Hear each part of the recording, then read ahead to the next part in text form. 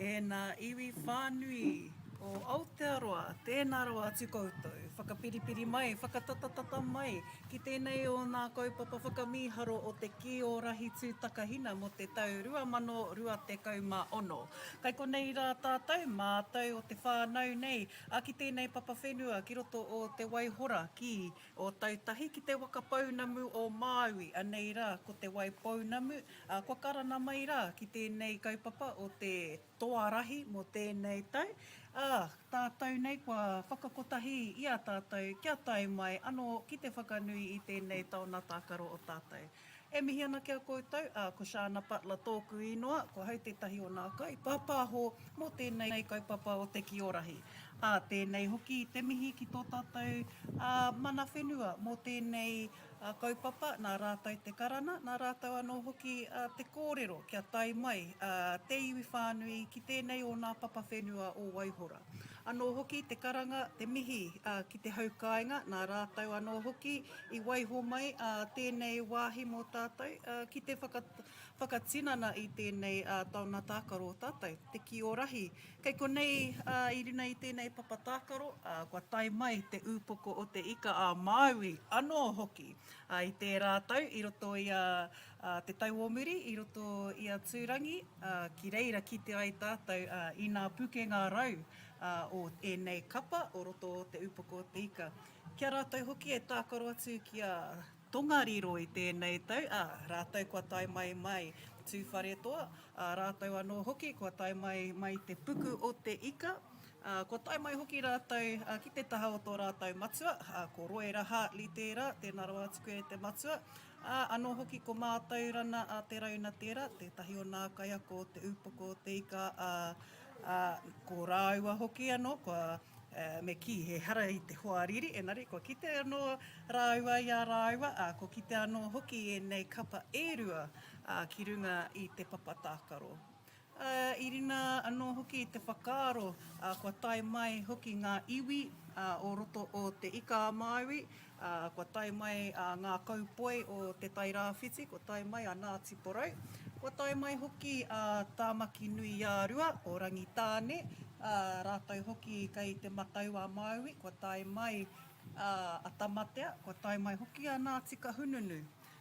I rina anō hoki i te waka, kua puta mai anō etahi o nā whanauna, ki te puku, mai te puku o te ika, ko tūwhare toa rātou. Anō hoki atu heke haere ki te upoko o te ika, kua tai wawe mai rātou o te upoko o te ika. Ki konei anō hoki ki te kāinga, kia rātou te mana whenua, kai konei a te waihora, kai konei hoki a waitaha, nā reira koutou mā. E mihi ana mō te kaupapa me te āhua o te karanga ki tēnei kaupapa o te ki o rahi tūtakahina. Ko ngā rōpū, me ki hei whakahua i ngā kāhui, ngā rōpū e rua, ko ngā kaitākaro mō te upoko o te ika, mō nā tau te kaumā iwa. Nama ono, ko Reihana te rauna, nama whitu, ko Braddock Akuhata, ko nama whā, ko Ramiha McLean, ko nama rima, Bailey Puha Harris, ko RJ Walker, kareko i tō nama, anō hoki ko nama whā, Rico Zane Kumeroa, ko Chai Hirini, kei roto i te whare anō, ko nama waru, ko Nixon Awa. Nama toru, ko Amani Clark Jones, anō hoki kei roto ana Veia Puketapu Utanga, ko nama te kaumārua, ko Ria Whiteman, ko nama te kaumāwhā, ko Lania Vaireka, ko Hana Toatoa, ko Ella Sue, ko Mila G, ko Erana Totorewa hoki rātou. Ki roto i Tongariro, tai mai atu whare toa, ko nama whā, ko Calais Kini, ko nama ono aroha mai, ko Dante Mahanak, ko nama tahi, ko Ricky J. Walker, ko nama te kau, ko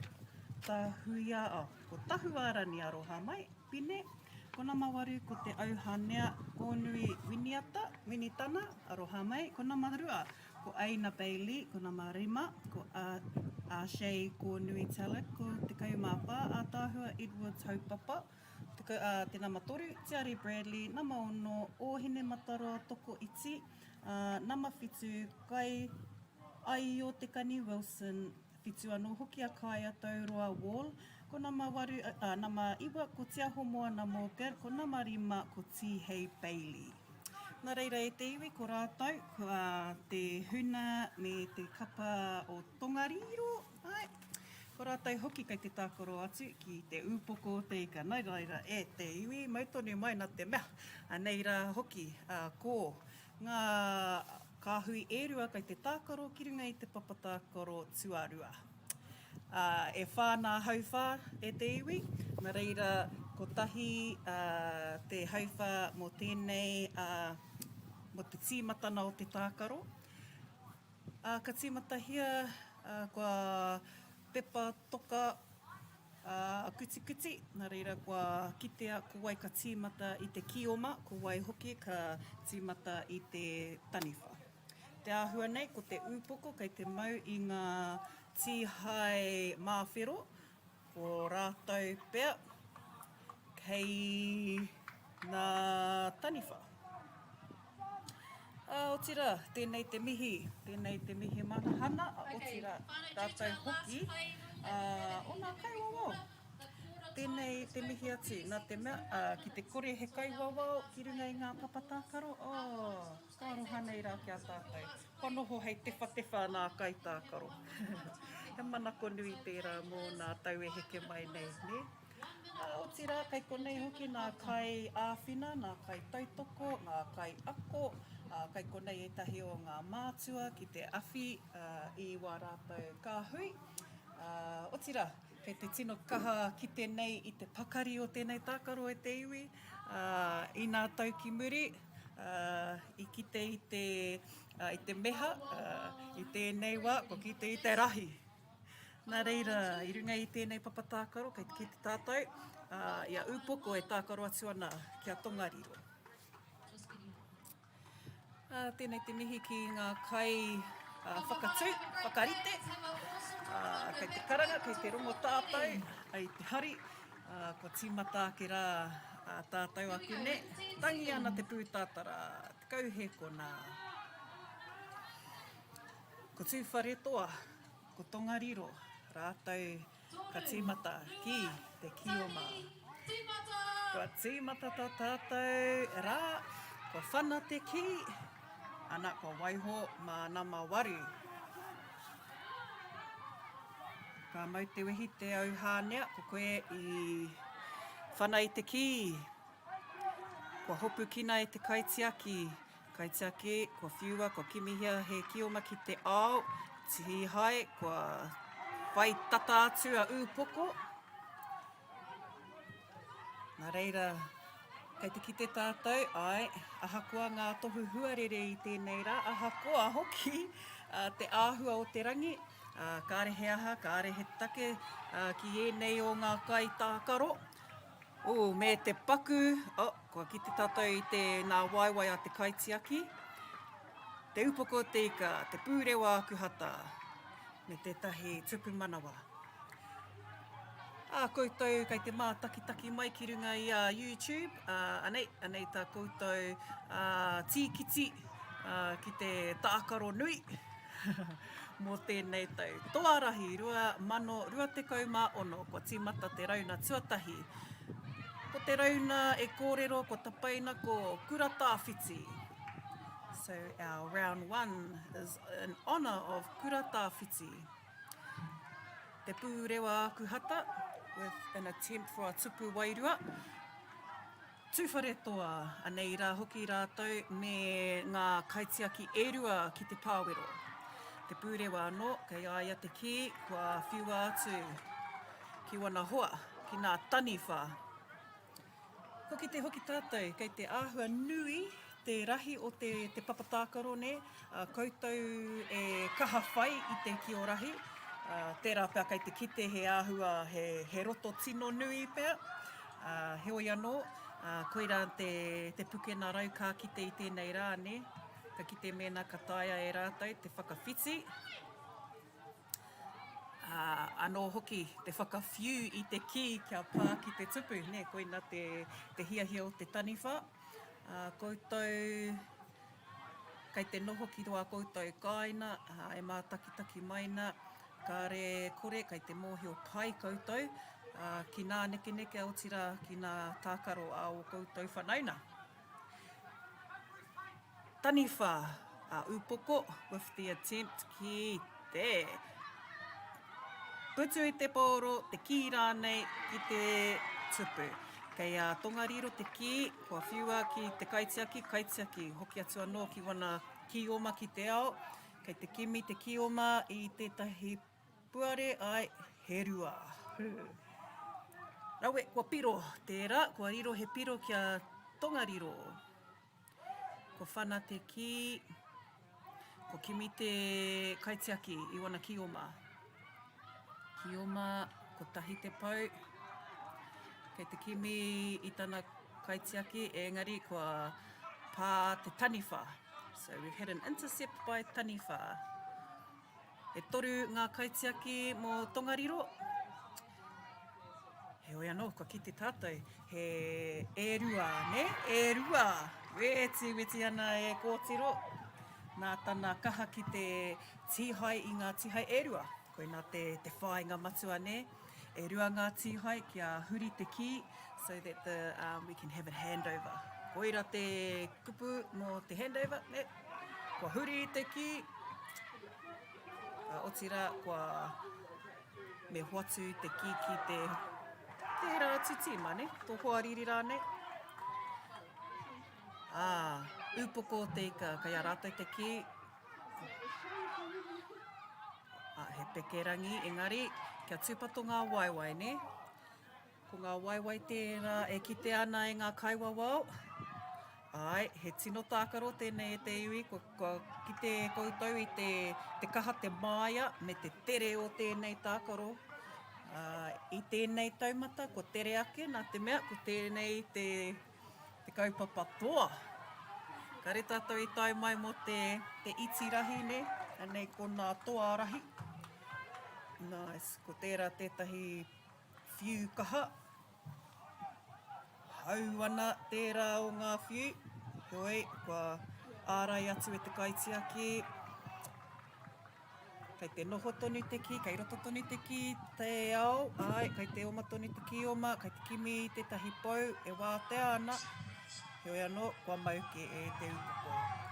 Ko tangita tātou, pūtātara neha, kei te rongo, kei te āta haere, kei te āta kimi, kia wātea, kia ea, kei heara, kei te tāpaparoa, ko whiua kētia, e joy o upoko te ika.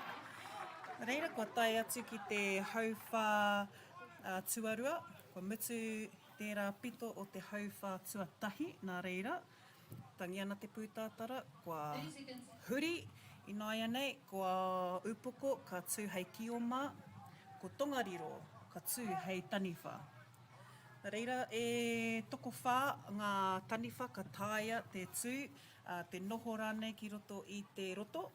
So 4 taniwha shooters allowed in te roto. If a fifth player enters, it will be the ref's discretion. Neha, so, koina taku mihi ki ngā kaiwawao. He mihi tēnei kia rātou nā te mea, ko rātou kei te tiro, kei te kaha tiro, ko rātou kei te kaha kite i ērā momo hapa i runga i te papatākaro. Piro tere, he hara tērā karanga, ka are i eke.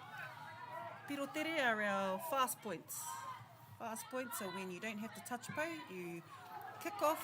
If the kaitiaki catches on the full, then the kaitiaki can pass back into te ao whua kioma to catch on the full and run it in and score. No pose touches. Koina te piro tere. Te upoko te ika me tō rātou kaha ki te whiu, ne? Ko ki te i nā bullet arms a wēnā. Nā tau ki muri, ai. I āhua, ki te i tērā āhua hoki, engari, anei rā hoki te kaupapa, anei te taumata. Te pūrewa kuhata me tana oma, ki te whakawhiti i te roto, ko tahi te pau, ko tahi te tupu manawa. Kua riroa upoko, tētahi piro hapai. Nā reira upoko, kei a rātou te ki, He kioma hoki rātou, kei te oma tētahi o ngā kaitiaki. Me tētahi māmānoi hoki, tērā tupu manawa, te pūrewa ākuhata. Tētahi o aku uri. Taku I rā mutu no te kāina. Tēnei hoki, āhua toki rā te pūrewa. Ko ki te rā au I āia, I roto I nā kapa o te upoko. Wai Maria, pati he Ngāti haka. Hei te ki te tātou tētahi o nā uri nei te papa. Reihana te rauna. Tereke tana whakawhiti, pā ki te pau. Oma ki whakawhiti te roto, pā ki te pāwero. Ka huri hei tupu manawa tērā. I nāia nei, kei te kite hoki tātou ia upoko me tō rātou karo. Me karo kātika. Ana, ka upoko anō hoki tēnā. Bailey, ko koe tēnā e tama, ai. Kia kaha koe Bailey. Anō hoki, atu wharetoa. E hara rātou I te mea tauhou. Kua roa hoki wenei kai tākaro e tākaro ana. Me ki, kei te kaha rātou ki te whakatū modules I roto I tō rātou hāpori. E hara ko upoko anake, kei te kaha nā rōpū katoa. Hoi, ko te module tētahi mea hei whakakaha, ne? Hei whakapakari I a rātou I mua I tō rātou tai hana mai ki tēnei taumata. Me tō rātou tere, Waimari, kei te kite au I nā whakawhiti tere. Kei te whakarite upoko I a rātou ki te ao. Kia tere ai te whakawhiti, kia mahue mai, tanoia mai, tētahi taniwha. Ne, kia toru ki roto, ana, te ki o matua wha, ko ia tērā. E nei pukena e ātaki te ana, upoko, kai hea, kaitiaki, ki mihea tō ki o ma, ai. I ki te kaitiaki I aia, nā kōtiro, ko whakauru mai rātou ki roto I te tākaro, ki o ma. Engari, te kaitiaki, te kimi ia, I tana ki o ma, kia pai ai, tana whiti I te ki, tana whiu I te ki, kaha nei te whiu. Neha ki te tino kaha te whiu, ko āhua, ko mea hea kia wātea ai te kaha, kia wātea ai te kaha mo te tupu manawa. Ki konei hoki a upoko, ai, kua mārama pai rātou ki tō rātou whanake tana I runa papa. Ai, tongariro, ārai atu, kua puta mai I tana roto. Te ki o mā kaitiaki, kei te tiro whakarunga I te papa. Ana, riro tonu atu I tana tupu manawa. Upoko, e nei tupu manawa. So, tupu manawa are also the name of the points scored by kioma. Kioma are collecting the pou touches. Each pou touch that the player makes in possession of the key is counted. The referee will put his hand up on how many pous they touched. Nā konai ai, ki te ai, e hia, me nā kāriro. Ai, e kōriro hoki a upoko I e rā piro. Taku mohoi ki te au. Nui nāri, I te tū nāri ngā te kaiwawao. Hoi anō, tongariro, kia hara kai a koutou. Ai, kua ārai atu e te kaitiaki o upoko. O mōhio pai rātou, ki hea ina e nei, puta mai tētahi kaitiaki. Ai, takahia mai anō. Kua haere te wā ina e te iwi, nā reira. Ka kite ai mēnā kāriro tērā tupu manawa, kare kaurā nei. Kua tangi te pūtātara. Haurua ina e te iwi, ki wainganui a upoko rātou ko tongariro no tūwharetoa. Te kaumārua ki te tahi. Kei te kite, kei te whakawā anō I a rātou, kei te whakawā hoki, haha ngā nekeneke, mo te hauwhā tuarua.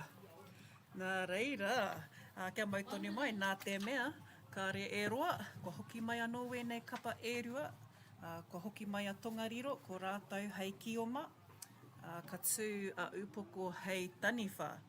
Nā reira, MāORI rā, tēnā rau atu koe e hoa, kua tai mai anō koe ki tēnei kaupapa me te heri mai i tō rahi, te heri mai anō hoki i ngā uri o te puku o te ika, e rua o tīmai ki te au. Nā reira, tongariro, tūwharetoa, raue.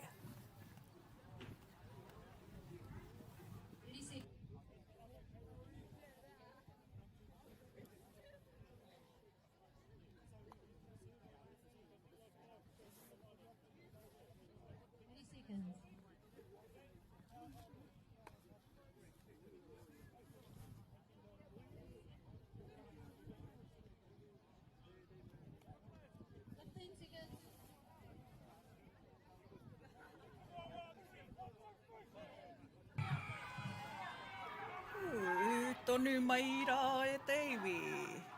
Kei te rongo tātou, kei te tino rongo i ngā whanaketana.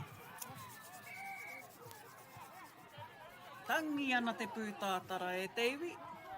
Nā reira, upoko me tō rātou whai i te taniwha. E whā ngā taniwha, whānā taniwha, me te ki o mai nai nei tūwharetoa kei hea koutou. Ana, ko ki te pai nai nei. Te upoko o te ika, kei a rātou te ki. Rima he kona e te iwi. Rima he kona te roa. Ai, kua whiua te ki roto i te papatākara.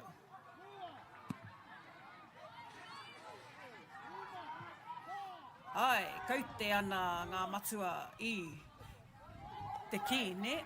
5-second shot clock, te kōrero.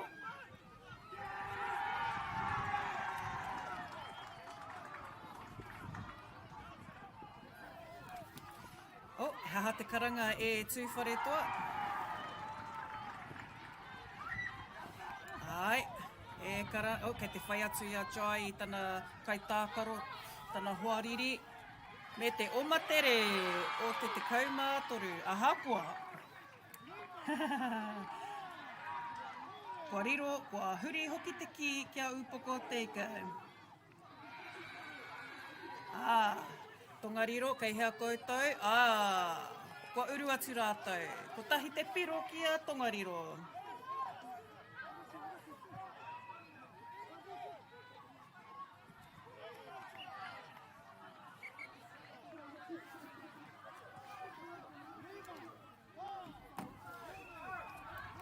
Shot clock e ki ana e te iwi. Ai. So, 5 seconds. Rima he kona e te iwi. That is the amount of time, the length of time that you have to be able to shoot at the tupu. Rima he kona. Kaitiaki in the middle, protecting the tupu, also have a 5-second shot, a 5-second pass. So they can't be holding the ki I roto I te pāwero, ne? So no holding the ki, me few. Ana, shot clock anō, e rua ngā kaitiaki ki te pāwero. Upoko, kei te ārai, kei te whai tata, kei te piri pāua hoki rātou. Ai, tongariro, watu te ki kia upoko, ana, ko whiu te ki. Reihana te rauna. Pekerangi, jump shot. Tāpaparoa, ana, Ai, upoko, and a behind the back, just a little sneaky behind the back shot there. Nā reihana te rauna. Tongariro, kei a koutou te ki, nai nei. Nice offload. Ka pai tūwharetoa. And a sneaky little offload. Engari, kua mauke. Kei te kaha whai a upoko I a tongariro. Kia whaiti, ne? Whakawhaiti nei wā rātou o matere. Reihana te rauna me tana whiu ki te tupu, a tēna tupu wairua. A reira e te iwi. Kei te tino ki te rā tātou, ne? Oh, tupu wairua ki te upoko. 1 point te upoko. Piro e te iwi, ko te piro. Koira te ingoa mō te point, ne? Ka rongo rā ko tātou. He piro. He tupu manawa. Peke rangi. Reihana te rauna.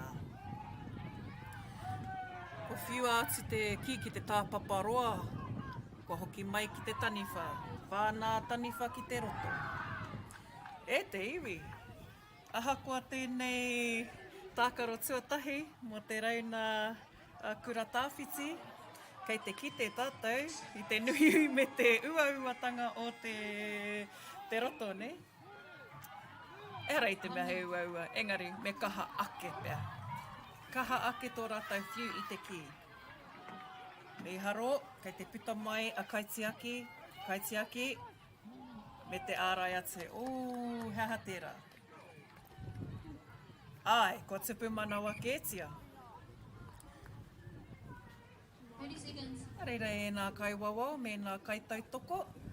Tēnei te mihi ki a koutou. Mai kore wā koutou kupu āwhina, wā koutou kupu kōrero, kupu aki. Tērā pia kua kore hoki he wāhana hei whakaniko. Nā reira koutou mā, kia ora rawa atu. E rima hoki ngā whira, ngā papatākaro i runga i te papawhenua nei mo te Toarahi. Kei konei hoki ko ngā ngā tau tekau ma ono, tekau ma iwa, ko ngā Opens, ko ngā Masters hoki. Ko te upoko te ika ko rātou ki! Te kioma me te piro tere. Kua riro te piro tere.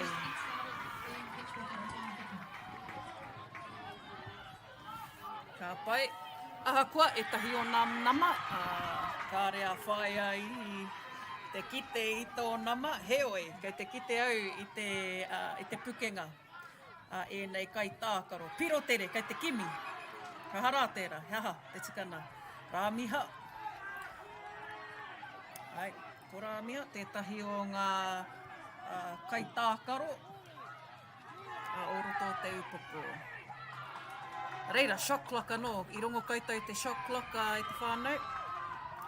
Tērā, te shot clock, ka heke hia, ka heke ngā nama, ka heke te kaute. Upoko te ika. Jai hirini, te ki. Kāre. Te hana. Me tō rātou whaihua.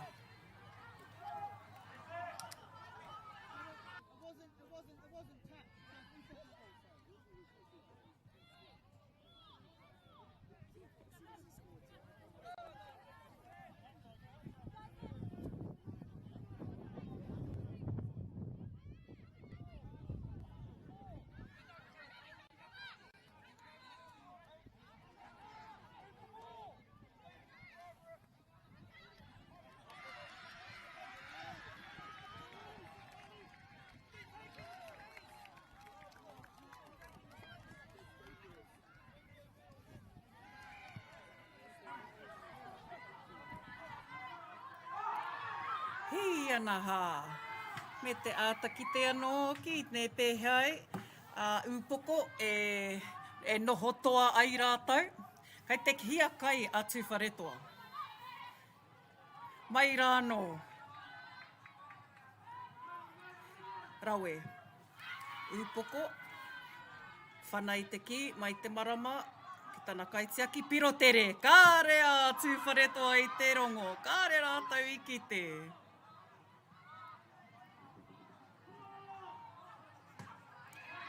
Ni haro.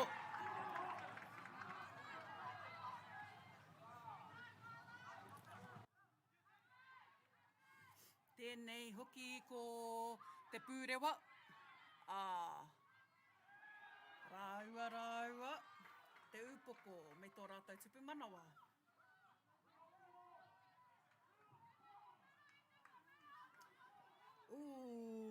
raro waiwai, ki raro waiwai, te iwi.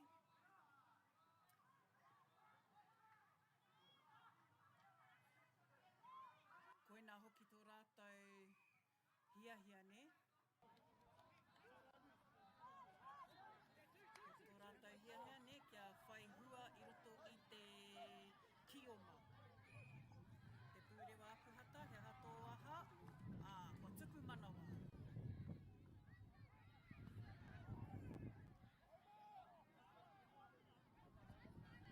Tupu manawa e hia na e te upuko te ika. Ana, kati te anō hoki, ia Bailey. Bailey, ko uma i te ao, uma haere. Koe tērā, i riro i tō rātou tupu manawa. Eti ana. Whakamiharo atu ana kia rātou. Kāre rātou iti i tepe ki te taha. Kāre hapa. Upoko kai hea koutou. Nice hapa. Tupu manawa kia te upoko te ika. Atai kaha mai te upoko o te ika i tēnei tau. Te ahua nei kei te hia kai hoki rātou te toa. Tai mai hoki a te upoko o te ika me te koha nui. Ka koha mai he taonga no tēnei kaupapa o te Toarahi. Nice. Awe tērā ārai. Nice block from Kaitiaki. Upoko Kaitiaki. Koti rā ko ngā kōtiro reha. Ko ngā kōtiro e nei. I roto i nā tākaro katoa, me whai hua, me whai wāhi, tama me ngā tāna. Koina te kite nā nui, mixed teams, kia tāne kia wahine hoki. Tērā. Reihana te rauna ki tērā tātou ne. Era hoki era o ngā tākaro mo te hauwhā, tua toru, tua whā. Hoki mai anō rā e te iwa, kia mai tone mai. We only have field 2 and 3 running this round. We've got Upoko versus Waipapa on 2 and Marokura and Tokoriro on field 3. The whole welcome to our scorecards.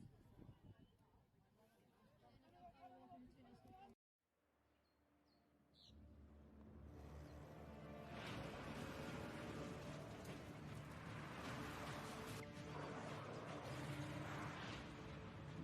This isn't an ad about four-wheel drives.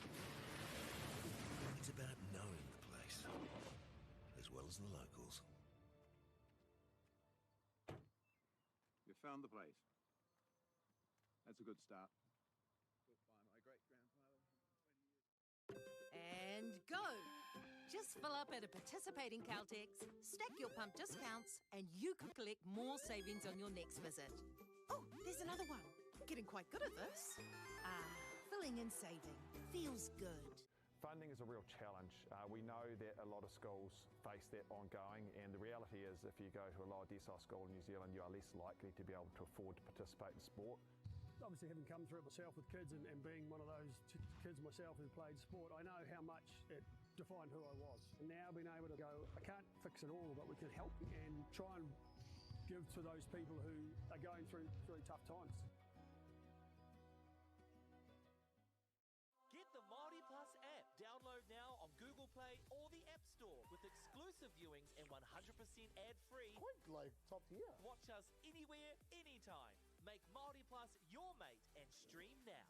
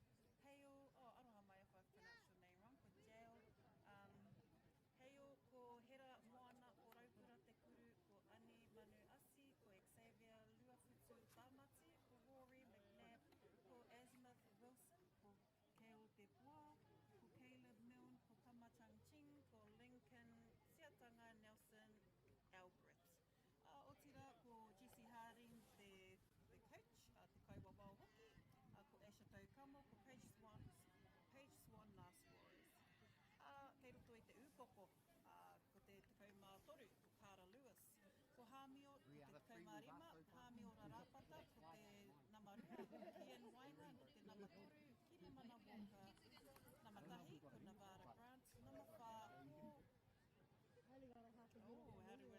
only got a half a oh, minute. how do we spell your name, Matua? Small Michael. Small Macau. I hope I said that right, Matua. Ko uru ahi number ono uru ahi iha ka tanohau, ko nama iwa Legion Mākano Pupuata, nama waru Wai Maria Bazaski, oh Bazaski, oh Hui Wai Maria, sorry, ko nama iwa Shannon Moruna, ko nama rua tekau mā Kitu, ko rangi Mārie Toarahi Aotearoa, nama ima Waihania Awa, nama tekau mā tahi, Kāras Tuari, nama Kitu, Cherish Harrison, tekau Adriana. Nā reira, e te iwi, aroha mai, koera te roku o te upuko te ika. Ko rātou kei te taniwha, ko Waitaha ki te kioma.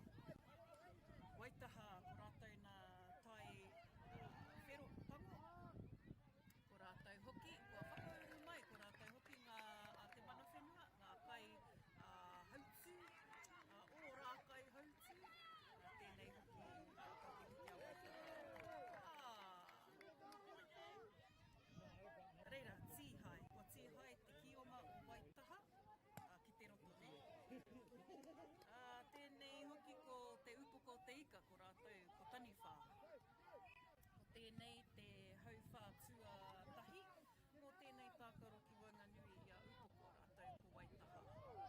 Ki o rahi, tēnei te tākaro whakamiharo e ki te ati nei rā koutou. Kei te papa tākaro o Foster, tēnei hoki ko te wāhi kua karanahia, kia whakatūhia tēnei kaupapa o te Toarahi. Waitaha me tō rātou whanai te ki, ki miha he piro tere, kua tihai e te upoko. Upoko me tētahi pekerangi.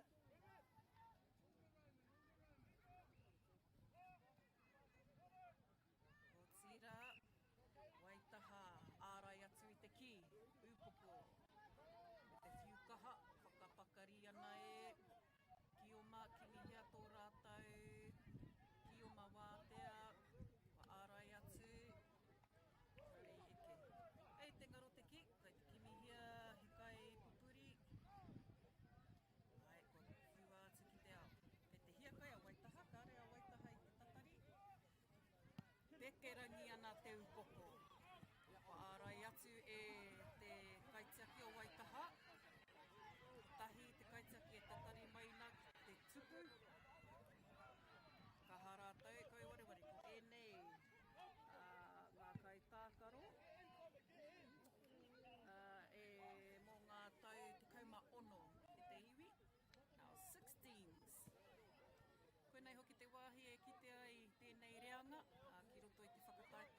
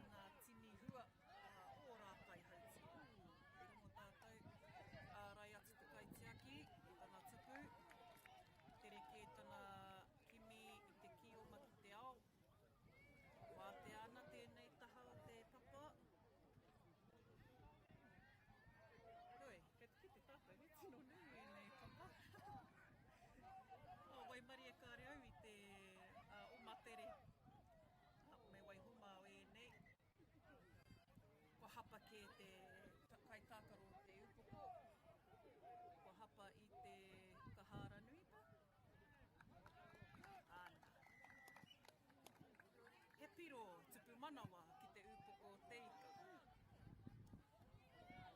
I nei kai tākaro, kare kore, he pērā pēr Waitaha.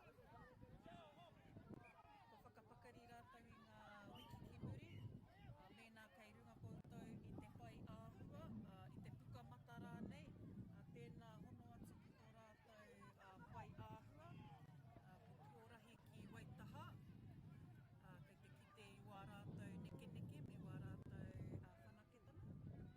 Reira, tūhono atu kia rātou, ko ētahi atu hei whai, ko Ngāti Porou, kia ora hi Ngāti Porou, ke kaha ke whai i a rātou, ko tā maki nui a rua anō hoki, ko rātou kei runga i a pai āhua, kia tere tā koutou whai i a rātou kia pai ai te kite, ko wai tonu nā toa. Tēnei ka whakamihia, nā te mea, kei konei rā mātou ki tēnei whakataitai o te Toarahi. I te tau ki muri, i tū ki roto o tūwhare toa, reira, haere te wā, huri i te wā, ka tai mai ki tēnei whenua o te waka a Māui, ka aoraki e matatū mai nā upoko. Ki o ngā, tahi te pau, so one pau, e rua ngā pau. Ka haere tonu whai atu i a Waitaha, whai atu, upoko, another pau. Waitaha, te kimi, te karo i ngā tīhai, and nice offload. Tupu manawa ki te upoko teika. Nā runga i tēnā, ki te tātai i haere te kioma, haere i pā ki te boat, still had rippers on, was able to run through te roto and score a tupu. Koriro hoki he tupu manawa ki te upoko teika. Kia kaha mai rā Waitaha. Ārai atu i a rātou, kau e mataku. Kia manawa tītī rāno. Waitaha, tupu wairua. And a decent hit at the tupu. Aha ko te tawhiti, te āhua nei, ware au i ngā mita, te rahi, te roa o te mai, te tupu ki te kaharaiti. Te āhua waru mita, te moe 8 mita ki te tāpaparoa. Engari, e whira piki e tēnei whira. Upoko te ika. Over to Waitaha with an attempt to use players running from te ao. Te roto and attempt at ai tupu wairua. Koira te hea i te whānau. Haere te wā, kei te hea, kai a upoko. Upoko anō, moving around te kai tākaro. Waitaha going for a rip, no. And the key is released. Ka whiua atu te ki. Reira e te iwi, wa hau whā, tēnei wāhanga, ki Wainganui i a upoko rātou ko Waitaha. Whitu, ki te rua. Ko tō tātou kai wawa, me papa, ko matua pita noa. O tira, ko ia hoki tētahi o ngā pauamua. Mi ana kia koe e matua pita, rawi te kite anō i a koe, i runga i te whakatākaro. O tira, te hiri mai i o pukenga ki te kaupapa. Tahi miniti e te iwi, ka re tātou e roa. Ka huri, ki mai anō tātou. Did I just fall down? Matua kāia, tēnā roa atu. Tātou e mōhio nei. E te mōhio pai tātou. Ko matua kāia tētahi o ngā pau kaiwawao. 20 seconds. Ko matua kāia hoki, kei te ārahi, kei te hāpai i tērā taha o ngā kaiwawao. E mihi ana e matua kāia wharawhara. 20 seconds. Āna. E te whakarite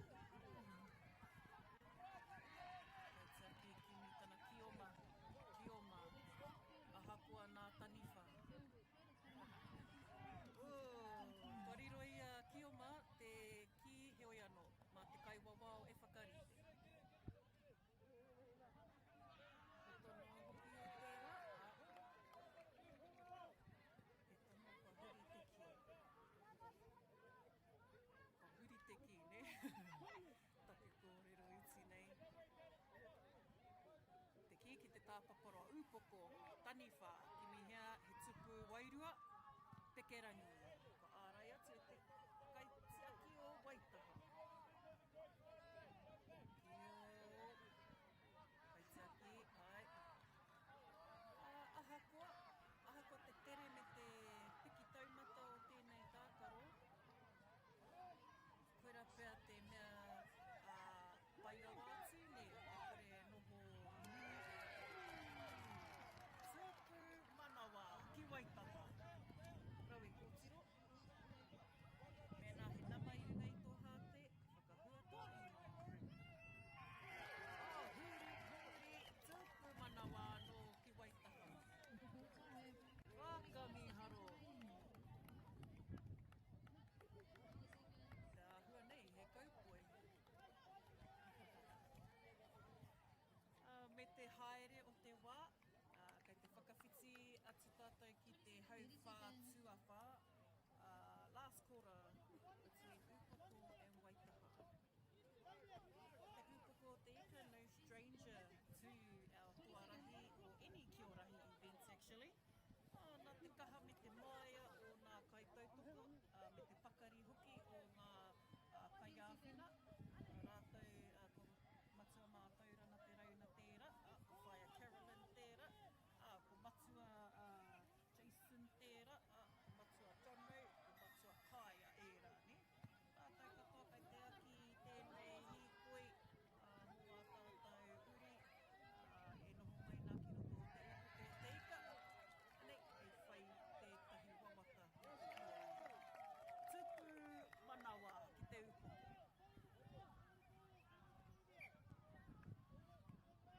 Ka whana te ki.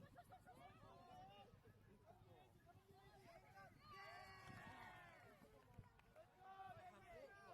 Hako, kua makere mai te ki mai Waitaha. Team came off a Waitaha player and a Upoko throw-in. Upoko still in position. Ai, kei Upoko tonu te ki, kei te kimi tana kioma ki te ao. Kaitiaki, kioma, kaitiaki, kioma, tupu manawa. Rautaki. Ai, hoki atu anō ki te papa. Te Upoko o te ika, pahi te pau. Whiua atu ki ta... e rua nā pau, apa mai kei te tū nā mati e rua a te kaiwa wau.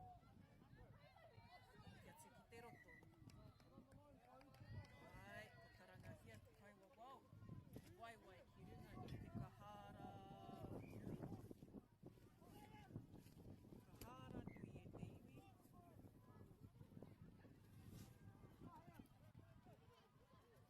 Now, our kahara iti line is between the pāwero e roto. The kahara nui line is between the roto and te ao. We also have the ara. Te ara tērā. E whakawhiti ana mai te pāwero ki te ao. Nei, and kioma will restart from te marama. Ko te marama tērā. Hei whana i te ki. Roto i te pūrākau. Te marama no hoki tērā. I pīata mai rā. Kitea e rahi i runga i tana motu.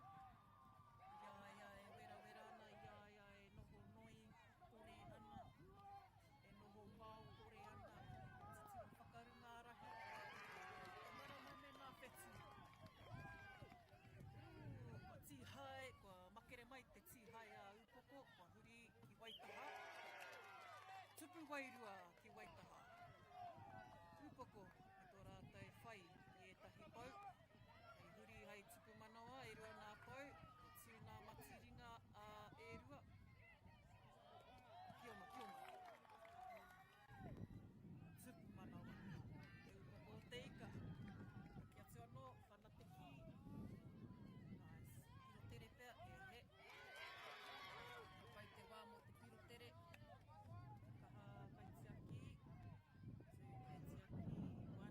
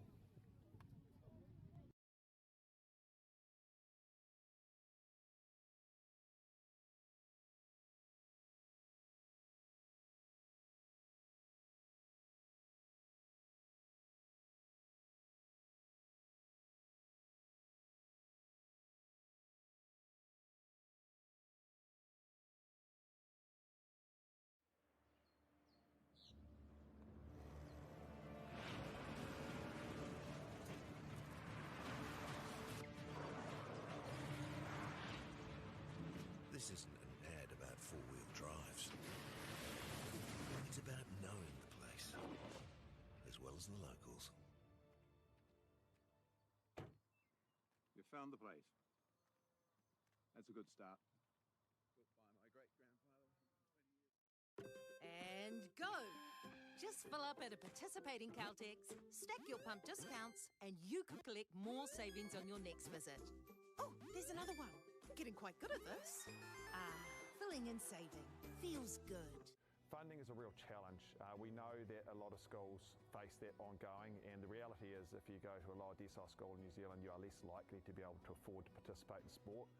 Obviously, having come through it myself with kids and being one of those kids myself who played sport, I know how much it defined who I was. And now being able to go, I can't fix it all, but we can help and try and give to those people who are going through tough times. Get the MāORI Plus app. Download now on Google Play or the App Store with exclusive viewings and 100% ad-free. Quite like top tier. Watch us anywhere, anytime. Make MāORI Plus your mate and stream now.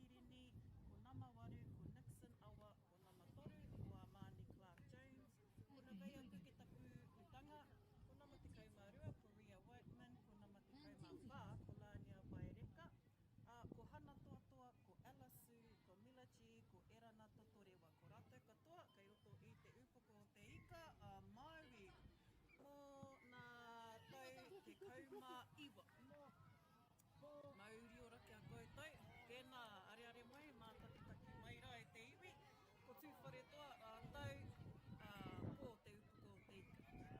E mihi ana kia rātou o nā tutu whare toa. He pērā hoki kia waitaha, ne? Kei te kaha hoki a tūwhare toa i atau, ne ke. I atau, ne? Ehara i te mea katai mai mō te wā kotahi. Kua roa kē tūwhare toa e whakauru atu ana ki roto i ngā whakataitai ki o rahi. Ko ki te kaha nei i tō rātou pakaritanga, ne? Hara rātou te tauhou. Heoi anō, pakari rawa. Upoko te ika, tūpakari anō hoki rātou. Kua mitu tō rātou module, ne, whakanunu, me wā rātou whakapakari. Nā reira, kua tae mai ki te mura o te ahi, kua tae mai ki te whanake, ki te kite anō ki ngā neke nake rau a ko whātaipa. Tūwhare toa, rātou ki Taniwha. Ka pai jai ki jai tētahi o ngā kaitiaki mō te upoko. Ara, whakarunga ki rā. Whakatata atu ki te kahara iti. Amarima, ai, ki jai hirini tērā.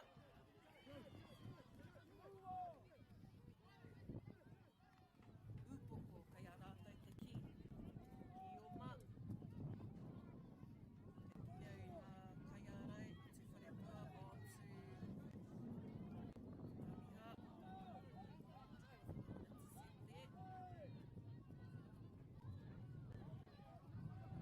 Ramiha. Ramiha. Tūwhare toa, kua huri anō ki a rātou.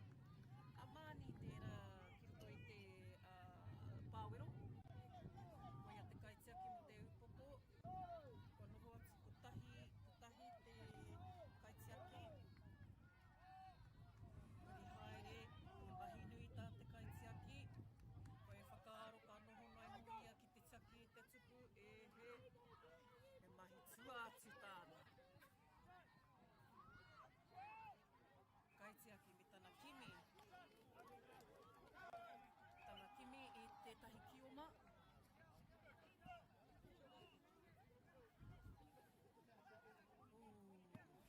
Tupu manawa ki a rātai, ne? Apai, pirotere, pirotere. Pirotere. E oho tūwhare toa. E oho tauhara i ki te kaitai. Ai, pirotere, ne? Fast points. Reihana te rauna with a potential tupu pirotere. Ko hoki atu ki te ao ina nei upoko, kei te mautonu te ki, kei te mautonu wana tūhai, he. Huri ki tauhara. Tauhara me te tuku i te ki.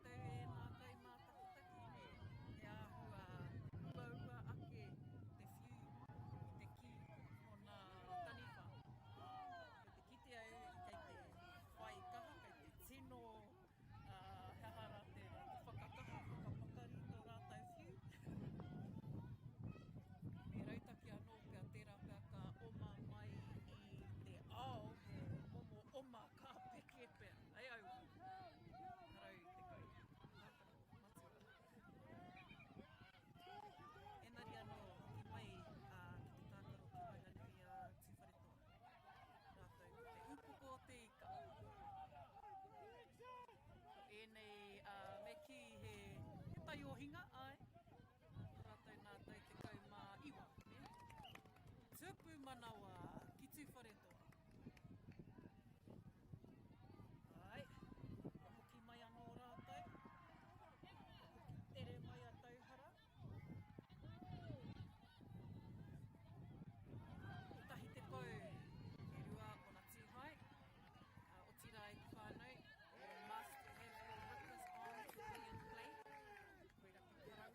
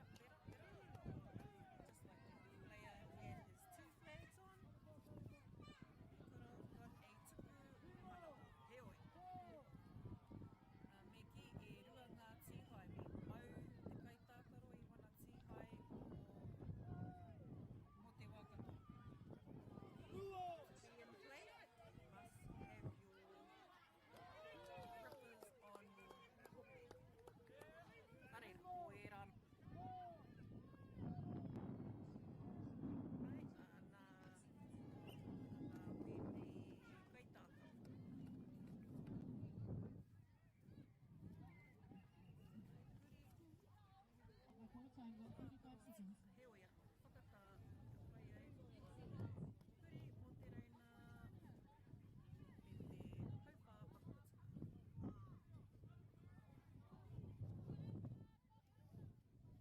30 seconds.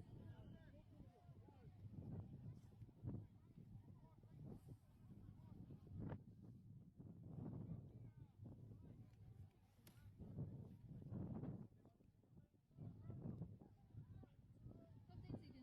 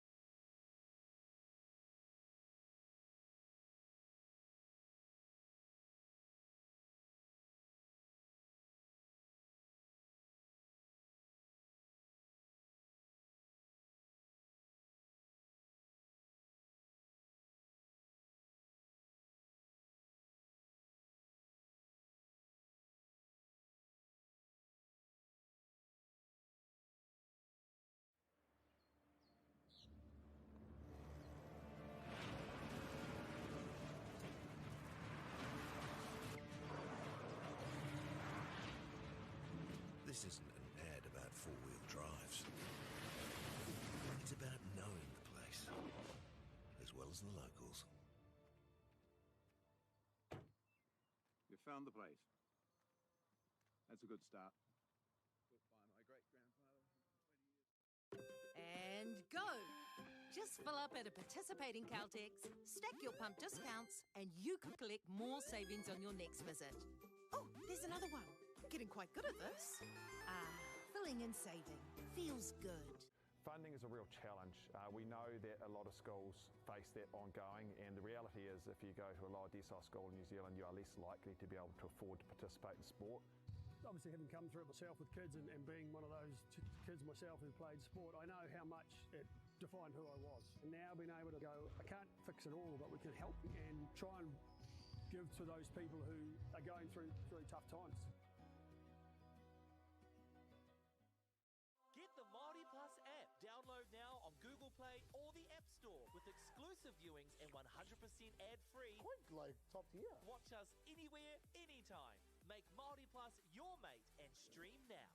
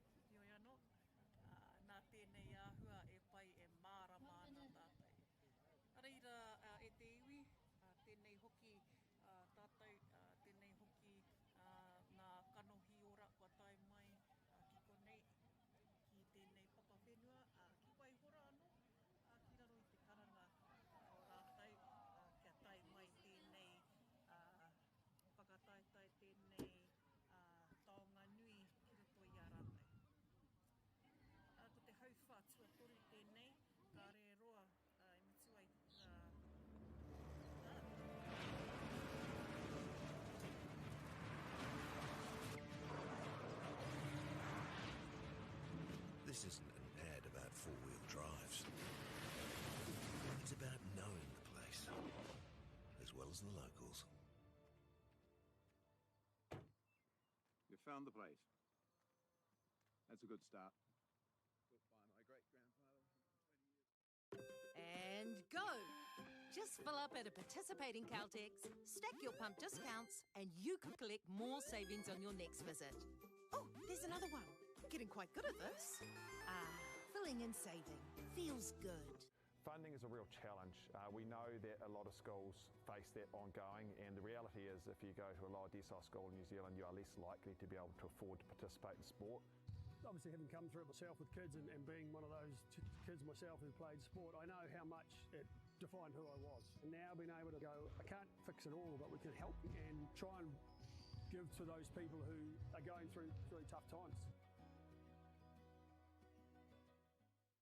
Get the MāORI Plus app. Download now on Google Play or the App Store with exclusive viewings and 100% ad-free. Quite like top tier. Watch us anywhere, anytime. Make MāORI Plus your mate and stream now.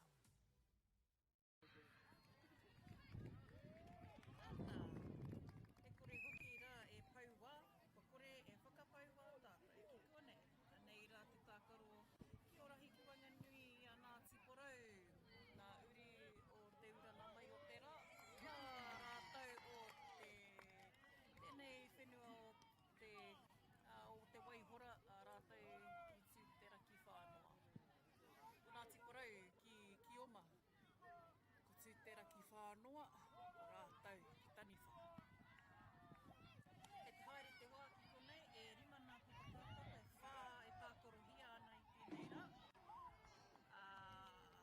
He rā tino whakamiharo, he wīkene whakamiharo, tēnei ka kite, i te hua o te Toarahi. Eki kua whātau neke atu pia, whārima tau tēnei kaupapa e whakahaeretia ana. Me te manako nui, ne? Kia tipu ake ngā reanga, kia tipu ake he kaupapa, he taumata hoki mō te huna wehe i te kura, etahi o ngā kaitākaro tawhito,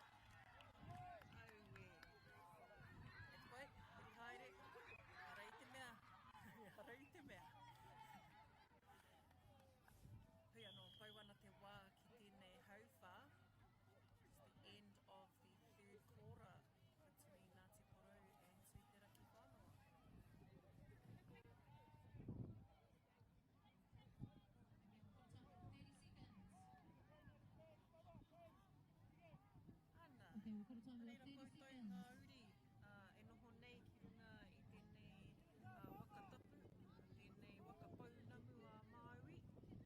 Koutou e noho nei ki runga i tēnei whenua o te Pākihi whakatekateka o Waitaha. Tēnei te karanga o mihi kia koutou. Mona manaaki i ngā iwi kua tai mai ki runga i a koutou. Ngāti porou tū mai rā. Koutou e kaha hāpai i te tāmatākaro, ka koutou pito te ao. Kia kaha koutou.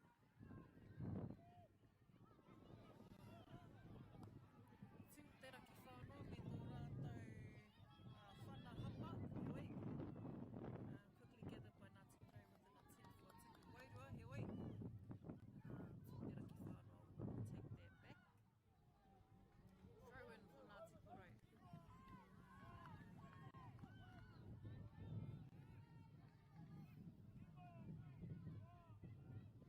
Timi te kahu, nama te kaumātahi. Ka hata nao mai i tēnei ata. Koutou o te taira whiti hoki, tautoko mai rā wā koutou ngā uri. Just a big ups to that double. Ka pai e timi, hia kai mō nā doubles. Kia te karana kai wawao, te tuku wairua. Huri haere, kai te kiteu, kai te māngere haere wētahi. Kai te tūnoe ho pēr. Aha, te karanga matua e toru. Matua, Jay.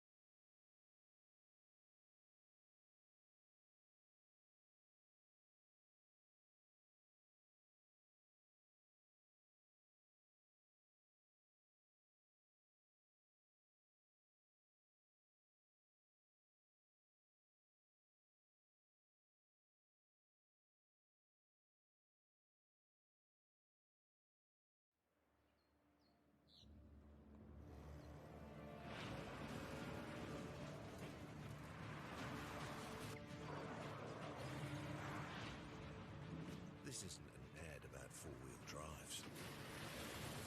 It's about knowing the place, as well as the locals.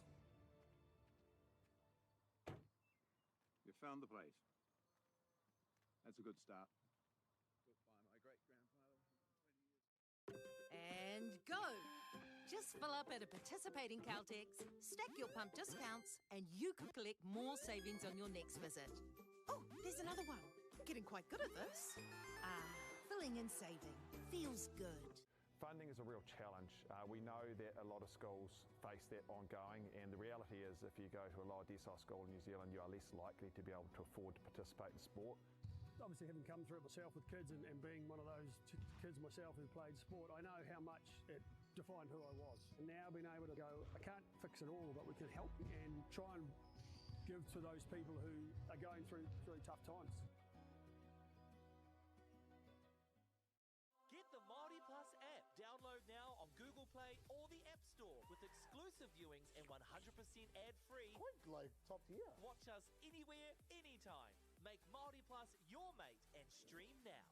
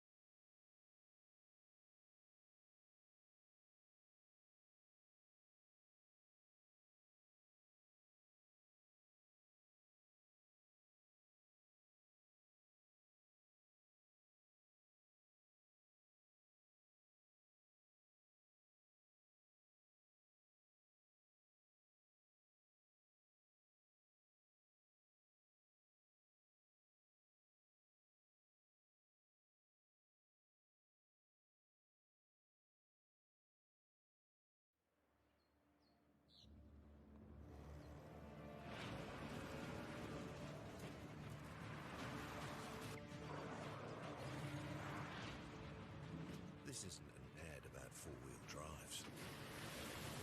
It's about knowing the place, as well as the locals. You found the place. That's a good start. Built by my great-grandfather 20 years. And go!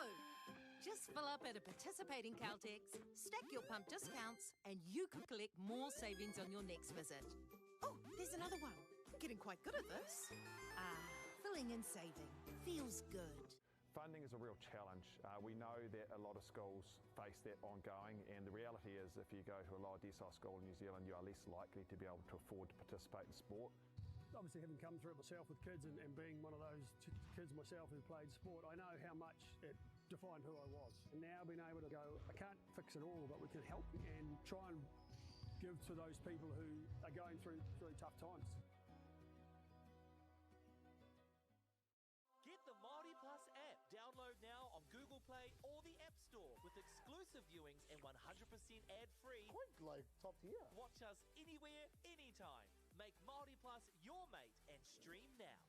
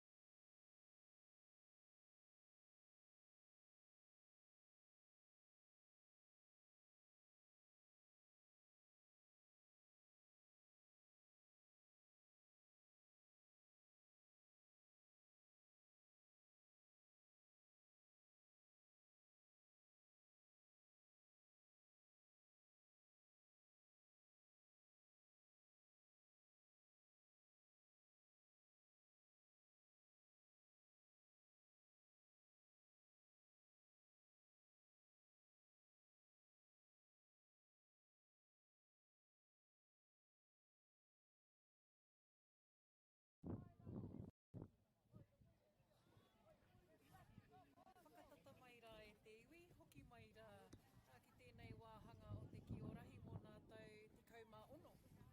Kei konei ko ngā kapa e rua, ko ngā tiporau, anei rā ko ngā kai tākaro. Amatahi. Ko Parearo Rogers Brooking, Namarua, Kalia Keelan, Richards, Namatoru, Summer Collins, Nama Whāroni Tūhaka, Nama Ono, Kimiora Nepia Hinaki, Nama Whitu Terence Johnson, Nama Waru Hiria Parata Elia, number 9, Tuaiwa Maiatera Olsen Clark, Tekau Jazeel Sullivan, ko Nama Tekau Matahi Timi Tekahu Menyo, Nama Tekau Matoru, Erenora Hohepa, Tekau Mawha, Rebecca Bishop Rangi Uaia, Tekau Rima Dune Kahu, Tekau Ono, Rahui Keelan. Nā tiporau ko koutou tērā. Ko te panepane o te ika MāORI. Anei rā, tuarua, rihari wharawhara.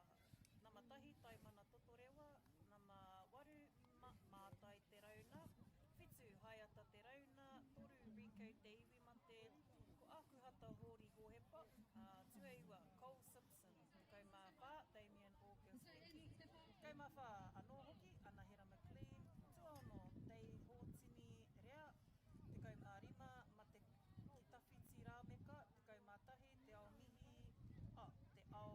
mihia, Maxwell, tuawha Rawina Puketapu, nama rima Mahina Riana, Hughes, ko nama iwa ko Serenity Mel Simpson. Nā reira e te iwi, anei rā wa koutou nā kai tākaro mō nā kapa e rua. Ko te panepane o te ika e tākaro atu ana, ki nā kaupoi o te tairāwhiti, anā tiporau.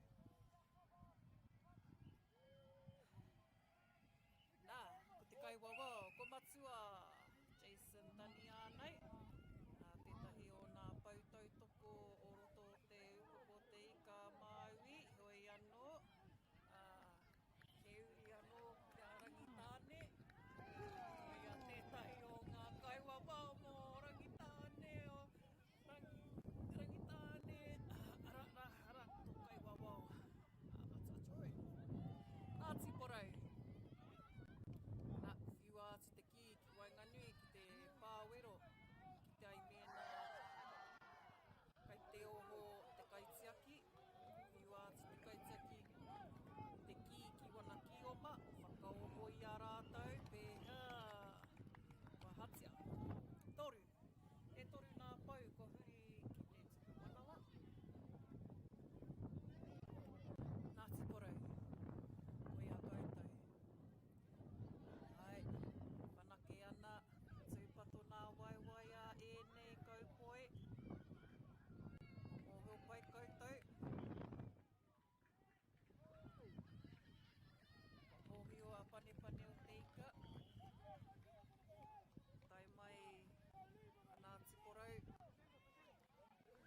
waka hoki te taona o te Toarahi, ki tērā pito o te motu.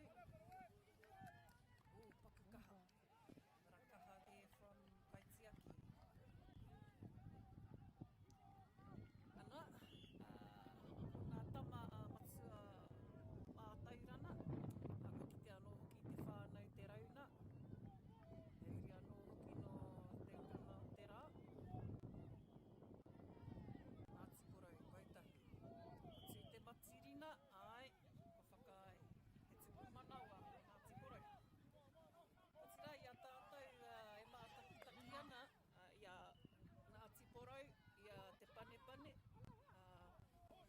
Kia kaha koutou, te huna kai runa i te pai āhua pukamata, tērā ao, tērā kimihia te pai āhua, te whārangi a Ngāti porou ki orahi, ki reira ki te ai nā huhua, nā pua waitana o tō rātou ohu ki orahi. Tāti te ki te kāpapura o tere ke te maua, te kaupai, e rua nā tupu manawa.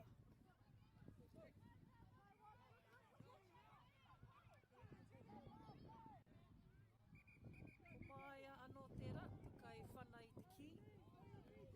Taku kōrero e te iwi, kai mahara ki tāna ingoa. Tūpono kai ki te anō te rātou. Whana anō i te ki. Te upoko, te panepane o te ika, on tirohia, huri tuara.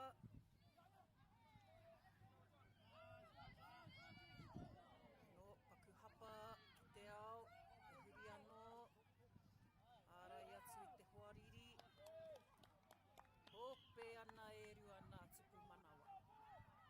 Panepane, e ara, e ara. Māia anō me tana whana, tana kaitiaki.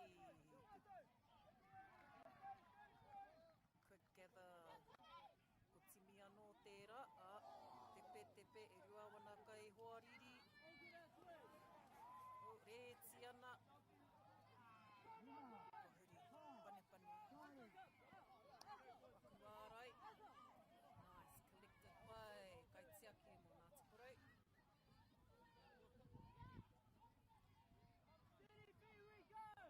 Huri haere, ki miha he pau, little back pass there, hoi, kāre eke tērā. Didn't quite get the catch that she wanted, I mua o tana reti ki te pāwero. Ko ārai atu te kōtiro, te kaitiaki, te ki, ārai atu i tana tupu, kaitiaki.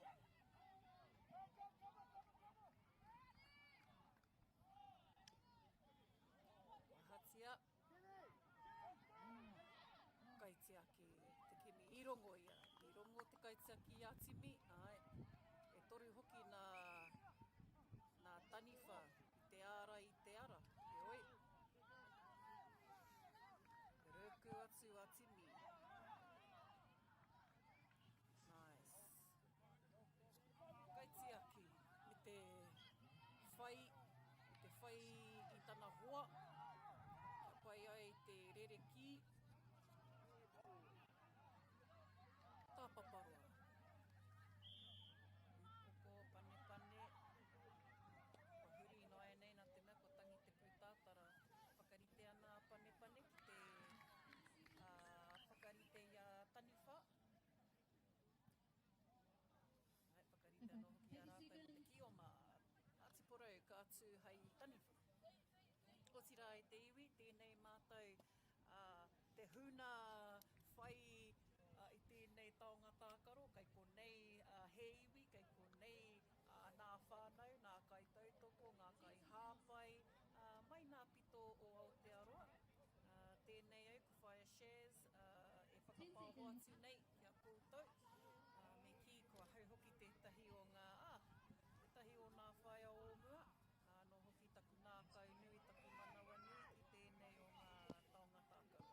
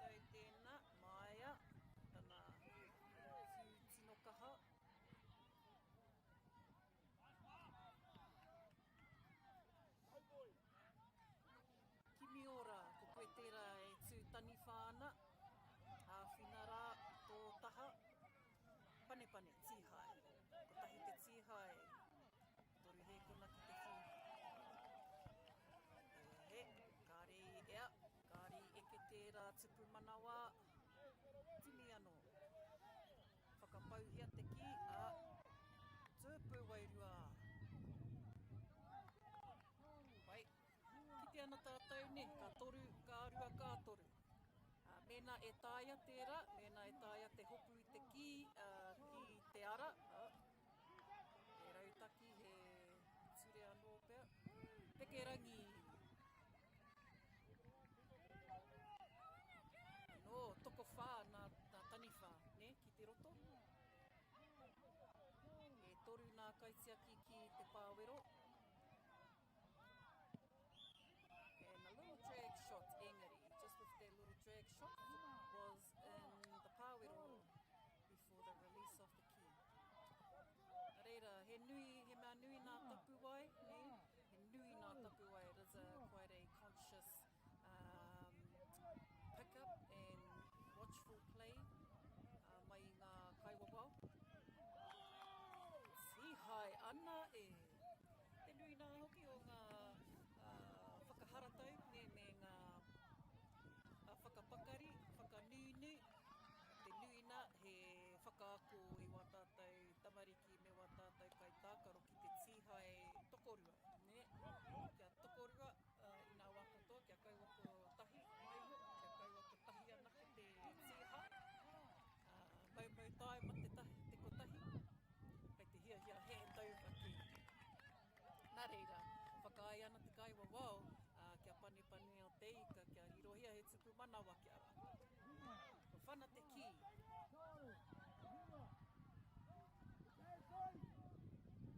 Wingia puketapu na mawha mō panipane. Whinatia. Kei haere, kei te kā pōpea. Tiha. Nā tokorua. Kia kaha kōtiro. Wa mau e timi. Peke rangi ana e. Kokore whakapau wā timi.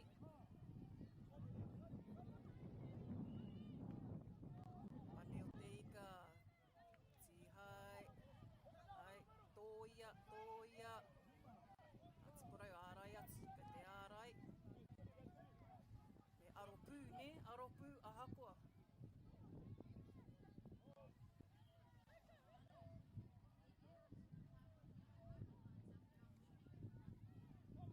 Tāti te ki, ahakoa. Ai, kei te ārai, kei te piri.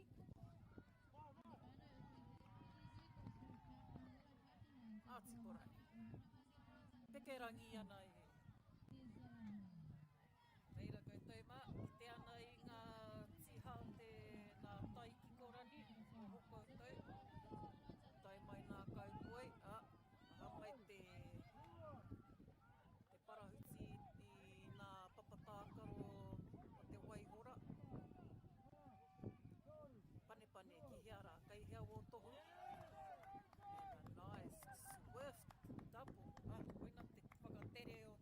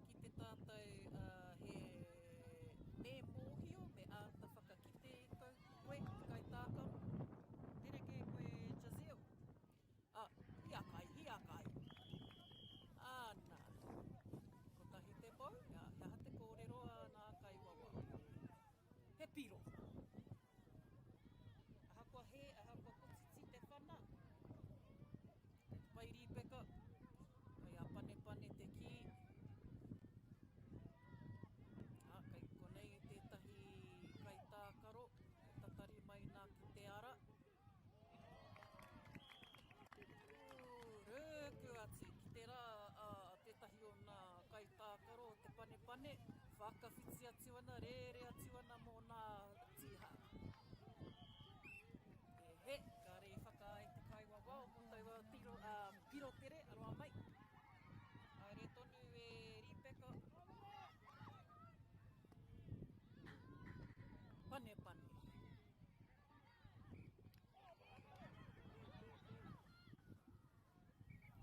Tāmi ana totorewa. Hoki atu ki a Ngāti Porou. E wiwi he Ngāti. Toko rua, e rua nā tuku manawa ki a Ngāti Porou. Peke rangi.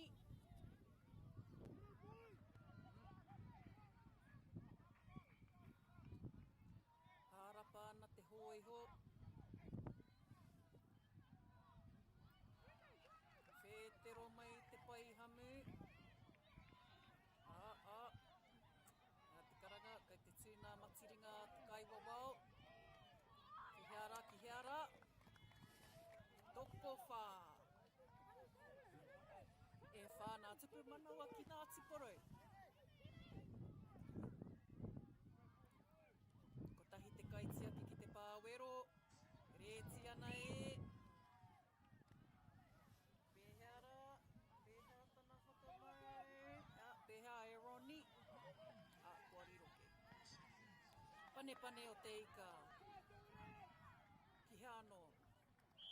Nā reira. Tai ki te pito o te rā hauwha. End of the third quarter between Ngāti Porou and Pane Pane. Rua te kaumāwaru ki te rua. Ki Ngāti Porou. Me te mea. Kaha atu kaha mai. Tū atu tū mai. Peke atu peke mai. Reti atu reti mai. Kia manawa nui rā. Ki ēnei kai tākaro katoa. Toko whāna papatākaro nā whira e tākaro hia ana. Ai te kiorahi tēnei rā. Tēnei ahiahi. Tore te kau hēkona kia patu ato te pūtātara.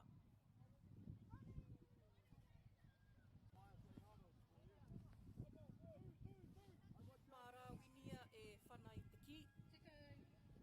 Ki tana kaitiaki. Pane pane in Kioma. Ngāti Porou ki tani wha. Hauwha whakamutuna. Ko timi tērā e tatari maina. Kei te ārai. Defence. Ko morehe piro tere. Ko tahi te pau. E rua nā pau.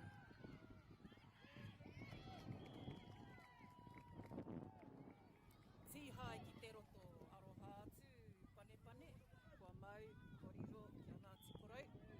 Te reke atu ki te patu i te tupu. Ai tupu wairua. Ioi anō. E hapa pia. Karanawa atu te kaiwa wao. Pane pane ki a rātou te ki.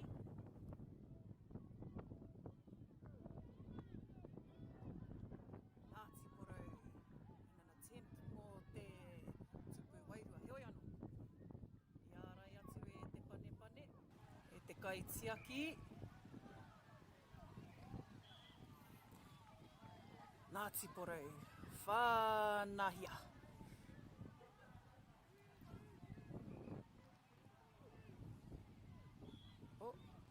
Paku hapa. Paku noa te hapa. Puta atu te ki mai tana hu. Pane pane. Ki hea inai ane te kaitiaki. Ki hea whiua atu ai tō ki. Kia kahara. Ai, whakarautaki a koutou. Eha, i roto i nā ture, ko tētahi aukatitanga, ne, kia e kore e taia te ārai i ngā pau. Areira, te kite hana atu, i riro i a te pane pane he tupu manawa. Toko rua.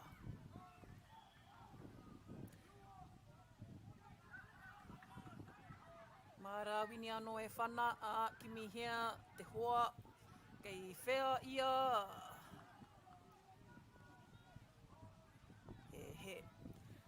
Nice attended. Tere ki tō rātou whai, kia kite ai mena he piro tere e tāia. Kaitia ki hea ina nei, ki mi rapu ai.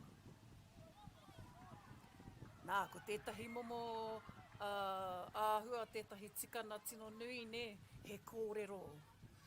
He kōrero. Atu anō i te kōrero he momo reo, ne? He reo rongo. He reo ētahi wā e kore e rongo, ne? Mā te tinana rāno. Nāti parau. Poto anei, just a little bit short there, pane. Mena ka hapa koe ne me tere hoki atu koe ki tō tūna tika. So you must retreat back on side if you have had an offence on you, or if you have made an error or gone in an offside zone. Koe nā pēr te kōrero. Tupu manawa ki pane, whanahi anō. Ara winia i te ki miha te kaitiaki.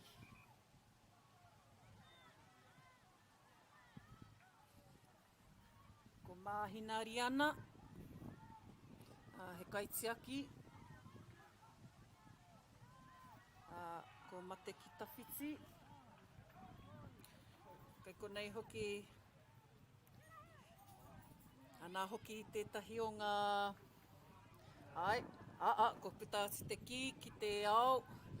Mā pane e kohi, ara, whiu atu ki te ao anō, huri haere, kei te tū te matirina, te kai wawao, ko tahi te matirina. Pane, whakarite i a koutou. Tū mai anō tō kaitiaki, kei te tū te rina, te matirina e rua, te kai wawao, ki hei nāe nei. Ārai atu te tupuna, Ngāti Porou, tupu wairua.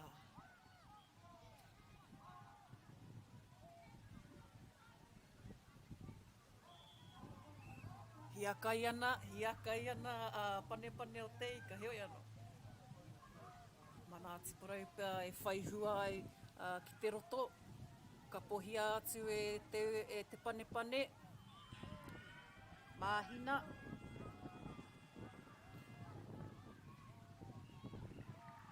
Kei hea pia he hua ki roto i tēnei whāina mā pane ki hea, kei te haere te wā.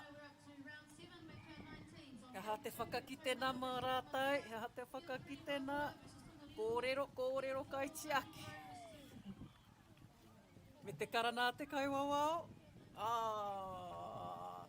Kei ai ate ke kupu whakamutina. Nā reira, e te iwi nei rāna whakatairana whakamutina. Rua te kai mā iwa ki te rima.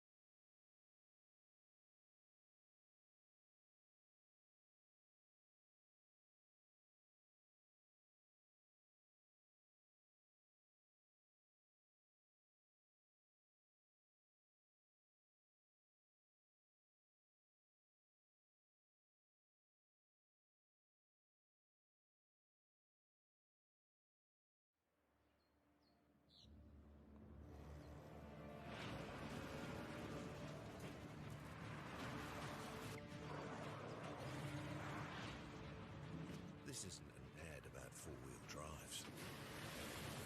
It's about knowing the place, as well as the locals.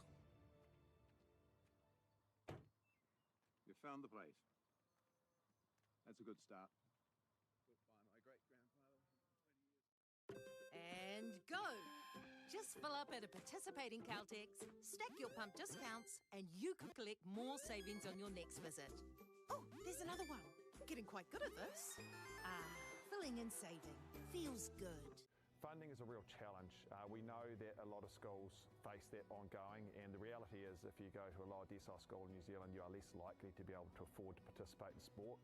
Obviously, having come through it myself with kids and being one of those kids myself who played sport, I know how much it defined who I was. And now being able to go, I can't fix it all, but we can help and try and give to those people who are going through tough times. Get the MāORI Plus app. Download now on Google Play or the App Store with exclusive viewings and 100% ad-free. Quite like top tier. Watch us anywhere, anytime. Make MāORI Plus your mate and stream now.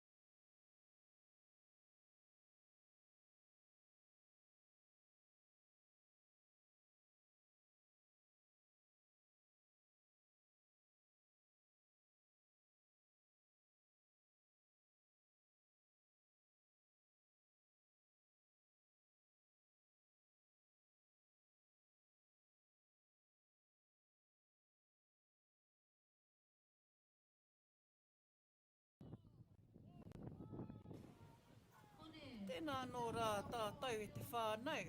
E whakarite rā nā kapa e rua mō tēnei wāhana kia tātou. Oti rā, ko ki te hoki tātou i ēnei o ngā kaitākaro, ko nā tika hununu ki tamatea. Anō hoki ko ēnei ngā kaitākaro mō rātou. Tahi, Murdoch Beckett, rua, Pirini Tete Maraki Pene, toru Talia Te Auta Pere, whā Elizabeth Tere, rima kai mai hoki ana pene, ono Melia Nelson, whitu Elton Piluden, aroha mai mena he te whakahua, waru Te Ao Mihias, Wanel Ka, nama iwa Dante Renata Smith, nama te kau Richie Nehemia, te kau mātahi Jonah Schoolmill, Mētika, ko Jonah, whakatikau I tō inoa e tama, aroha mai e te whānau, te kau mā rua, tāne nepe apatsu, te kau mā toru, Jamie George, te kau mā pā, Leilani te Pora Brown, te kau mā rima, Manaro Deverin. Ko rātou anā te kahununu ki tamatea.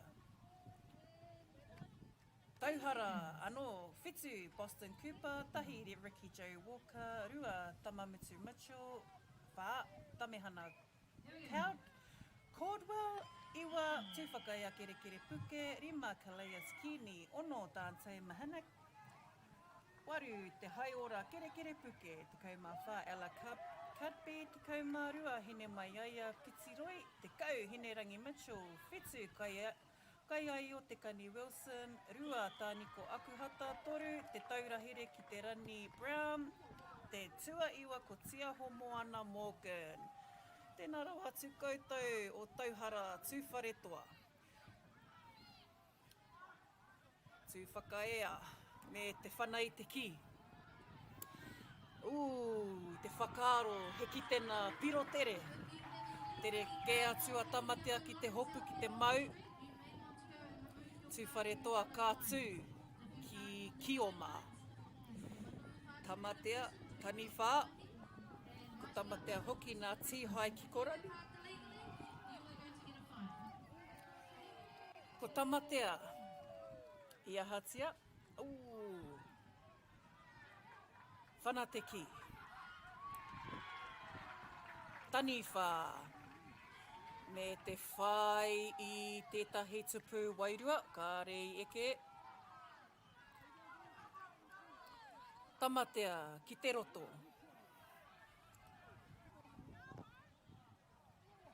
Tamatea, ki te roto. Tupu wairua, mo tamatea.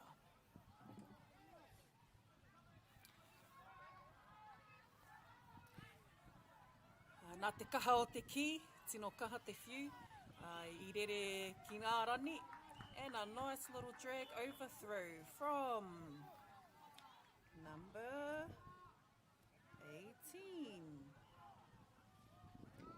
Ko number 15 rānei, ko Manaro. Ko ki te hoki ahau i a koe, rongo ahau I tō ingoa e tama. Kia kaha tō whai I te ki o rahi. Kei pērā koe ki a rahi tū takahina. Tāniko.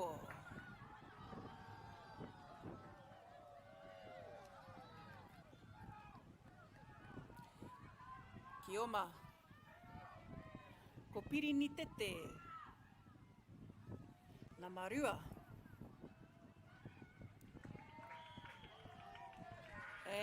Moving hips.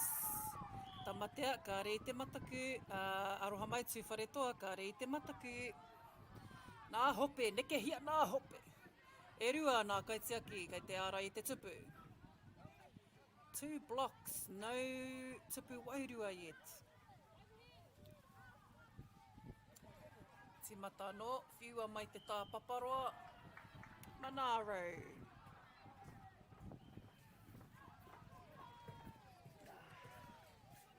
Pai. Pai ana e.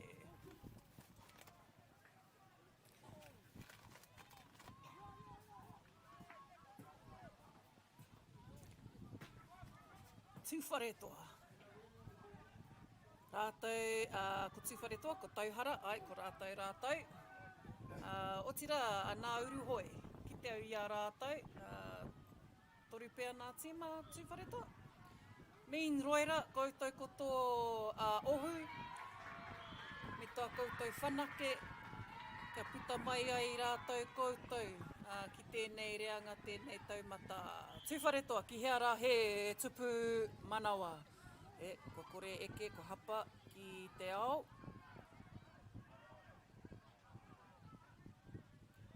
Richie, ki te roto. Richie is taniwha, hoi anō, no quick chase for tūwharetoa. Ko enei kai tākaro hoki e te iwi kia mōhio rā koutou e hara tēnei I te mea tākaro kuratuarua, ne? Enei tauira enei whanauna no kurake, engari ki roto I tēnei whakataetai, kua noho iwi ki rātou, ne? E rua, he tapu e ki ana, double rip from tamatea. Kai tākaro Richie ne mia. Main double there, tama. Hoki mai anō rā. Ki roto o nā titu wharetoa. Titu wharetoa, closely followed by tamatea. Tamatea me te ki, hoi anō. Kei te rongo pai rātou, he pūtātara, kei te tangi, me whakamutu inoia nei. Te pito o te hau whātuarua ki Wainganui a Tauhara atu wharetoa ki a tamatea. No roto o nā tika hununu ki tamatea, koutou a Hogan Hines, a Mahinarangi, ratou ko Pōli, tēnā rawa atu koutou. Ngā kai āwhina, ngā kai tautoko, me te puna ora i roto i tēnei kapa o nā tika hununu ki tamatea. Ko tamatea ka tū ki taniwha, ko tūwharetoa ki kioma. By now you've probably seen a lot more footage and a lot more activity and gaining a bit more understanding of the tākaro of Toarahi. Now there are two obvious differences. One being that the team scored differently on the papatākaro. He mea e kite ana, i nāia nei, kua mōhio pai ai. Ko te kioma, ko te taniwha, kei te riro piro rereke. Both scoring differently, but both still in play. Koina te whaina, te aro matua. E tahi o tātou, ka āhua pōraru, e nari anō. Mena e taia e koe ki te tākaro, ki te mau i tēnei tākaro, tōki. E rua, nā tupu manawa ki tamatea. Jonah, me te whana, me tana nama te kaumātahi mō Jonah Lomu. Ārai atu i te ki e te kaitiaki. Tūwharetoa.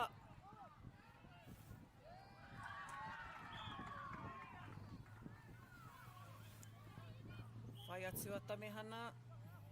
And over. Kia tamamutu.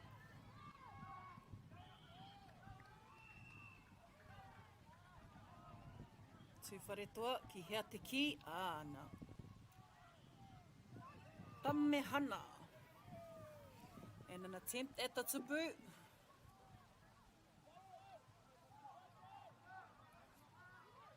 Ai, kōrero, kōrero, kei te ātakite tēnei taha o te papatākaro. Kua kōpāpā arunga, karangahia, Marnaro.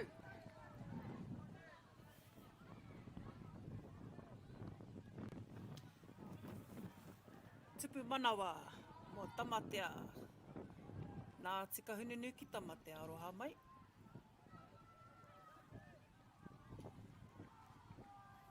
Whai atu, hope. So, ka taia te hope, yes you can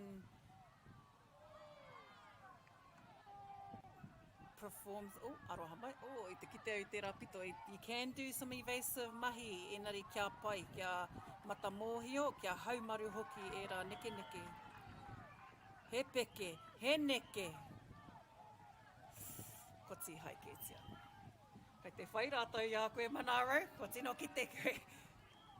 Me te tupu manawa.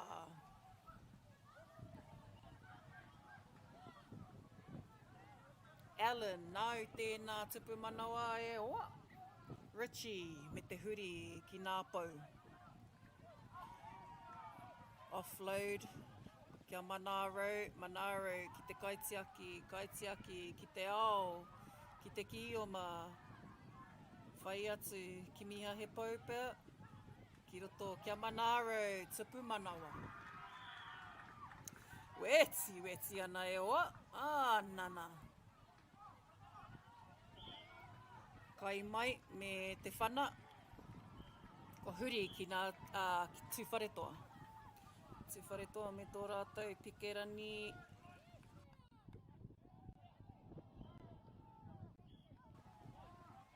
Ia tonu.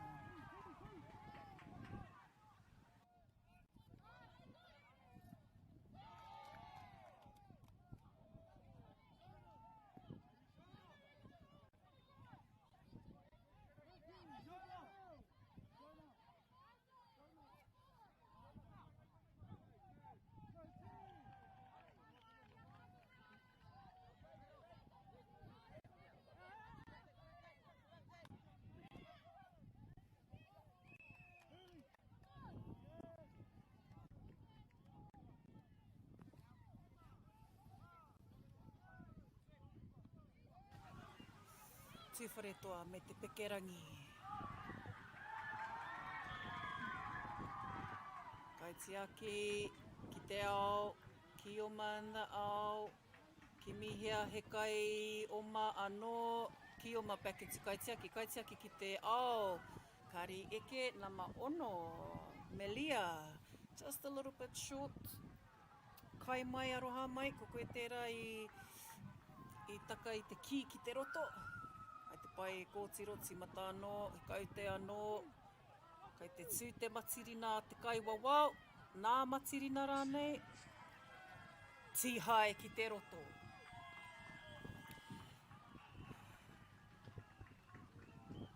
Ki tū whare toa te ki.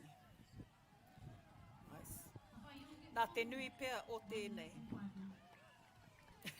Nā te nui pea o te roto e taia te whakaneke-neke a rātou. Te pito o te hauwhātua rua ki Wainganui i Tamatea, nā tika hununu ki Tamatea, rātou ki tūwhare toa ki Tauhara. Te kaumārua ki te rua e te iwi, anei nā kaiwawao, whakariterite i a rātou. Hei kona ai tātou e whakawhiti atu ki te hauwhātua toru me te hauwhātua whai ake nei. Engari tēnei te mihi, tēnei ka mānawa atu nei ki wā tātou kai tautoko, nei ko Bailey's, ko Māori Sports Active, Māori Plus, ko rātou kai te whakapāho anō hoki tēnei tauna tākaro kia koutou. O tira, Caltex, ko rātou anō, kai te whai wā, kai te whai whakaaro hoki ki tēnei kaupapa mō nā hākinakina tākaro Māori.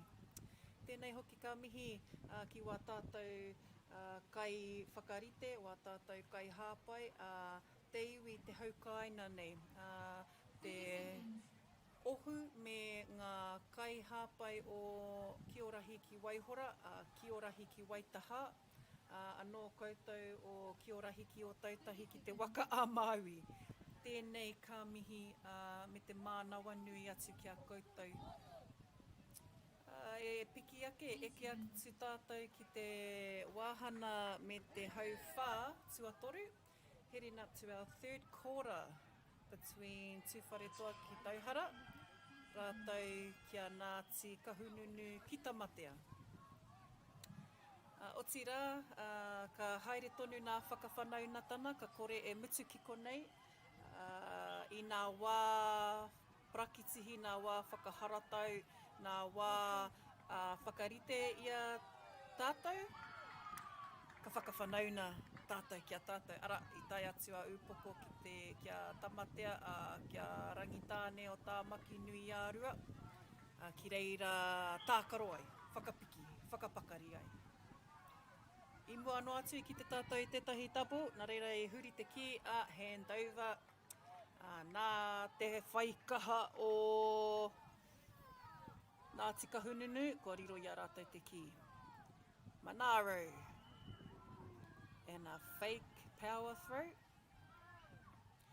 He tino nui, me ki, ai. Mai mahara au ki tēnei momo inenga. Ko tēnei inena he mea advantage, he tino advantage tēnei kia kiuma. Heoi, e hara i te mea he kei te kimi au i ngā hapa. He mea ke he rautaki, me whakarautaki, ia ohu, ia rōpū, ia, e taia ai te whakaneke-neke i nei inenga. Tupu wairua, Manaro. And a nice shot there, low shot. So, I roto I ngā whakarite nā kaiwawao, ai, I puta mai he kōrero me te whakahaumaru, whakatūpato I ngā headshots, ne? Nā few ki te māhuna, few ki te rai. I etahi wai hara I te mea he deliberate, ne? Nā te tino kaha me te whai pikirangi, ne? Getting heights in the air. Tupu manawa ki tū whare toa.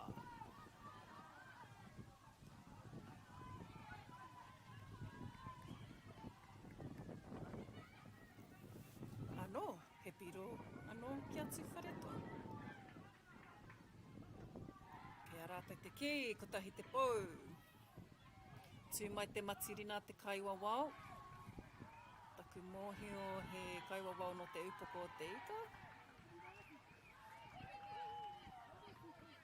Mauri ora, whai atu a tamatea I tūwhare toa.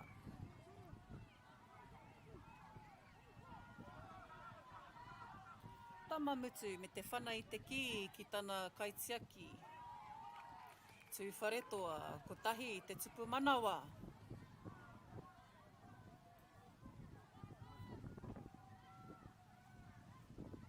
Tū whakaea te whana piro tere. Piro tere, he aha te aha. Tamamutu me te ki.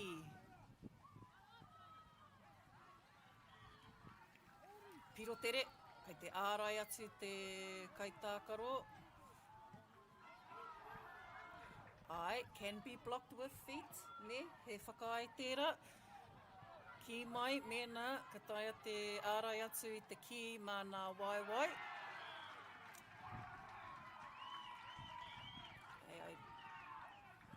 Have to just check if you can still block with your feet or you can still tap or it can be accidental e aua, heoi. He tikana tērā hei whakaara, hei whakamōhio rānei. So there might be some rolling subs, there might be some new players, some fresh knees out there.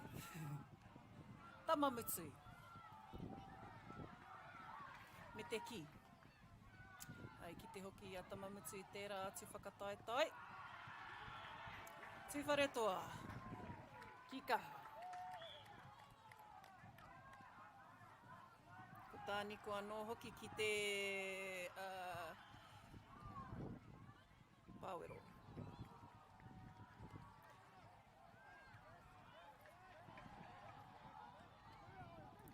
Ai, ko tāniko akuhata tērā. Ko kite, ko rongo hoki tana ingoa. Ki roto I nā whiringa mō nā kuratuarua. E hara hoki ia I te tauhou. He kuia ke ia. Nea tāniko e, kuia ke koe I runa I te papatākaro. Hei anō, anei rā ko te kaitākaro o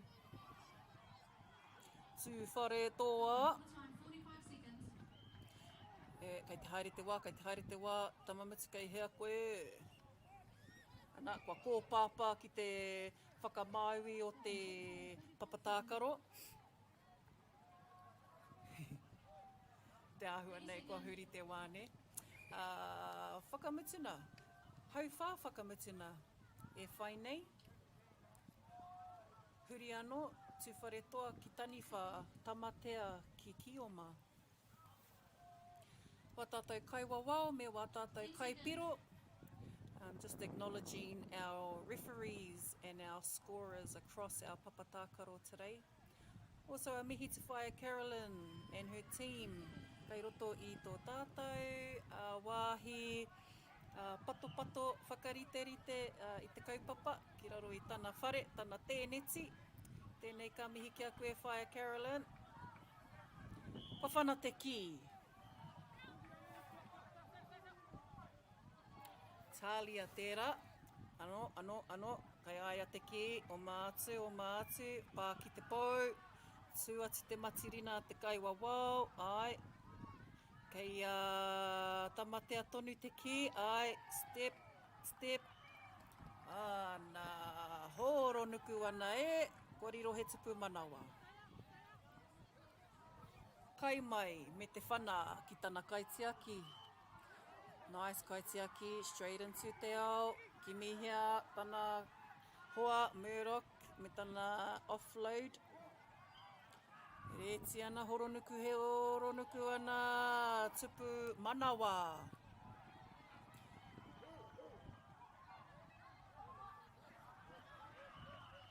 Kai mai, with a whana to he kaitiaki. Tu whare toa, staying on guard. Ai, tirohia Alan. Whai atu ia Alan tamamutu. Kai ai atonu te ki, ai, kai ai atonu te ki. Ki wainga i nā waiwai. Ka re ahei, ka re eke nā tupu manawa. Kua huri ki tu whare toa, recount. Kau te anō atamatea. Kei te tū te matirina. Murdoch. Kei te mautonu ana tihai. Still 2 rips. Ai, kaumarua. Tihai. Nice. Tamamutu, ko koe tērā me te tihai. Ia tāne. Paitoa ahua e tāne. Nice effort. Hoi anō, i mau e tamamutu i tō tihai. Neha, tērā mea, toss. You can have a toss if ki te kore e taia te nuku i te ki. If no one has given up the ki, kei toss ngia, ke tia. Jonah. Richie. Ki hea. Tupu manawa. Ai, ka pai kai mai, i riro i a koe nā tupu manawa. Whina koe i o hoa. Ki konei tonu tamatea. Tu whare toa, kei te kimi i wana hoa. Ai, nā puare, kei hea nā puare. Ai, ko wai atu. Kau e ware. Kei hea tō hoa tamamutu. E te. Slippery ke nei tau atuna. Tamatea. Tu whare toa. Ana, ko rātou. Tamatea me te whiu. Manaro, kua hatia. Nice, quick hands. Aroha atu e tamatea. Leilani is going in for an offload. Call out to kaitiaki. Offloaded it out. Engari. Tu whare toa, kei hea koutou. Ai, kapohia atu. Kua mau e tamatea. Te ao mihia me te kimi tana kai oma, kei hana ki oma ki te ao. E te kimi a te ao mihia ia koe e rua. Tā niko aku hata me tana tihai tokorua.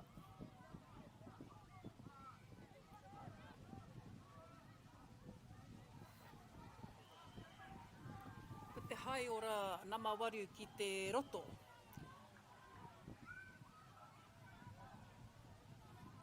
Tu whare toa. Ko te mea hoki ko nā pau kei te kite au, hea hua he toi tū e nei pau. Kei te toi tū e nei pau mo te kiorahi. Etahi wā ka hapa, ka taka, ka whara. Aroha atu manārau, ai, i hapa nā te mea i whakawhiti ia i te kaharanui. Manārau anō, kei te rapu i tētahi ara ki te pāwero. Tu whare toa. Kua hapa ki e rā. Kua hoki atu ki a tamatea. Kei whia mai rā, te rāpea kai puta he riro, he piro rānei. E kāti. Nā reira, e te iwi tēnei ka whakamihi ki nei rōpu erua. Tauhara, tūwhare toa ki tauhara, te kaumātahi. Nā tika hununu ki tamatea, rua te kaumātoru. Reira, e te iwi hoki mai anō, whai ake nei, ko nā tākaro ki orahi.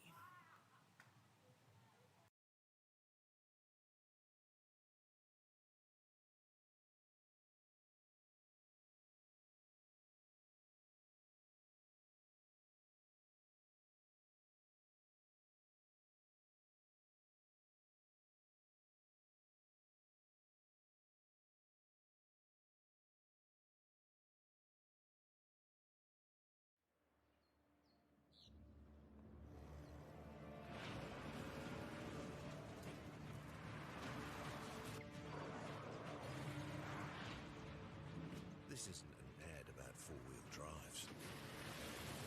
It's about knowing the place, as well as the locals. You found the place. That's a good start. Built by my great-grandfather 20 years. And go! Just fill up at a participating Caltex, stack your pump discounts, and you could collect more savings on your next visit. Oh, there's another one. Getting quite good at this. Filling and saving. Feels good. Funding is a real challenge. We know that a lot of schools face that ongoing, and the reality is if you go to a lower decile school in New Zealand, you are less likely to be able to afford to participate in sport. Obviously, having come through it myself with kids and being one of those kids myself who played sport, I know how much it defined who I was. And now being able to go, I can't fix it all, but we can help and try and give to those people who are going through tough times. Get the MāORI Plus app. Download now on Google Play or the App Store with exclusive viewings and 100% ad-free. Quite like top tier. Watch us anywhere, anytime. Make MāORI Plus your mate and stream now.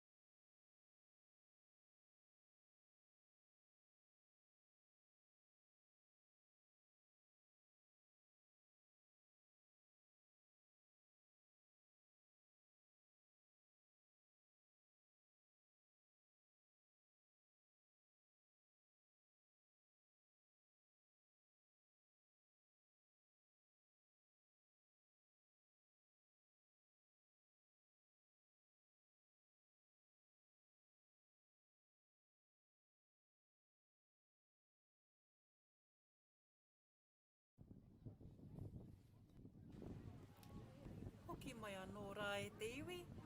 Koutou e mātakitaki mai na ki tēnei whakataitai ki tēnei taumatake atu o te toa ki Orahi. 2026. Tēnei rā mātau ki konei ki runa i te papawhenua o Waihora.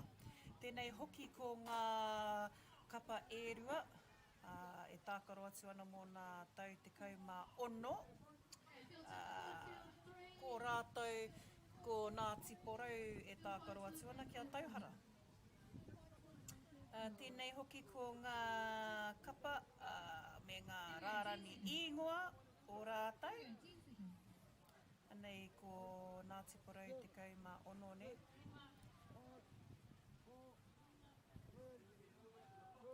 Tīmata ana rātou. Mā taki mai rā e te iwi. Tēnei ko Ngāti Porou tākaro atu ana kia tūwhare toa ki tauhara. Anei ko nā kai tākaro mō Ngāti Porou. Kua rongo anō hoki koutou, Parearo Rogers Brooking, Kalia Keelan Richards, Summer Collins, Ronnie Tuhaka, Kimiora Nepia Hinaki, Terence Johnson, Hiria Parata Elia, Maia Tera Olsen Clark, Jaziel Sullivan, Timi Te Kahu Manuel, Erenora Hohepa, Ripeka Bishop Rangi Uaia, Dune Kahu, rātou ko Rahui Keelan. Me, tēnā koutou nā uri o te tai rāwhiti. Rātou ki roto o tauhara tūwharetoa, anei ko 18 Tamihana Kini, 3 te Ariki Pāma, 13 te Hoka i te rani Wanikau, 7 te Kahurani George, 14 Patukura Pākaurani, 8 Caitlin Marshall Keel, Iwa Emily Keel Anderson, 10 Halo Heibib, tahi Jury, te Nāhue, 16 Maraia Poharama, and 13 Miami Lee Tāhere. Tēnā koutou nā uri o tūwharetoa ki tauhara. Anō nei. Neha, ko tau tamaiti anō tērā. Mōhi o pai ana kia timi.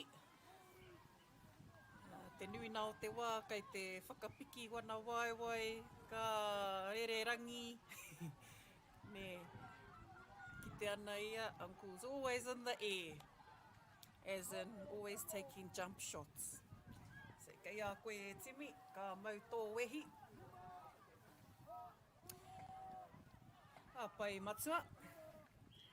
Got our upoko kaiwa wao, and our upoko contingent supporting Toarahi mō tēnei tau. Koei hoki ka whakaihu waka. I te rāti tau ko Ngāti Porou, tēnei tau, koei ka hua. Tūwharetoa. Maraia, koei rā tērā, tui te nama ono. Aroha mai.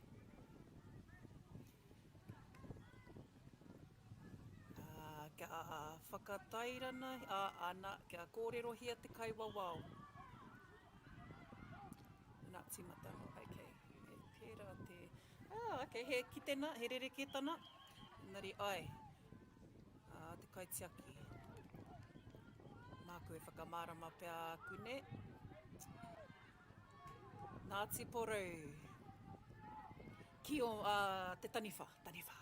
Hea te take. Piro tere pia. E kore taia te piro tere ki Wainganui o te takaro, it has to be at the restart. Tīmata anō. Hea hara te karana, i tīhai ki te ao, ki te roto rānei. Whātoro atu te ki. Rere tō tika atu, ki te kaitiaki. Tupu wairua. Neha e te iwi, rimahe kona, 5 seconds for the taniwha. Timi. Hea hara te whakatau. Maharau i rongo i te pako. Nari anō, ko tētahi atu whira pia. Aroha atu, timi anō. Ne, Ko ki te koutou ne, nā kai mā takitaki, nā te nui o te roto, nā te nui o te pāwero, he ua. E hara i te mea kai te tino kaha ki te tātou i nā tupu wairua. E hara i te mea he tērā, just he rautaki anō, he rautaki. Tūwharetoa me te ki. Kei a rātou ināia nei. Ai, tī hai. Ne, 3 seconds. Toru hēkona ki te whiu i te ki. Ko tahi te tī hai, toru hēkona. Kia tere tō makere tō whiu i te ki.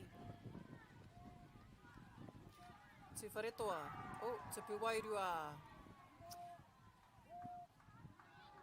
Rima hēkona ne, rima hēkona te roa. Ko Ronnie tūhaka ki Taniwha, nāna i riro he tupu wairua mō Ngāti Porou. Me te tani o te pūtātara. Nā reira, whakawhiti atu rātou a Ngāti Porou ki Oma. Whakawhiti atu a Tauhara ki Taniwha. He changeover hoki, tērā pēr, kua huri, kua tīnihia nā kai tākaro. Rolling subs hoki e te iwi. He waru nā tīhai ne ki tō ia pauaka, ki tō ia kapa. Kia kore ai e hapa tētahi ne. And so having the right amount of rippers on the field just helps not have too many extra players on. I runau te papatākaro. Quick changeovers, quick reset, ko tīmata anō rātou. Mā sama e whana i te ki tana kaitiaki. Ka riro mā Ngāti Porou. E ara whakaara i te kioma. An attempt for tupu wairua mai i a tūwharetoa.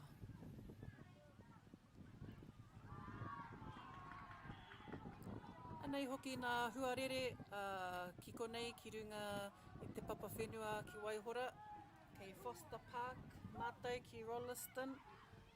Koira te inoa ne o tēnei wāhi o tātou. Me te whakanui anō i tō rātou tipuna. Kia rā kai hautu. Nā hoki i whakaara i nei te whenua nei ki roto o Waitaha. Nā reira, tēnei mātou.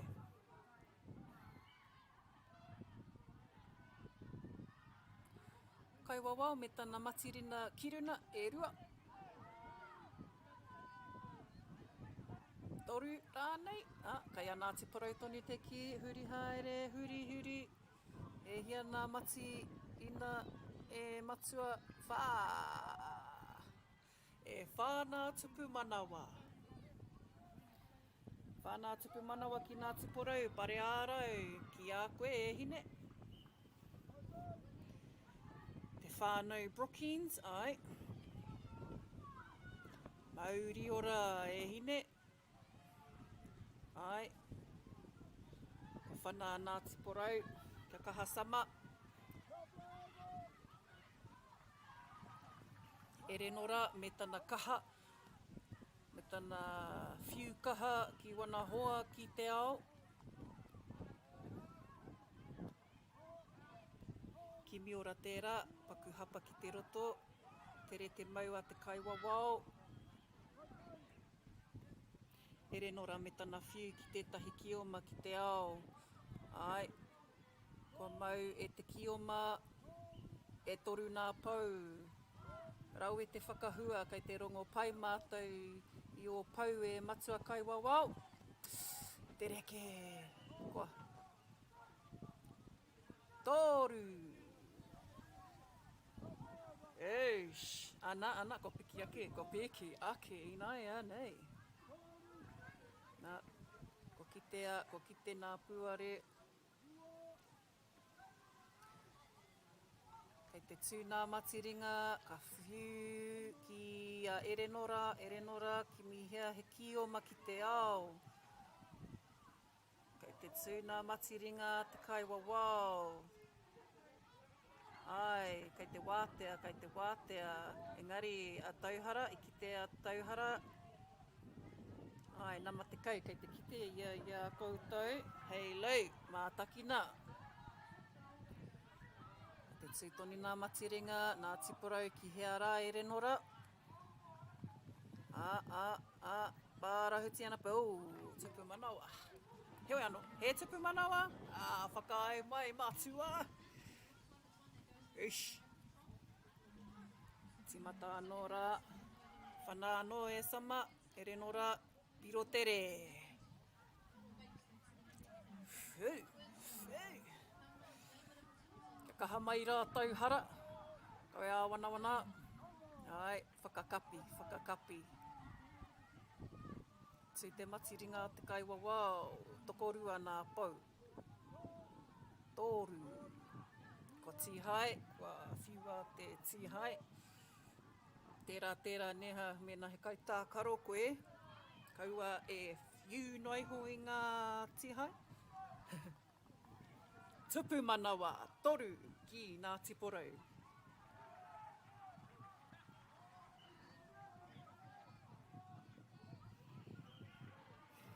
Kia teki. Ai, ko whakauru mai anō a Timi. I whakataha ia, Nari. Ko uru mai anō ia, Sama. Tihai. Nā reira, I kumea te tihai, I mua o tana tupu manawa. So, ripped before planting the key in the pāoro. Tū whare toa. Just a bit short for a tupu wairua. Nā tiporau ki roto. Ko pau te wā kia tātou. Pau ana te wā ki konei.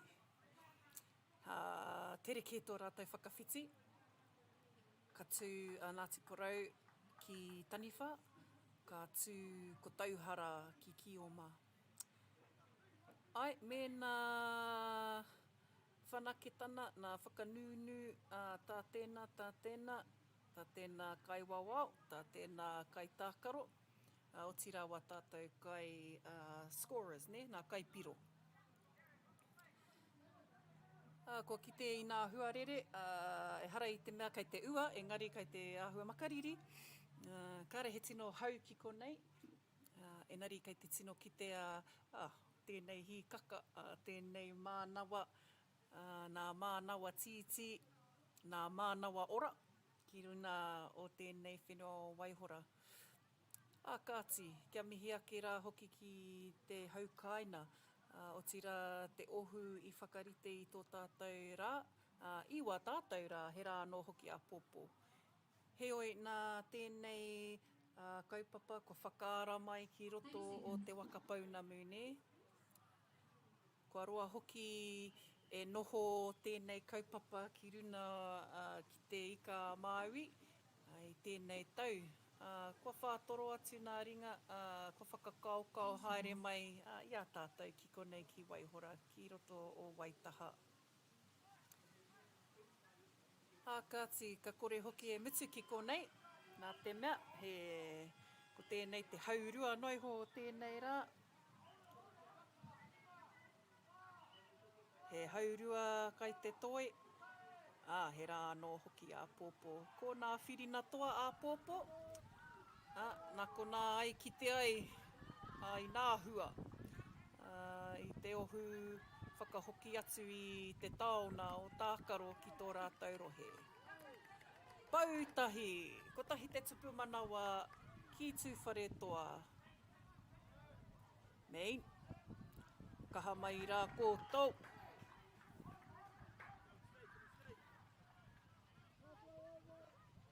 Kare te kito I tō ingoa tēnā marima, he oi, kia kaha koe tama, kia koe tō kapa, tau tokohia.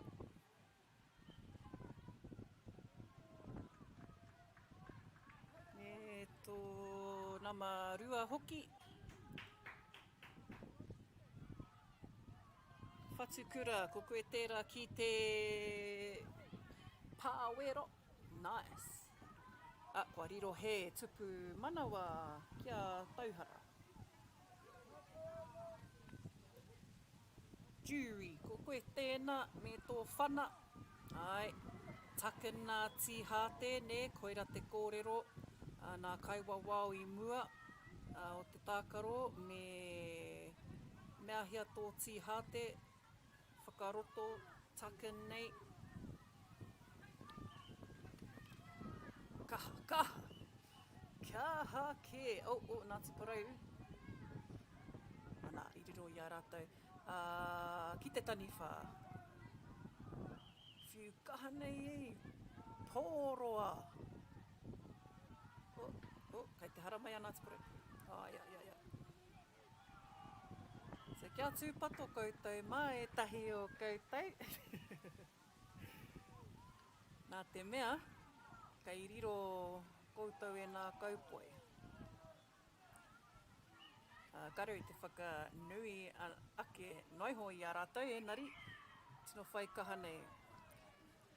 Me taku pāpāho, kia pai ai te tiro I te pai āhua o Ngāti Porou ki Orahi, ne? Whai atu I a rātou, ka kite I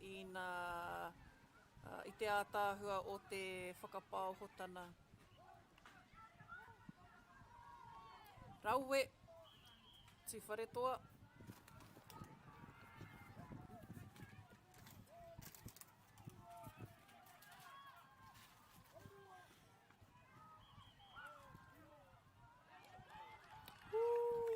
Ihiara. Tūwharetoa, ana.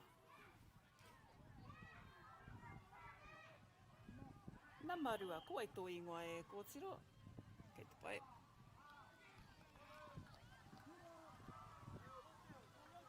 Me tōna marima hoki.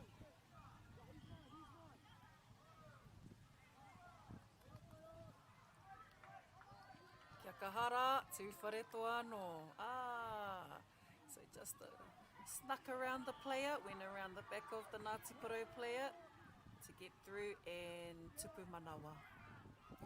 So kia kaha Ngāti Porou, ko e moe. Tūterai. Nice, Ngāti Porou will collect and see if we can get an attempt at the tupu. Ai, tere mau e nā maiwa. Ko koe tērā nea māia. E hara ko timi tērā, ko nā ono. Ko Kimi, neha. Ka pai Kimi ora. Kei hea tō āhua. Ai. Tūwharetoa. He Kimi I tētahi ki oma ki te ao. He hua. Timi me tana pekerani. Kau e whakapau wā, ne, koira tētahi āhua, e kite ana I etahi wā, kau e whakapau wā, ki te tiro, ki te tiro noi hoki te ki, hea te take o tērā, nā reira, koira ka whakatena e te kaiwawa, whakatere I a rātou. Tupu wairua ki Ngāti Porou, I rongo au I te pako, I te rongo o te uhi.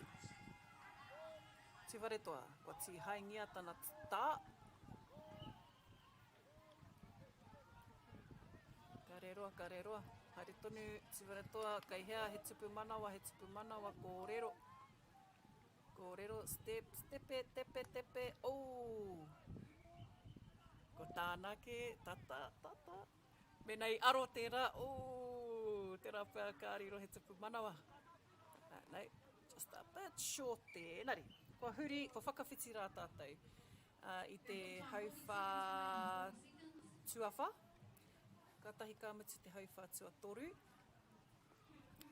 Tēnei ka mihi ki ngā pū tautoko, ngā puna tautoko aroha mai. Rātau o Celtics o Māori Active, Māori Television, rātau hoki ko Baileys, kua koha mai. Kua tono mai anō hoki kia tautoko hia tēnei kaupapa o te kiorahi. Ko te Toarahi, mō tēnei taurua manorua te kaumāono. I tērā tau, kāre i tutuki tētahi whakataetai, nā reira, kua waiho ki tēnei tau, e hoki mai anō tātou. Nā reira, tēnei te hua o te Toarahi. Ko rahi te ingoa poto, mō rahi tū takahina, ne? Ko tahi te pau, ko tahi te piro tere. Sama me te whana ki te kaitiaki, e rua nā pau. So, pau touches, pau toru. Ko Jazeel tērā. Hiria, kai hea o hoa hiria. Ko koe. Whakatanata e. Ara, ko nā uri a māui e nei ne. Sama, whanake hia tōki, piro tere anō mā te mokopuna. Shh, on bro. Koe mau wā ne. Tūpatoa ki mi o rabe. Huhuhu. Ai, kāre i te mau, whakapau wā, ai. Terence, me tō tupu manawa piro tere.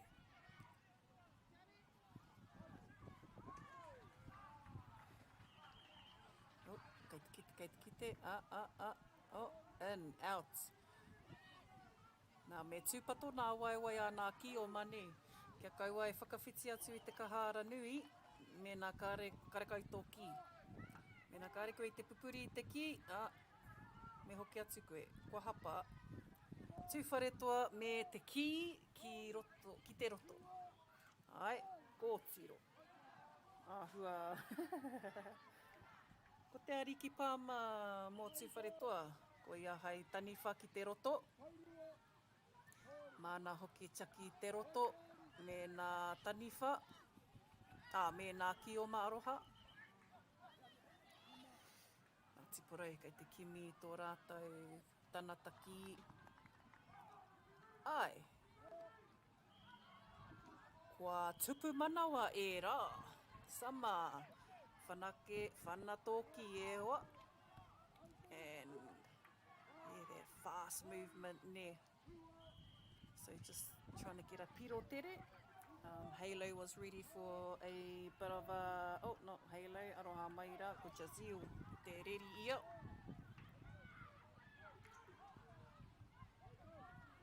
Jazeel anō, setting up e hoa, ai, whakarite, whakaara. Nā. Ko mōhio. Ai, he tupu manawa I muri o te... He tupu manawa I mua o te tī, hai, ne. So, I planted the key before the rip. Nā, he momo whakakite nā tērā e nā kaiwa wao. Mā rātou anō tērā e whakai. Huhuhu. Ko pēhea rā tērā. Ai, he tupu manawa ki nā tuporau. Mā sama e whana I te ki. Kia kaha mai rā, tūwharetoa. Koe mataku, koe hunaina ia nei, piro tere.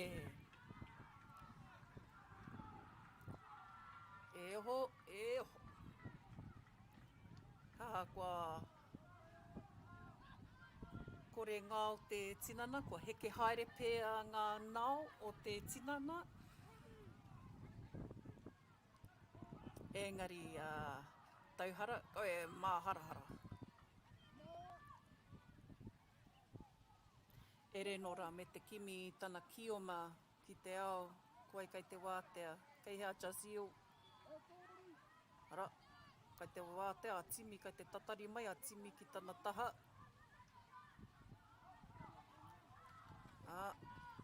Hoki mai anō, hoki atu ki a ere nora. Me te karanga te kaiwa wao. Whakahoki atu ki tērā pito, mā tūwhare toa e whiu. Ki mihia tō tani whā, toko whā ki te roto. He ua ne! Me taku ki tēnā, whai rautaki e koutou mā, ko mōhio i nāi nei, me nā ka rahi i te pāwero pērā. He tupu manawa ki nā tiporo. Eia! Piro tere kia rātau. Tērā pia ko mai anō, tērā ki te taha whakamatau.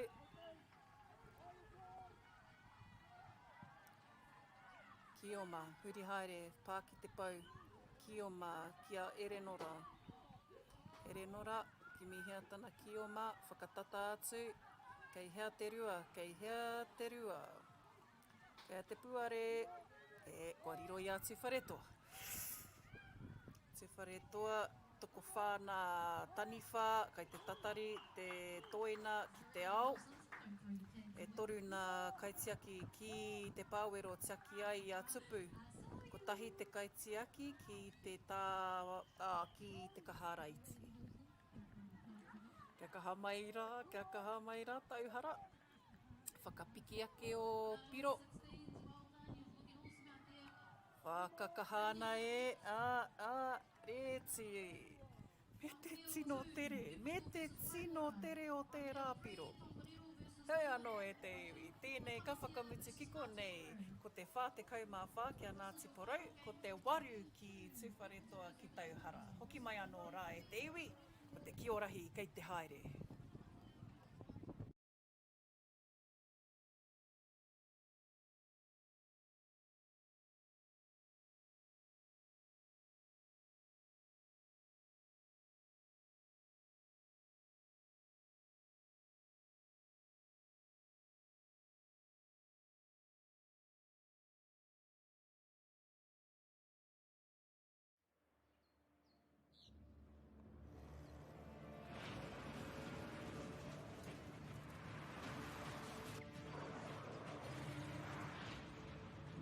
This isn't an ad about four-wheel drives. It's about knowing the place, as well as the locals. You found the place. That's a good start. Built by my great-grandfather. And go! Just fill up at a participating Caltex, stack your pump discounts, and you could collect more savings on your next visit. Oh, there's another one. Getting quite good at this. Filling and saving. Feels good. Funding is a real challenge. We know that a lot of schools face that ongoing, and the reality is if you go to a lower decile school in New Zealand, you are less likely to be able to afford to participate in sport. Obviously, having come through it myself with kids and being one of those kids myself who played sport, I know how much it defined who I was. And now being able to go, I can't fix it all, but we can help and try and give to those people who are going through tough times. Get the MāORI Plus app. Download now on Google Play or the App Store with exclusive viewings and 100% ad-free. Quite like top tier. Watch us anywhere, anytime. Make MāORI Plus your mate and stream now.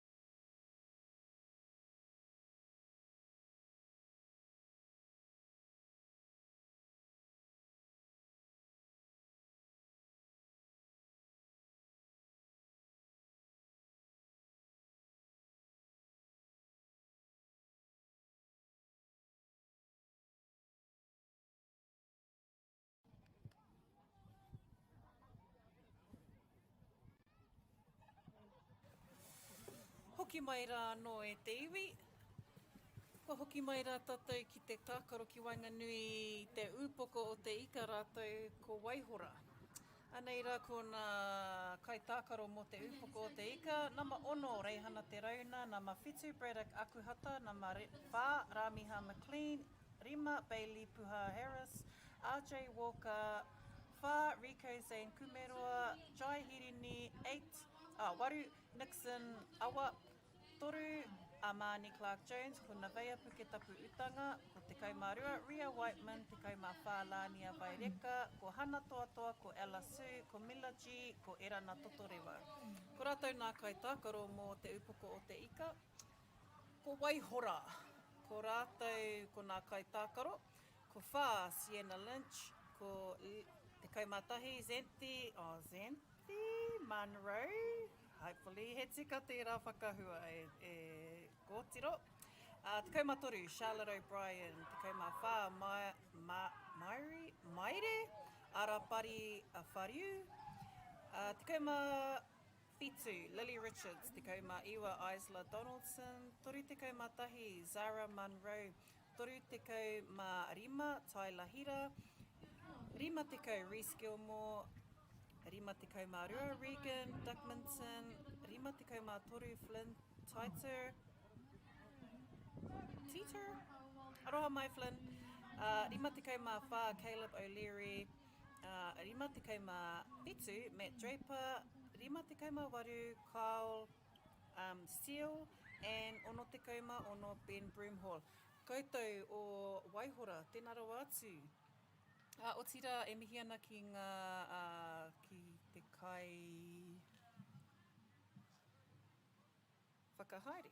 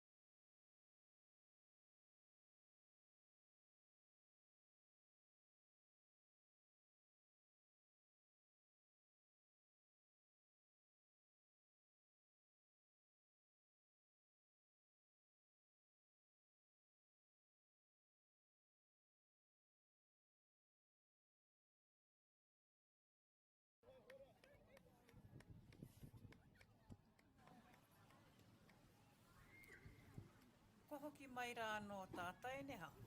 Ko te mea nui I rongo koutou I ngā kai tākaro mō Waihora. Tēnei hoki ko matua kāia wharawhara, kai runa I te papatākaro nei. Ko matua kāia hoki tētahi o nā kaiwawao matua. Kai te ārai I tēnei o nā whakataitai. Kai te whakapakari hoki I wana hoa. Tēnei hoki ka mihi ki aia. Nā reira, upoko kei te taniwha, Waihora ki Kioma. Are mai rā e te iwi, e kapa ērua. Ērua nā tupu manawa.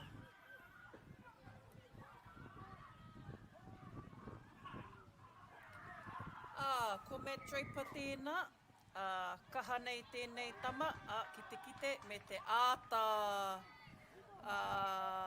me ki āta matawā, āta whakawā, I tēnei momo kiorahi. Nā runga I tērā he rawe wana kōrero.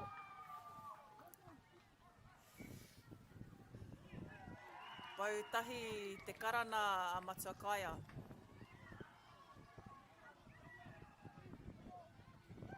Xanthi, kai mātahi mō Waihora.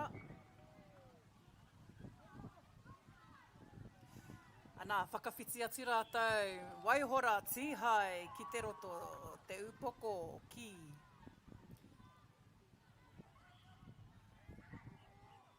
He pekerani, jump shot in. Waihora me te ki. Paputa atu nā kaitiaki e rua, o waiho mai ko tahi ki te pāwero.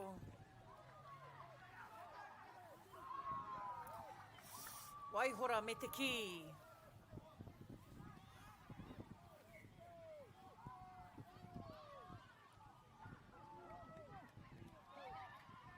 He tīhai, ko kore e uru atu a Waihora. Waihora ki te rāpito o te papa. Tupu manawa ki Waihora. Ana, kia kahara koutou. Kaio me te whana. Kai tiake ko tahi te pau. Ko tahi te pau, ti enari, ti hai te kioma.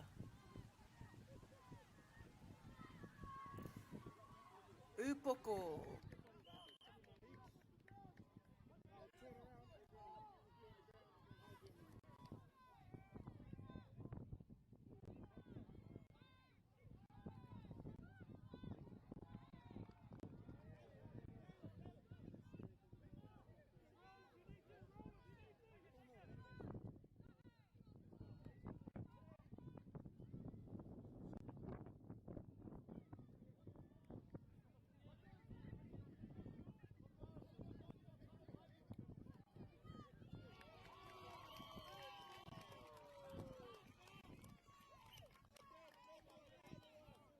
Reo.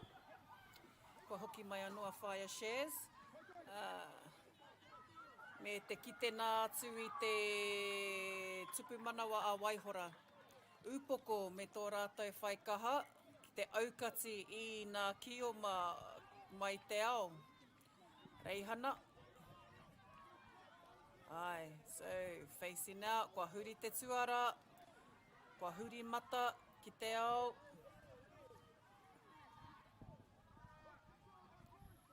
Ai, kia kaha Waihora. Nā waiwai, taila. Tūpato ki aia, he tino kai tākaro. Ko iaka ia koe taila. Upoko, nice, intercept. Kua kaute anō, recount. Reset, aroha mai. Now a reset and a recount occurs when kioma are collecting Waihora. Tupu manawa ki a rātou. E oho e upoko. Kei te haere te wā. Miharo, ai, Waihora, ki hea, ki te taha o te ara. E oho. Waihora. Pirotere. Nana. Kua kaha ake te ihu a Waihora. Te kaumātoru. Kia kaha mai rā te upoko o te ika. Whakaoho, tika tau e matua. Nā reira e te iwi, ko upoko ki kioma. Ka whakawhiti atu a Waihora hei taniwha. Whakarite mai anō rātou. O tira e te iwi, kia mau mai nā te mea kia mōhio ai hoki rā koutou ko wai atu hoki kai konei, kai te tākaro i tēnei rā. Anei, ko tai mai a te upoko, ko tai mai a tūwhare toa tongariro, ko tai mai a tongariro, a tūwhare toa ki Tauhara, ko tai mai hoki a Waitaha, a tūtera ki whānoa, ko tai mai hoki nā uri o Ngāti Kahungunu ki Tamatea, Ko tai mai hoki a rua pehu. Tērā hoki kei raro i te mari o Tuwharetoa. Anō hoki ko nā tiporau, nā reira kei te kite koutou, ko e nei nā rōpū, nā ohu i whakawhiti mai ki tēnei whakataetai. Te upoko o te ika, he whanake ki te roto, ko takahia mai tō rā nā tīhai a upoko, tani whā ki. Ehe, ki o maki. Upoko, kia rātau i nāia nei. Ai.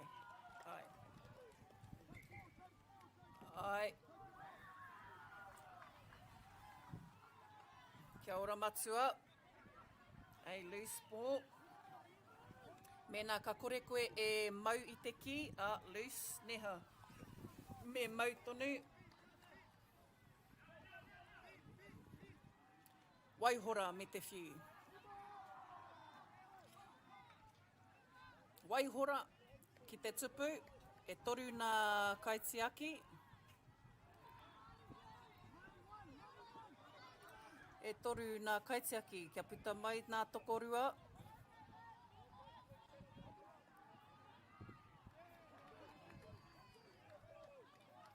Nā upoko, whai atu.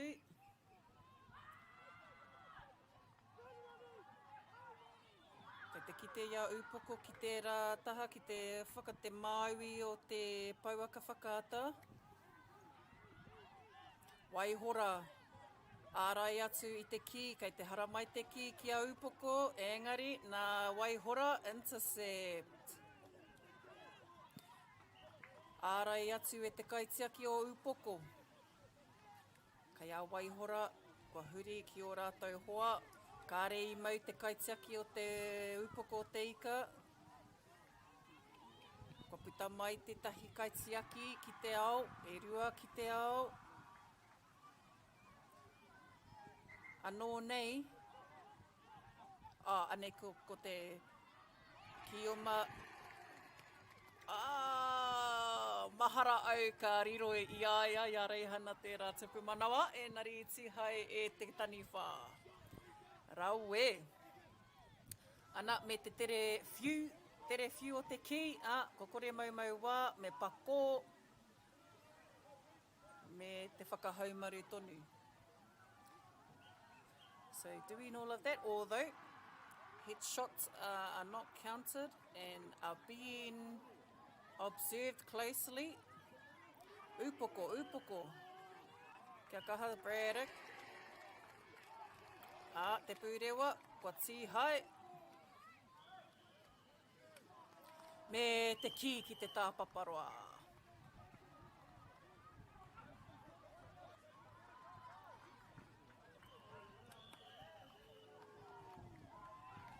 He tupu manawa ki te upoko o te ika. Rāmiha me te whana.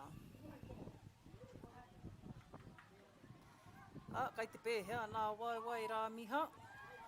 Jai, ai, kua hatia, waihora me te whai.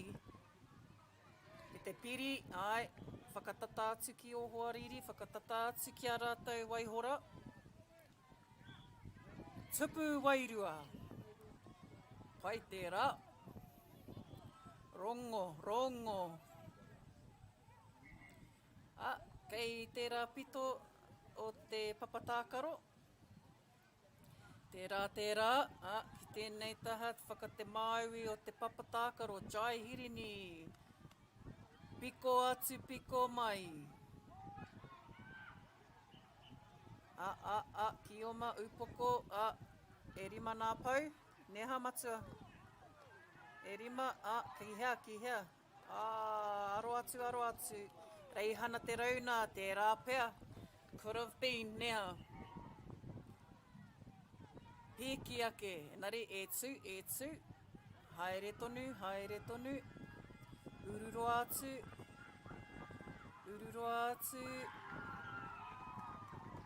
He piko. Huri nā hope, ai, whati te hope. Whats te tuara, hoki whakamuri. Reihana te rauna, step, tepe, tepe, whakarake. Me te whakaro ne, kia hopukina te ki, o mato tikats. Nana, me te reo haere o te wā, mo tēnei hau whātuarua, ki Wainganui a te upoko o te ika rātou ko Waihora. Kia āta,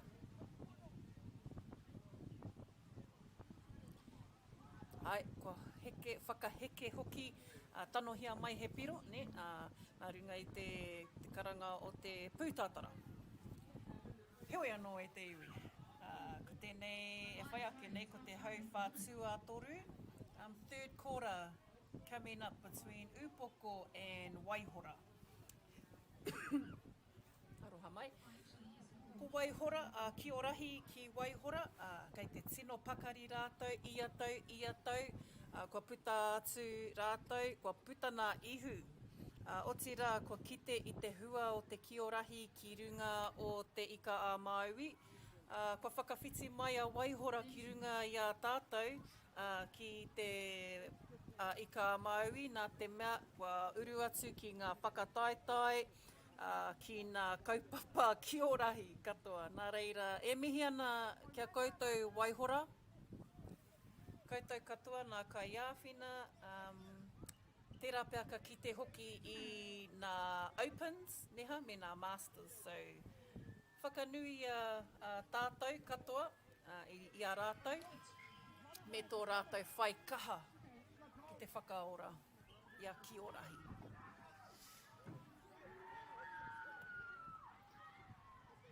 Ko Matt, kia kaha mēri, whanahia tō ki e tama. Zanti, ra. E nei kai tākaro, kua ki te hoki ki ngā kura tuarua. Ai, Tyler, pāku noa. Good work, good block, kai te aki. Ai, ki te rā, kua puta atu te ki te tāpaparoa. Ki went into the outside boundary, reihana te rauna, me te whai whakaro, rima, whā.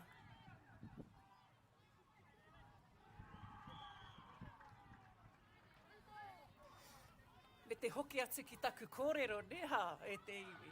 He rautaki mō tēnei inena pāwero. E rua! Nā, whakahoki atu ki taua wāhi hapa. Ko tērā te karana me te tikana, whakahoki atu ki te wāhi hapa. Go back to the area of play where the offence occurred. Tereke nā wira nā uri nei o Waihora. He tino kaha hoki rātou ki te prakitihi. Ki ētahi o rātou, kua huri kē tō rātou tākaro ki tēnei.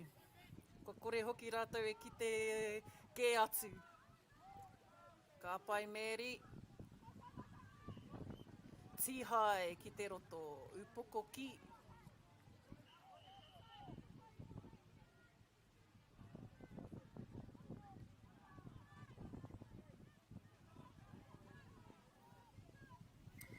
Ai, kei te kōrero, kei te kaha kōrero, me reo MΑORI tonu.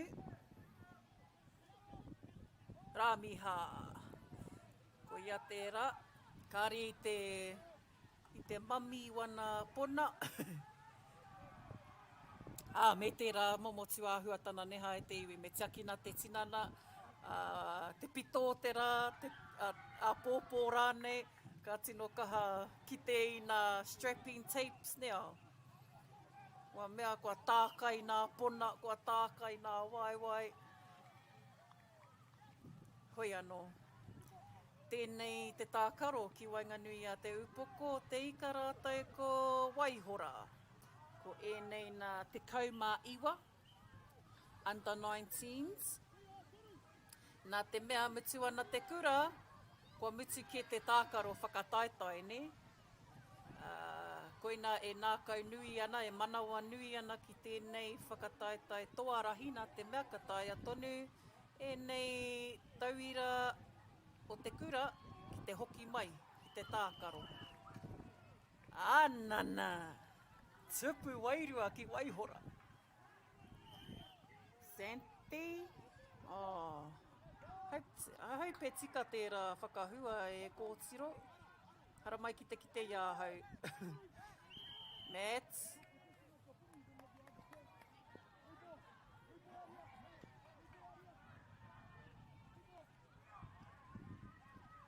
Mai te ki, upoko ki.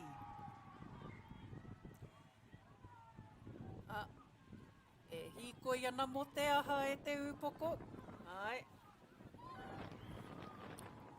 E rua. E rua. Haere te wā, haere te wā. Ai, Waihora. Upoko. Tani whā ki. Rima. Whā.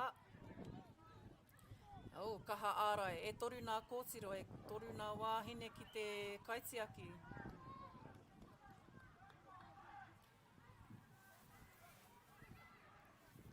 Ai, kia kaha tonu, kia kaha tonu. Kei hea hoki te ki. Ki te taniwha. Ai, ārai atu. Nā kaitiaki. Kei hea rā ngā kaitiaki. Ai, anei rā. Tokorua o rātou. Nā waiwai, Waihora.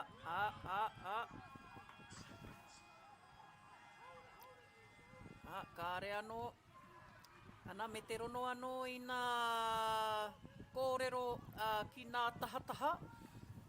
Koira te tino hīkaka, ne? Te nākau nui ki te ki ōrahi. Āna, kua hatia tēnā. Otira, kua tai ki te pito o te hau whā tuatoru, ne? Whakawhiti atu, huri ki te hau whā tuawhā i nāia nei. Etahi o nā kaitākaro me ki, he kaitākaro ōmua, he kaitākaro hoki ki nā kura tuarua, kua kitea ki runa, ki roto i nā whakataetai hoki. So, ai, tēnei ka mihi e Waihora. Nā koutou te karana, kua puta mai wēnei kaitākaro nākau nui ana, ki tēnei tākaro o tātou. Upoko me te huri ki te whai piro, ki te whai i nā pau.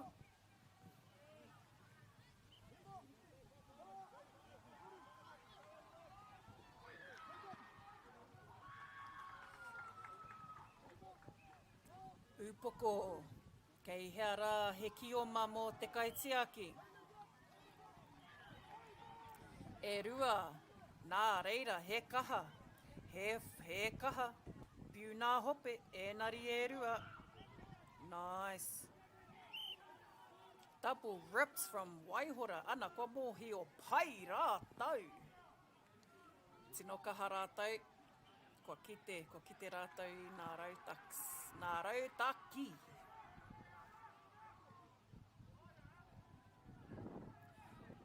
Whakawhiti atu ki tēnei taha o te papa.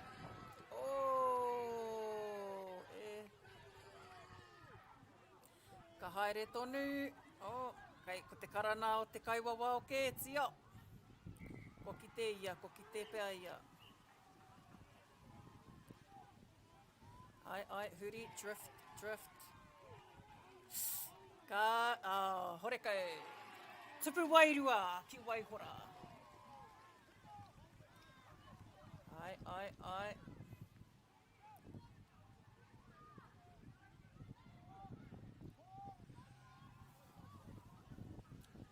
Rima hēkona ki te tuku I te ki, ne, kaitiaki, have up to 5 seconds to release the ki. Kia kaua e pupuri mo te wāroa. Kai tau pukingia.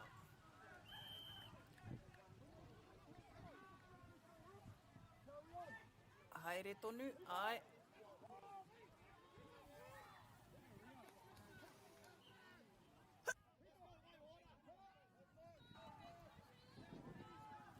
Ai, upoko me tō rātou whai, whakaaro mēnā ka taia e rātou ki te kohi i ngā pau, hurihia ki te tupu manawa. Ai. And reset. Neha, kua kau te anō nā te mea kua pā te taniwha ki te ki. And te tikana i a kioma.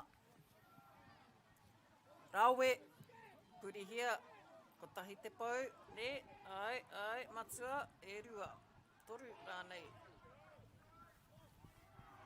Ai, mea hatia, ki hea rutu ai, reti ai ki tēnei taha, ne ke hia mai te ki, kai hea nā kioma. Tihai ke areihana ki te ao. Ra. Tihai ke. Nā. Kaha. Ai.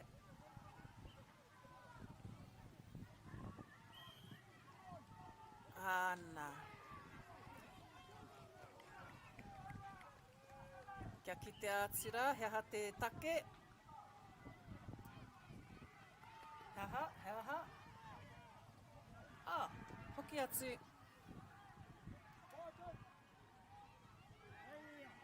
Ne, tokorima ki te roto, te ki a te kaiwawau. Kau toru. Kau whā. Ana, kau e mau hia upoko. Kau e mau ki hea tō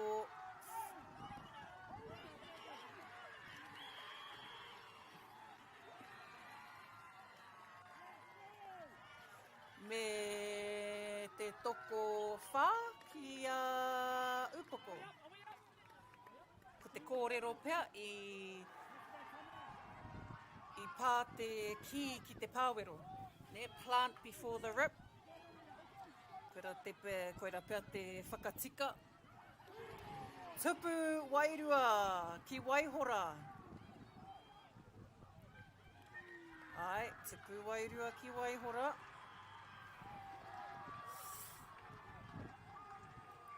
Kia kaha mai, kia kaha mai, whakawhiti, tepe, hoi ho. It's game field 4.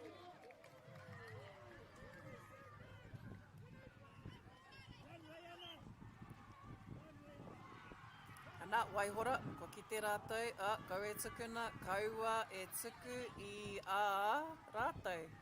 Aro atu waihora, aro atu.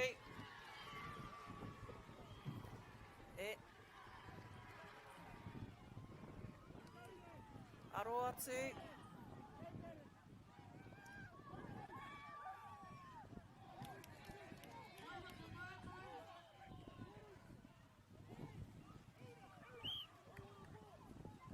Waihora, kei a rātou te ki. Ai.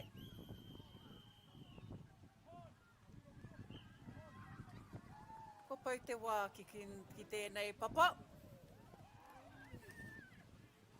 Ia hua tū kia whaia. Nari anō, waihora, kaha ke koutou. Ai, ko kore. Ai, whakanui ana mēti, kia ora e tama. Nā reira, he draw tēnei ne e rua. He shootout e ki ana. Kāre tātou i te hiahia i enei shootout i nā wā katoa. Ai, whakae mai, uncle. Tikatau e matua.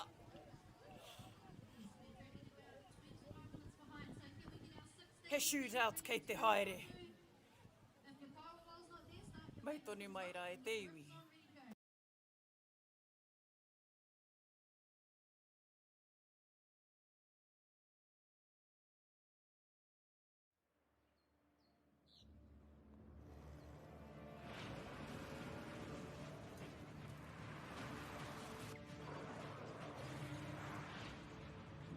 This isn't an ad about four-wheel drives. It's about knowing the place, as well as the locals. You found the place. That's a good start. Built by my great-grandfather 120 years. And go! Just fill up at a participating Caltex, stack your pump discounts, and you could collect more savings on your next visit. Oh, there's another one. Getting quite good at this. Filling and saving.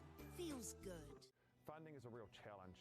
We know that a lot of schools face that ongoing, and the reality is if you go to a lower decile school in New Zealand, you are less likely to be able to afford to participate in sport. Obviously, having come through it myself with kids and being one of those kids myself who played sport, I know how much it defined who I was. And now being able to go, I can't fix it all, but we can help and try and give to those people who are going through tough times. Get the MāORI Plus app. Download now on Google Play or the App Store with exclusive viewings and 100% ad-free. Quite like top tier. Watch us anywhere, anytime. Make MāORI Plus your mate and stream now.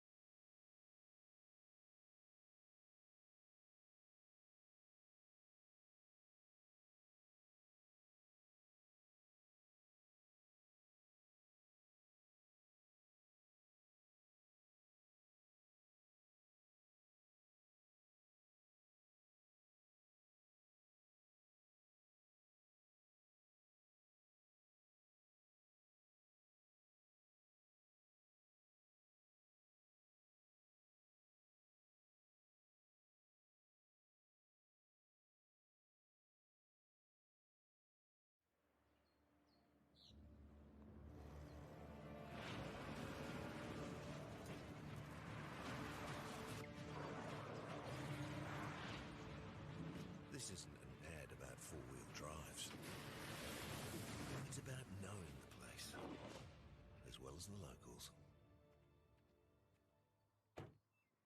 You found the place. That's a good start.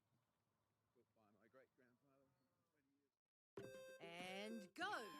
Just fill up at a participating Caltex, stack your pump discounts, and you could collect more savings on your next visit. Oh, there's another one. Getting quite good at this. Filling and saving. Feels good. Funding is a real challenge. We know that a lot of schools face that ongoing, and the reality is if you go to a lower decile school in New Zealand, you are less likely to be able to afford to participate in sport. Obviously, having come through it myself with kids and being one of those kids myself who played sport, I know how much it defined who I was. And now being able to go, I can't fix it all, but we can help and try and give to those people who are going through really tough times. Get the MāORI Plus app. Download now on Google Play or the App Store with exclusive viewings and 100% ad-free. Point like top tier. Watch us anywhere, anytime. Make MāORI Plus your mate and stream now.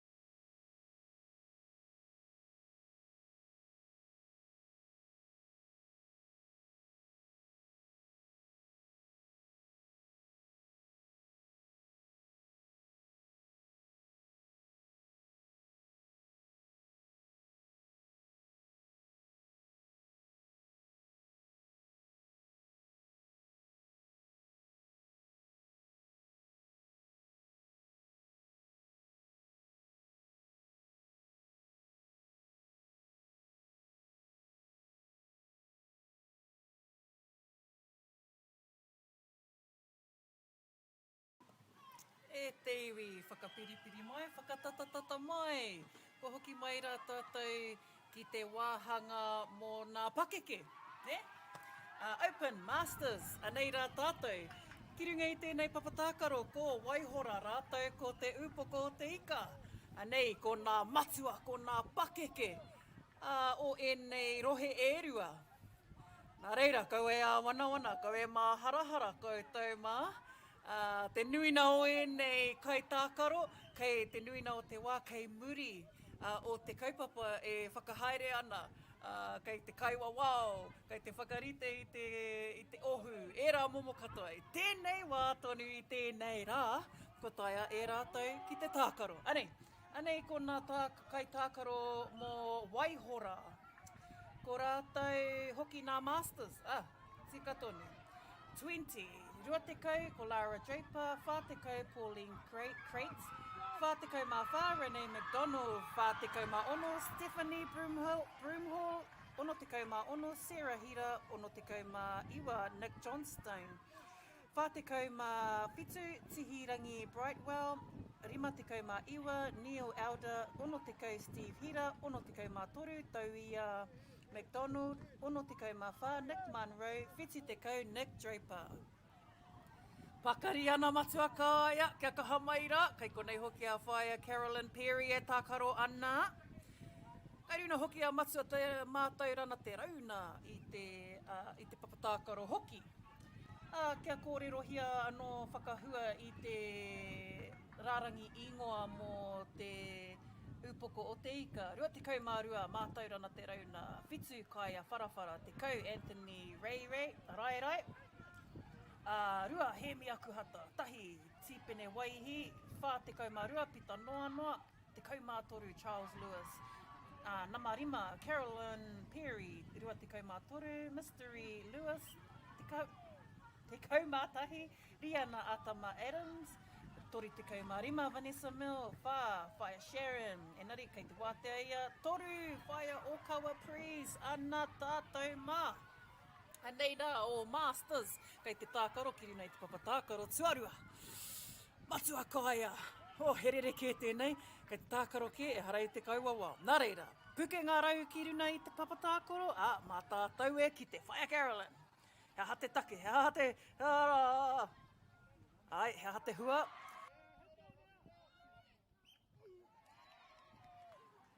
Ai hoa, ki mai.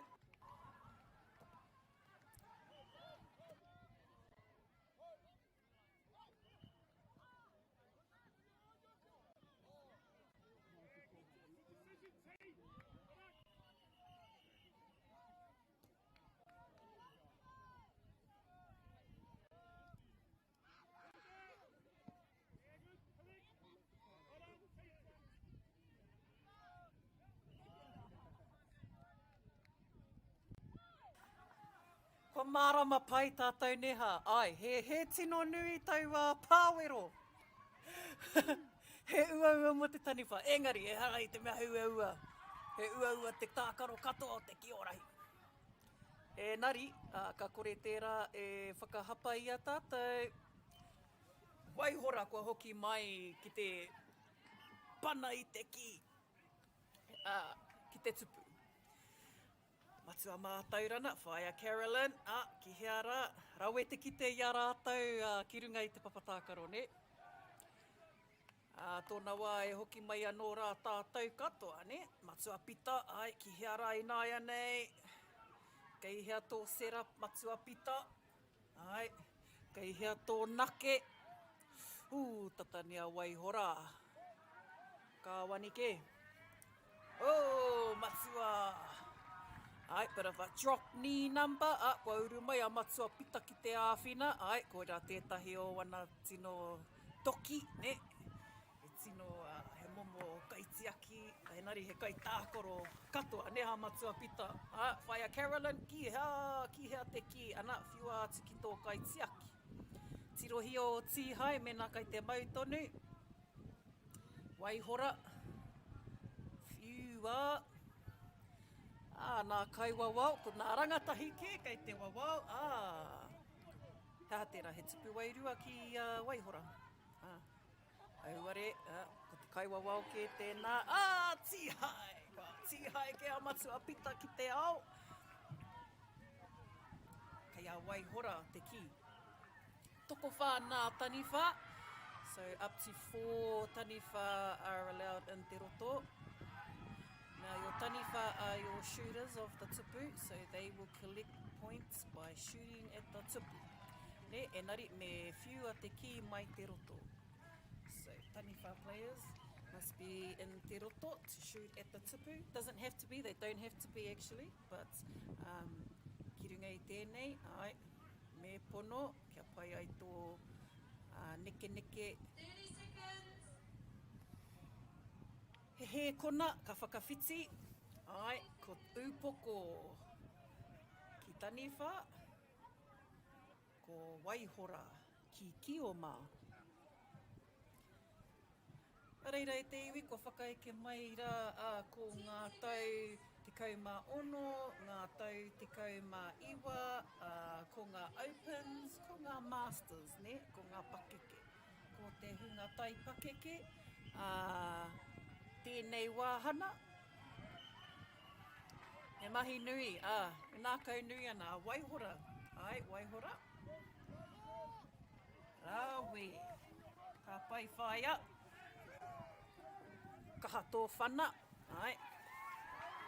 Te āhua nei, kei te whakaako te huna rangatahi i a rātou. Kei te whai pukenga ki rātou. Engari anō, tērā āhua o te pana. Waihora, ko rātou ki o mā matua kaia. Hoki whakamuri, ko tēnei te mea ne, kia ka kite a mena ka ngā kaiwa, wao, ki ngā tikanga. Engari e te iwi, toko whā nā taniwha ki te roto. Ko nake, ko whātaitai. Kia kaha waihora. Ka pai whaia.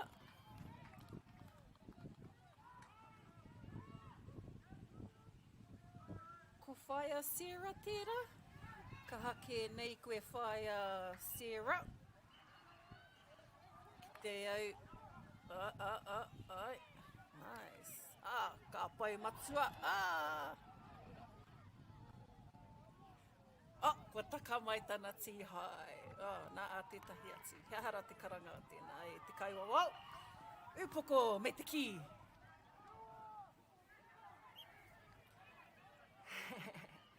Kia kaha mai rā e te iwi. Te iwi ki te upoko te ika. Waihora i nāia nei ki te ao. Me, whiua atu te ki. Offload into te ao. Engari, i te roto ki. Okay, so the player was in te roto when they got possession. Therefore, the kioma must be in te ao before running through te roto and touching down into the pāwero. Ko hoki mai te ki kia matua. Engari, kāre, eke tērā hei tupu wairua mā rātou. Ai, matua te rauna. Tiaki nā tō roto. Ko auru atu waihora he kaitiaki ki roto i te pāwero. Hāwhina, hei āwhina. Hei pau āwhina. Ārai atu, nana. Ka pai matua. Mō te ururoa atu, ne? Ko ia kai aia. Matua pita noa noa. Ki hea matua te mātaurana. Ai, ano. Whakao mai a rātou. Waihora, ko tahi te pau. Nuku hei. E rua nā pau. Ko uru atu ki te roto. Ha te karana. Haere tonu kai wawau. Waihora. Whending rā. Hau, he ki tēnā hau. Tō kaha whaia, hoki whakamuri, hoki atu ki te ao. Kua mauke e ngā kioma o te upoko. Rima he kona. Whakapau te wā. Ka pai. Huri te mata. Ararararara, ko tētahi ki konei. Whaia, ara ki e tō hoa. Ka pai matua.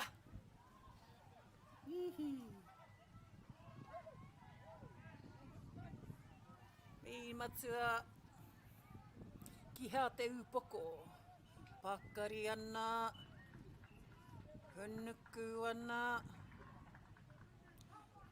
Matua pita. Ai. Kia wai anō ki te roto. Pūhia atu. Anō nei, kei hea matua ents. Matua kaya. Matua pita. Trai anō. Matua ents. Hea rātou pukena bau. Tatania. Tere mauke. Waihora ki te ao.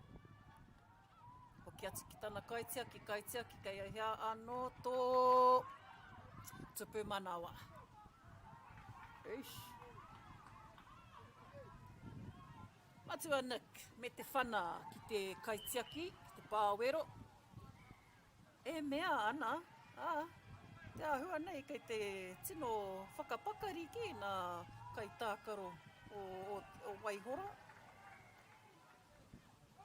Tino kaha, tino pakari nei rā rātau. Kua mōhio ki te tākaro.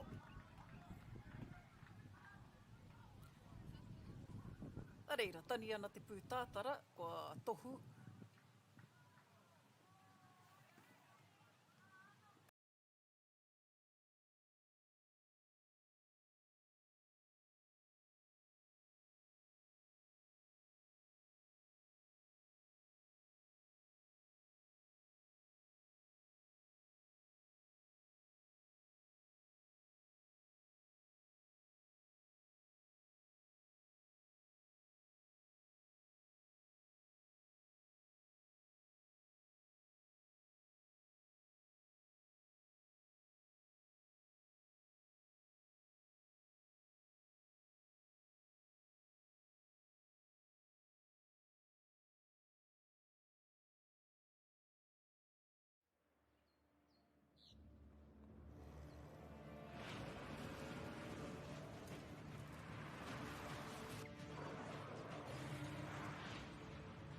This isn't an ad about four-wheel drives. It's about knowing the place, as well as the locals. You found the place. That's a good start. Built by my great-grandfather 20 years. And go! Just fill up at a participating Caltex, stack your pump discounts, and you could collect more savings on your next visit. Oh, there's another one. Getting quite good at this. Filling and saving feels good. Funding is a real challenge. We know that a lot of schools face that ongoing, and the reality is if you go to a lower decile school in New Zealand, you are less likely to be able to afford to participate in sport. Obviously, having come through it myself with kids and being one of those kids myself who played sport, I know how much it defined who I was. And now being able to go, I can't fix it all, but we can help and try and give to those people who are going through tough times. Get the MāORI Plus app. Download now on Google Play or the App Store with exclusive viewings and 100% ad-free. Quite like top tier. Watch us anywhere, anytime. Make MāORI Plus your mate and stream now. Kua hoki mai tātou ki te wāhanga o te hauwha tuatoru. We're back here with Waihora and Te Upoko o Te Ika for the third quarter. We have our masters competing for their grade. We have a few masters teams today. Ko Te Upoko tētahi, ko Waihora, ko Waitaha. Aroha mai. Ko Waihora, ko Upoko, ko Ruapehu, ko Rakirua, ko Ngāti Porau, ko Panepane, me ki ko Waitaha hoki rātou. Koira nā tīmana, nā rōpū ko whakauru mai ki roto i te Opens me te Masters, ne? Te reanga pakeke. Te reanga kaumātua, nā aroha mai. Te rauna, ko āhua hipa tonu nā rauna i tēnei wā. Ko te papatākaro tuarua tēnei ki wainga nui o Te Upoko o Te Ika me Waihora. Ko nā pakeke, ko nā mātua. E toru nā kaitiaki mo Te Upoko, heoi anō. Kua tohunia ko tahi, ko whaia Carolyn hei tiaki. Nana. Bai matoa. Kua tupu manawa ki Te Upoko o Te Ika. Matua mātaurana, māna e whana i te ke. Piro tere, e nari anō. Ko tihainia e Waihora. Wai matua, wai hoki atu ki tō, ki te ao. Ka pai whaia Carolyn. Me haro atu ana whaia, kua puta mai koe i tō kokona, kua wāte ai koe te pakutākaro. Te Upoko o Te Ika, ki mihea, e matua kāia, ka ihea tō puare, matua answer, io, tāta. Eish.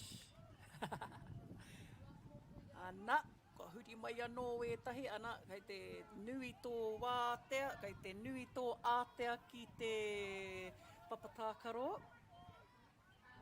Nā reira, te upoko o te ika, whāngai hia, te ki. Tuku ake arere. Waihora te kimi I te hoariri, kia ārai I te ki. So Waihora will try their best to try and get possession, or try a double rip, kia pai ai te handover.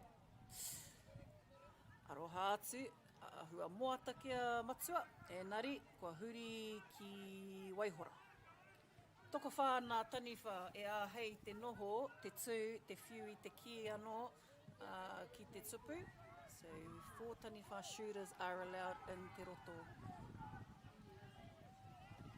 Nā, rora. Pēhea rā, tērā. Matua pita, whanai te ki, piro tere. Ne, e taia. Ai, ne.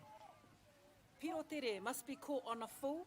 So, ki te whana te tangata I te ki mai te marama, when the restart kick starts at the marama, the kaitiaki must catch it on the full, and then throw it back to the kioma and te ao. They must catch it on a full, and they must run through te roto without being ripped, and then able to touch down. So that's a piro tere, quick point, that can only occur at the beginning of a game. Oish, koe tērā matua hems. Nech. Timata no upoko, matua kaya. Oh! Matua! Oh! Tō muri tō mea, tō whakatau I tō ki. Oh! Whai atu a matua I a koe. He oi! Upoko, whakauru mai anō, whakakānārama. Koa, kia! Koa ti haike.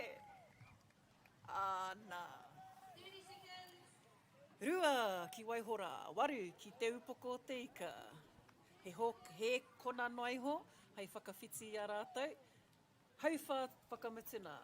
Last quarter between our masters from Waihora and te upoko o te ika. Me te whakanui I wā tātou kaiwawau, ne? Ko ki te rā tātou I runga I te ātāta ko matua kai a tētahi o ngā kaihāpai I ngā kaiwawau.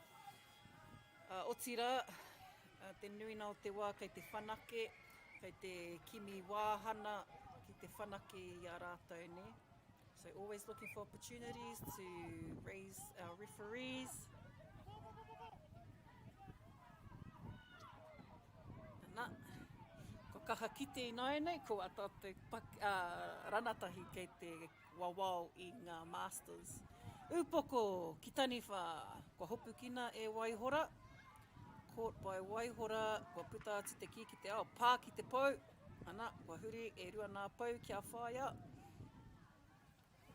He hana tohu nā ringa tohu te kaiwawao. Tai hoake nei, Waihora me te ki, kei a rātou, I nai nei, huri atu ki te ao, whātoro atu, pāki nā pou, huri haere, kei te mautonu nā tihai, player still in play. Oh! Now that little offload could have got them their tupu manawa, they could have converted their pou touches. He oi. Nā te kaha, nā te pressure pia. Waihora, kia! Who's onside? Who's onside?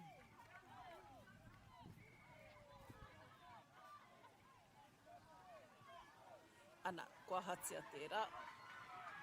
Oh, ne. Tūpato nā waiwai, he tohu tērā, I runga I te whakaaro, ki te neke, ki te tū, ki runga I te rārangi, kia tūpato, ne? Kei mau koe te kaiwawao. Tērā. Upoko, kua hatia rā koutou ki tērā taha, tērā pito, kua rere atu te ki. Ai, whakatika mai e rihari.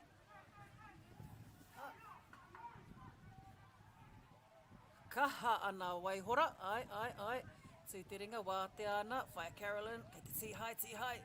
Mōhio whaia Carolyn,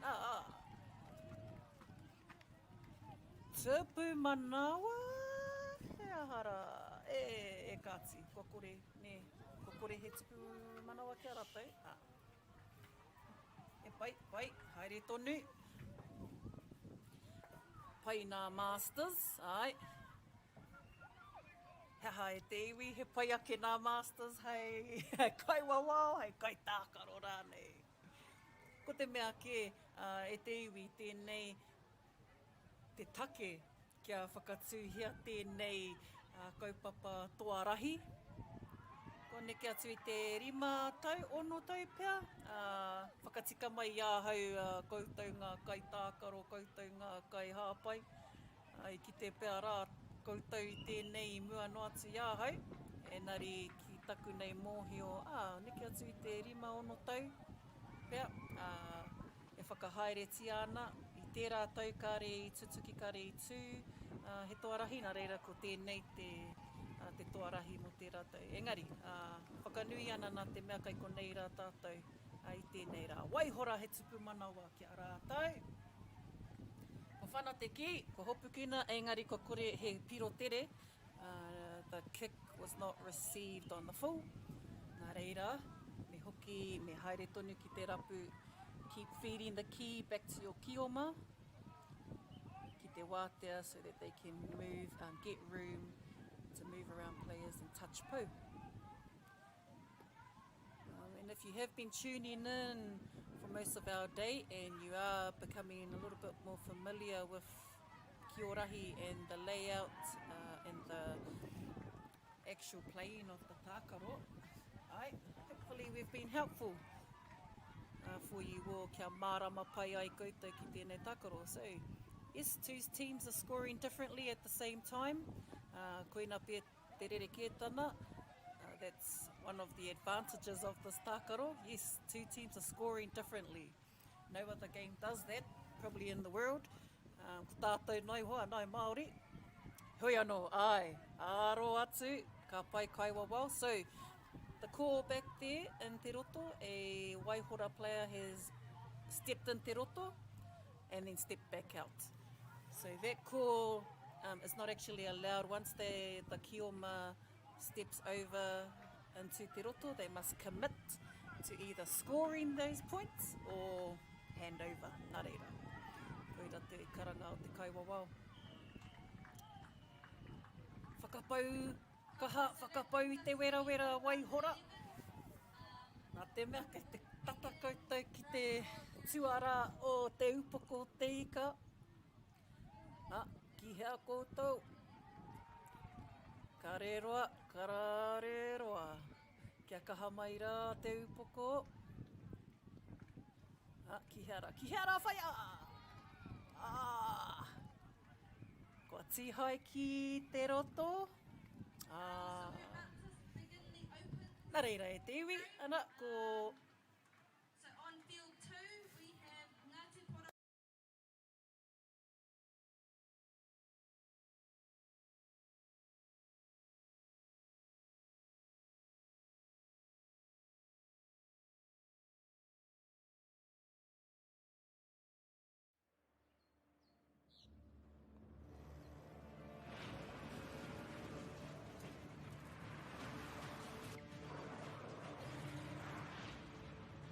This isn't an ad about four-wheel drives. It's about knowing the place, as well as the locals. You found the place. That's a good start. Built by my great-grandfather 20 years. And go! Just fill up at a participating Caltex, stack your pump discounts, and you could collect more savings on your next visit. Oh, there's another one. Getting quite good at this. Filling and saving feels good. Funding is a real challenge. We know that a lot of schools face that ongoing, and the reality is if you go to a lower decile school in New Zealand, you are less likely to be able to afford to participate in sport. Obviously, having come through it myself with kids and being one of those kids myself who played sport, I know how much it defined who I was. And now being able to go, I can't fix it all, but we can help and try and give to those people who are going through tough times. Get the MāORI Plus app. Download now on Google Play or the App Store with exclusive viewings and 100% ad-free. Quite like top tier. Watch us anywhere, anytime. Make MāORI Plus your mate and stream now.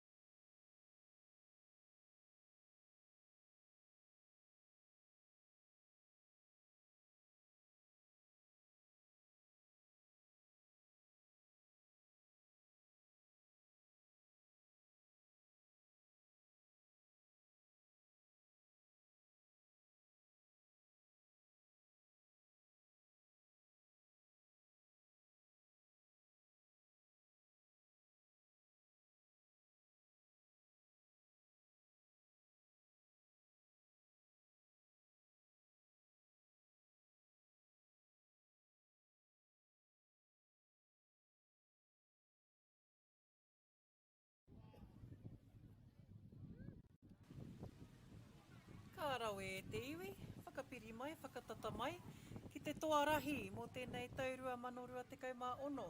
Kei konei ahau a whaia shares ki te whakapāho atu ki a koutou.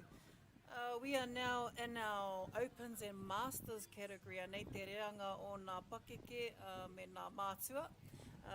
Ki runa i tēnei papatākaro ko ruapehu e tākaro atu ana ki a rakirua. A ruapehu kua tai mai ana no roto o te puku o te ika. Rātou hoki o rakirua. Noko nei no roto o waihora. Kia whakahuatia te rōpū, te ohu o ruapehu, te kaumātoru, Matakātea Wanikai, te kaumārua, te Manawa Williams, waru Brooklyn Montgomery, te kaumāwaru, te Ranihiroa Tūpara, te kaumārua Daniel Biddle, te kaumā-ono Rawiri Hura, rua Alex Porau, te kaumā-whā Ella Cadby, te kaumā-waru Ihipera Te Moho, a Rima, a Shay, ko Nui Talik, tua ono o Hine Mataroa Toko Iti, a rātou ko tuatoru Tiare Bradley. Tēnā koutou ruapehu o Tūwharetoa, ki Orahi. Rātou ki Waihora Rakirua, anei ko te kaumā-rima Kiara Batgleen. You are going to correct me anō e Kiara, hara mai ki te kiti e ahau. Rua te kau Carla Grayling, rua te kaumātahi Amy Kennelly, rua te kaumāwaru Kalia Batgleen. Oh my gosh, me whakatika anō ahau e te whānau. Tori te kaumā-onu Shakaya McDonald, whā te kau Taylor Uphold, ono te kaumā-waru Anna Gates, rua te kaumā-rima Callum Bell, whā te kaumā-waru Oliver Lindsay, whā te kaumā-iwa Lechi Reese, rima te kaumātahi Mark Stone, rima te kaumā-ono Nate Liver, ono te kaumātahi Argery Rofi, ono te kaumārua Lawrence Aldamena. He hapa kei roto i te whakahua o ngā ingoa aroha mai e te pānau. Engari ko, e hara tēnei, ia, mea. Te ahua nei, kei ki te au i etahi atu. Tēnei o ngā takaro, e te ahua nei, kei te ki te au, I think we have another game on this field. Heoi, ko tēnei a Ngāti Porou rātou ko te upoko.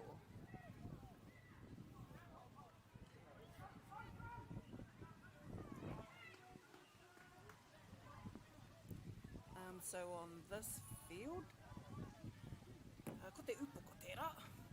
E hara noi hui ruapehu. Ko Ngāti Porou rātou ko te upoko on this field here.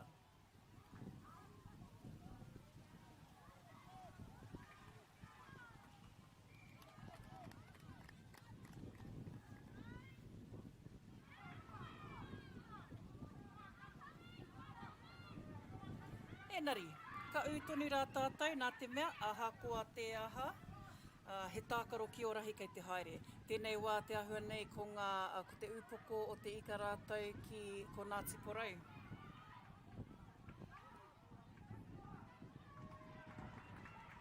Ngāti Porou ko rātou ngā taniwha.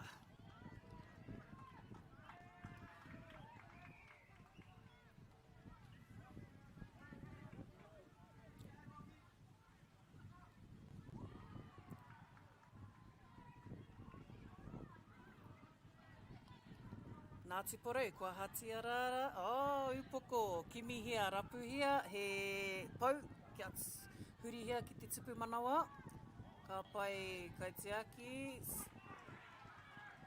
ara, ko ngā taniwha ke o Ngāti Porou, kua ārai atu, nice block there by upoko.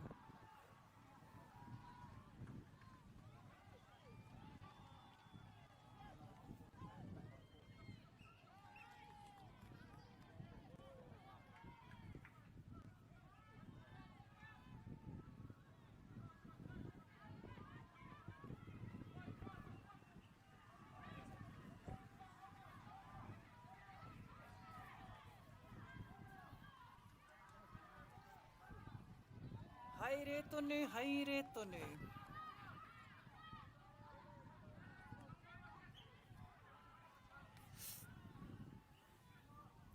Haere tonu nā te mea, ko upoko me Ngāti Porou e kite ana I runa I te pauaka whakaata I tēnei wā. Aha koe e te iwi, aro mai ki nā tohutohu me nā kōrero pāpāoho. I runga, ahakoa he korua pehu me raki ura nā ingoa, ko ngā kaitākaro ko te upoko o te ika rātou ko Ngāti Porou.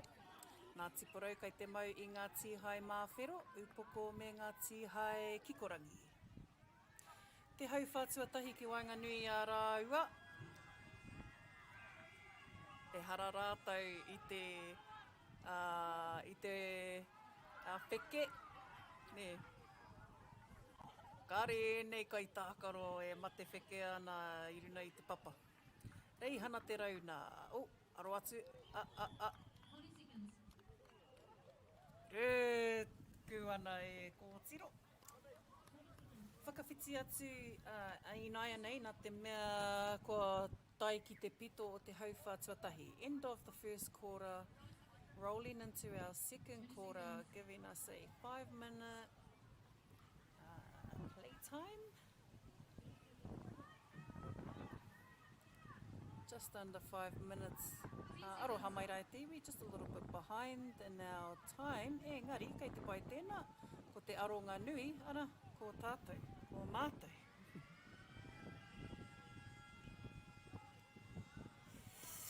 Tangi ana te pūtātara mō te hau whātuarua.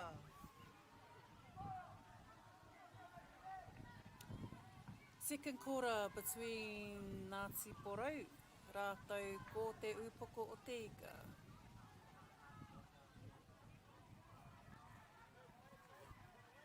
Ngāti Porou, ko matua ki te taha.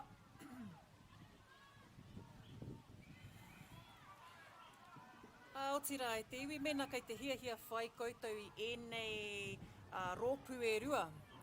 He mea pai āhua, kai a rātou he pai āhua. So our two teams do have Instagram pages. If you are in that intel and of knowing, if you do have an Instagram account, go and head over and follow Ngāti Porou ki Toarahi and ki Toarahi ki te upoko o te ika. There you will find some main content. Just a big ups kia Ngāti Porou. They got some fire in their comms.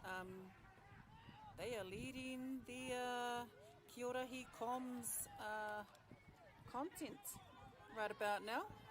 Nā reira e te kai whakairi nā kōrero mō ki Toarahi Ngāti Porou, mihi ana.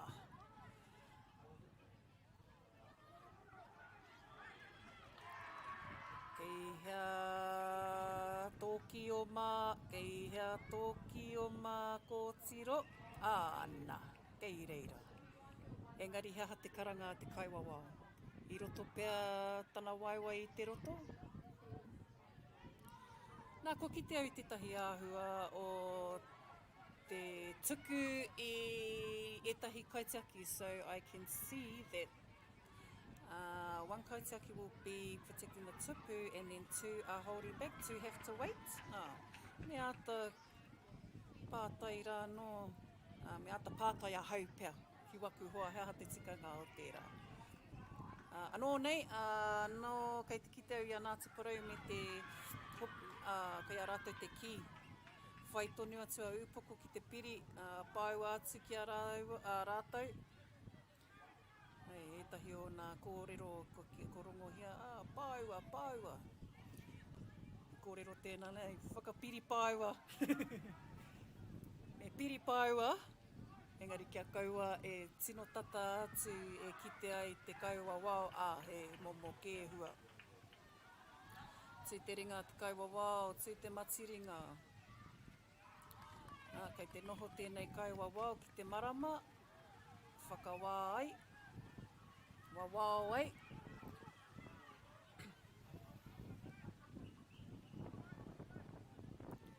Ngāti Porou, tupu manawa. Upoko o te ika.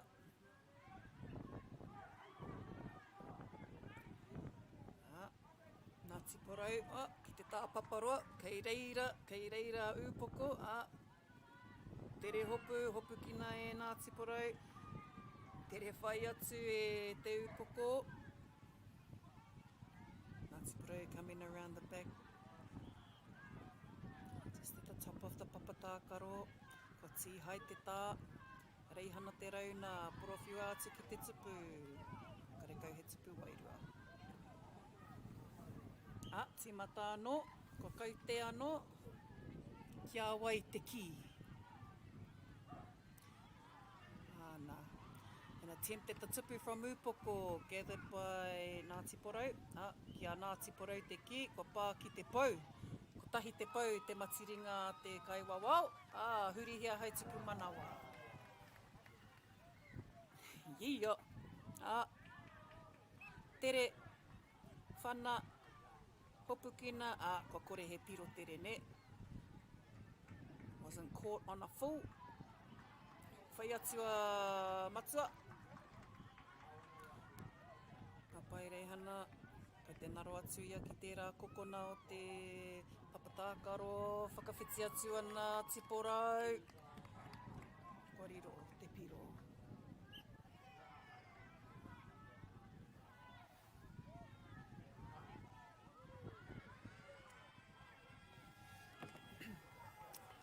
Pai pane, rakoutou o te upoko.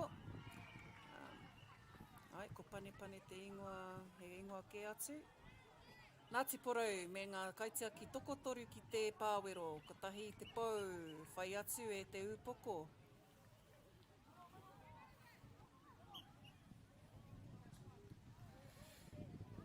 He kōrero tā te kaiwa wao ki ngā kaitākaro.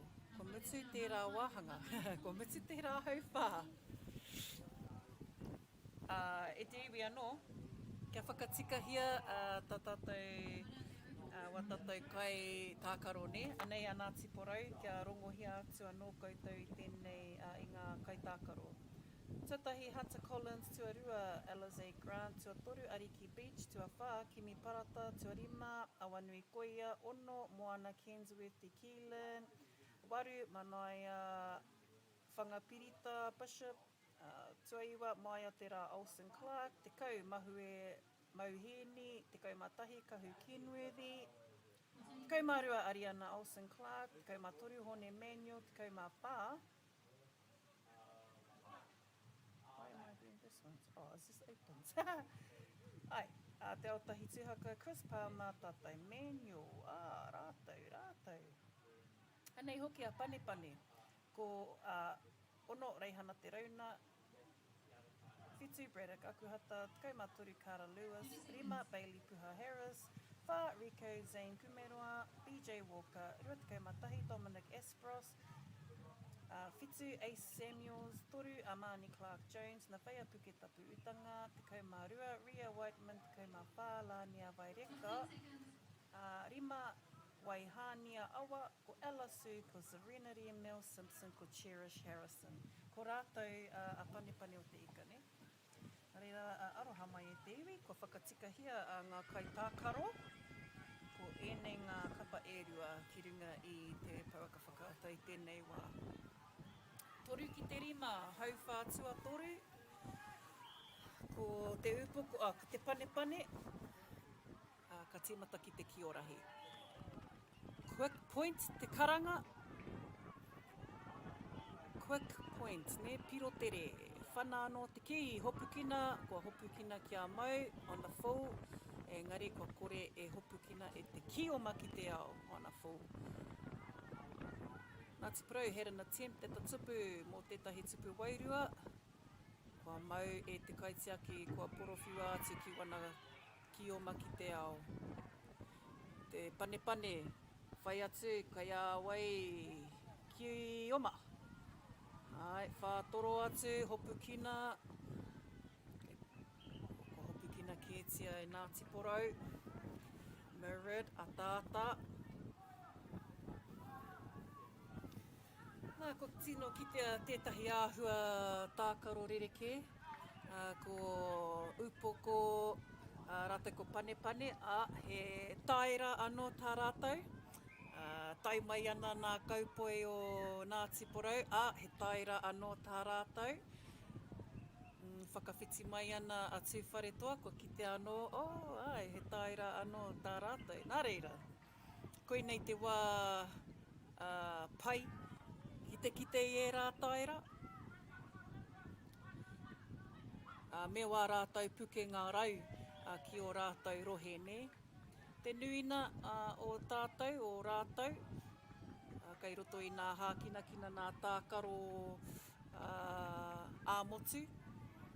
Engari, kua tohungia rātou, kua waimari e hoki, ne? Te nuina o rātou i uru atu ki etahi whakamātautau, he trials, nako nā ai tohu ai tō rātou ohu. So to all of you who did participate in any trials across the motu to be a part of our Toarahi contingent teams coming through for Toarahi, tēnei ka mihi. Panepane o te ika me tō rātou whaikaha ki te kimi he ara ki te pāwero. Ana, ko kitea. Nā reira, he piro, he tupu manawa ki te panepane o te ika. Ko tahi te kaitiaki mō te panepane, ko tahi te pau. Ko tahi te pau. Ngāti Porou, kei te kite. He mea, kei te tino aro rātou ki ngā tīhai, ne? Ko kite tēnei āhuatana ki roto i te Toarahi, mai rāno. He tupu manawa ki te panepane o te ika. Ko whana mai anō, mai te ki. Me te karanga a te kaiwawau.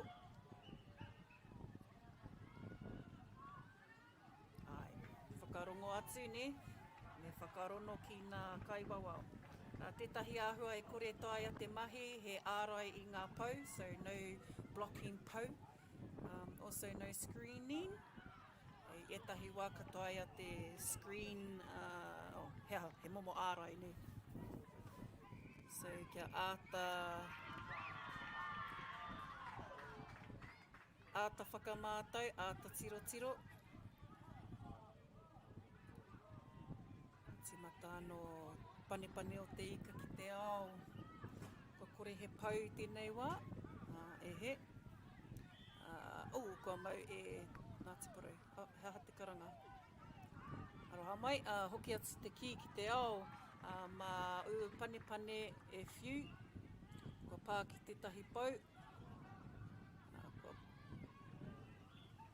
Ko tahi te pau, ko tahi te tupu manawa. Kia tirua ki o koe tērā ko te pūrewa. Roha mai, ko Braddock Akuhata.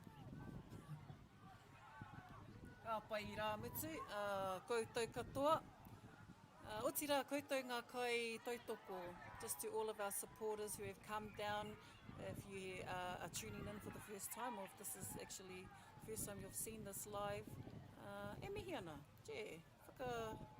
whakapiri mai. Ko he mai ki roto i te whare tākaro o Toarahi. Te pito o te hau whā tuatoru. Just at the top of our third quarter. Tangi ana. He aha te kōrero. Ana. Huri haere. He nui nā blue. He nui nā kikorani ki te rātaha. Tangi ana te wihara, te kaiwawau, kimi. He kona, kia whakawhiti rātou. Ko Ngāti Porou kātū hei kioma. Panepane ki tani whā.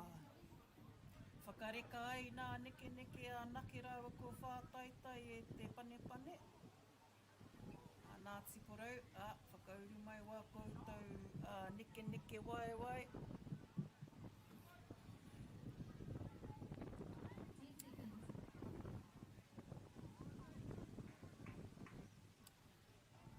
Te aotahi will restart.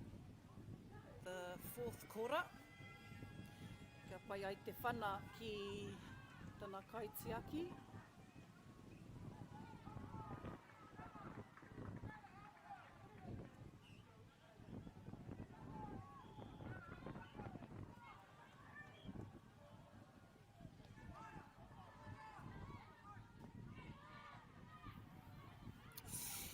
Hū ki heara.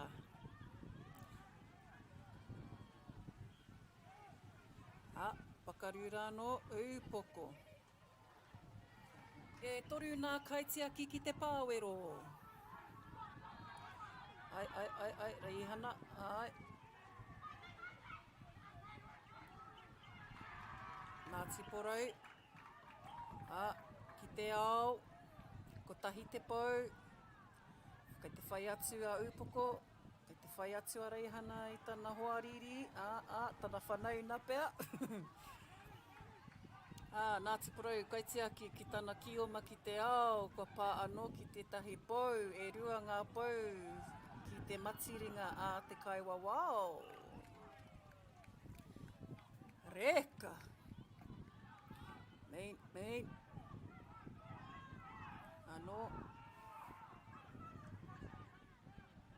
Ko te ao tahi me tana whana.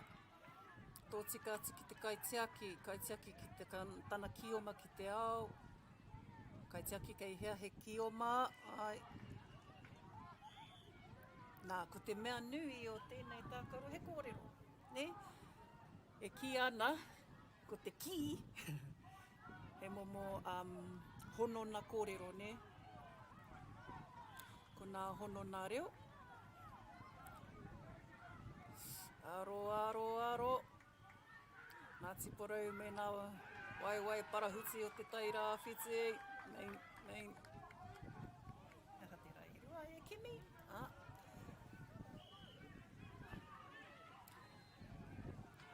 Kei te whai atu a Ngāti porau, te aotahi, whana i tana ki. Kāre i mau i te mea kotahi, so it wasn't caught on the full. Ne? Tere, noa, āhākoa. Ākoa kāre he puare. No gap through there. Piu ana hope, Piu ana hope. Mā pane, nā rātau te ki. Ko rātau ko pane ki te taniwha. Ko rātau ki te roto. He tupu wairua tērā ki te pane.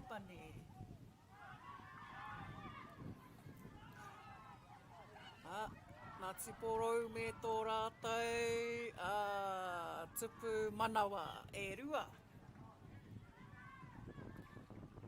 Kia kaha pane.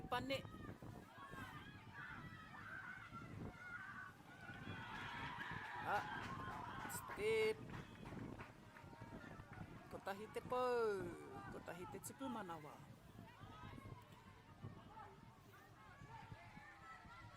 Ariki me tana whana. Whanahi atu.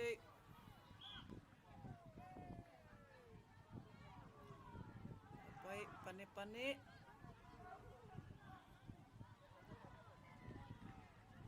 Kei te kimi i o rātau ake. Ai, ana, kei te rātaha, te pūrewa, me te kimi i ngā tīhai, koe rā te hia, aukati hia, atu i te aukati i te kai, i te kioma, koe ware ki te tīhai tā. Huri atu, huri mai, ko huri te ki Ngāti porou. Kia kaha mai rā e te pane.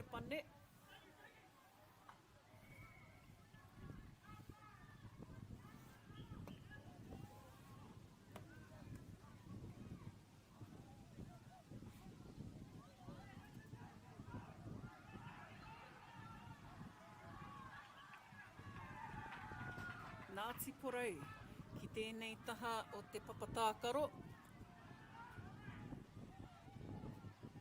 whakatere atu, kua mau kētia. Ne? Good attempt though, koina te kite nā e te iwi, kāre i te whakapau i nā oma. Kāre i te whakapau i te nāo o te tinana. Māori kāna. Te kaumā iwa ki Ngāti Porou, te kaumā toru ki Panepane o te ika. Mautone mai rā e te iwi, ka whai mai, ko nā tākaro ki Orahi.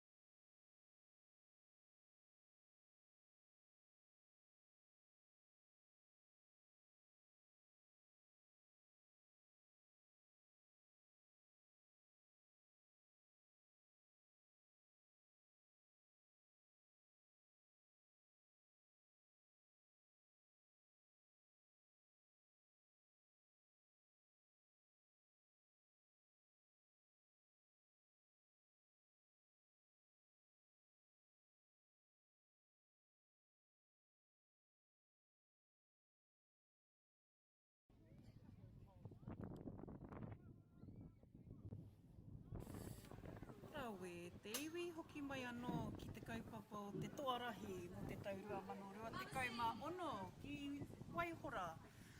Tātou nei, e whai atu i te reanga mō ngā pakeke, ko Ngāti Porou e tākaro atu ana ki a Waihora. Ko ngā kai tākaro o Ngāti Porou, nei rātou. Tahi, ko Jana Hura, rua, ko Rena Deanne Keelan Goldsmith, tuatoru, Moana Rickard, wha Areta Morris, rima Christine Collins, ono te Huina Harrison, whitu Ashley Keelan Richards, waru te Naiti Tihema, iwa Lilani Keelan Goldsmith, te kau Monty Manuel, te kau matahi Tarquin Collins, te kau toru Marama Beach, te kau wha Matt Richards, te kau rima Trent Prophet, te kau ono ko David Horn. Rātou o Waihora, rua te kau Lara Draper, wha te kau Pauline Crates, wha te kau wha Renee McDonald, wha te kau ono Stephanie Broomhall, ono te kau ono Sarah Hira, ono te kau iwa Nick Johnstone, wha te kau whitu Tihirangi Brightwell, rima te kau iwa Neil Elder, ono te kau Steve Hira, ono te kau toru Tauia McDonald, ono te kau wha Nick Munro, ko whitu te kau Nick Draper. Ko rātou a Waihora. Ko rātou kei te whakaora i te kiorahi mo tēnei reanga. Waihora ko rātou ki Kioma, Ngāti Porou, ki Taniwha. Ko te hauwha tuatahi ki Wainganui a rātou, i ki te mātou tātou i Waihora.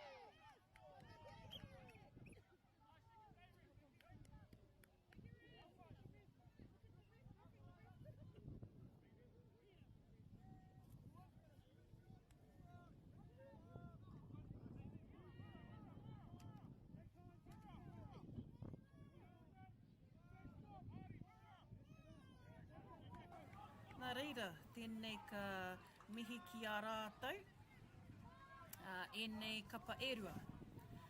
Kei konei ko Waihora, rātou nā pakeke o Ngāti Porou. Mei whaia Jana, mena kei roto koe i te rōpū, tūtaki māua ki rua tōrea. Nā reira, rawe te kite, kua uru atu koe whaia Jana. Hei, kai tākaro mō tō iwi. Waihora. Me te kite hoki i a rātou, ka kama nei, matāra ana. He a tāhua te kite. Koe nā hoki, koe nei pia tō rātou hia, ne? He puta mai, he tākaro ki etahi atu pakeke. Etahi o mātou ka ritaia moata. Nea, he early retirement etahi. Enari, titiro mai ki wēnei masters. Nei rā, ko nā masters o Ngāti Porou rātou ko Waihora. Kia mōhio mai rā koutou, ko Waihora hoki te kai hāpai anō, te kai manaaki i a tātou i ngā rangi e rua. Nā rātou te tono, i a tau ka rere mai rātou ki te ika Māui, ki te whakauru mai ki roto i ngā kaupapa kiorahi. Ana, ko whakahoki atu mātou i te whakaute ki a rātou, kia tau mai ko mātou ki runga I te waka o Māori. So, anei rā mātai. Anei nā uri a Māori. Waihora, me te tiaki i tō rātou tupuna. Toko whā nā taniwha. Kaha ke taua whiu.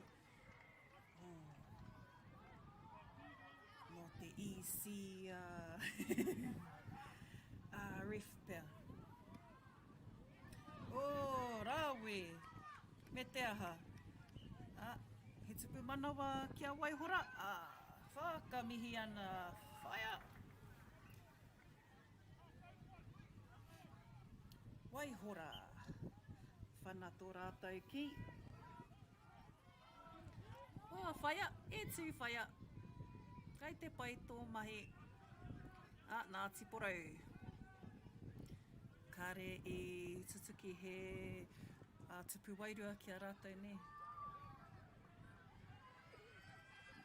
Whaia Waihora.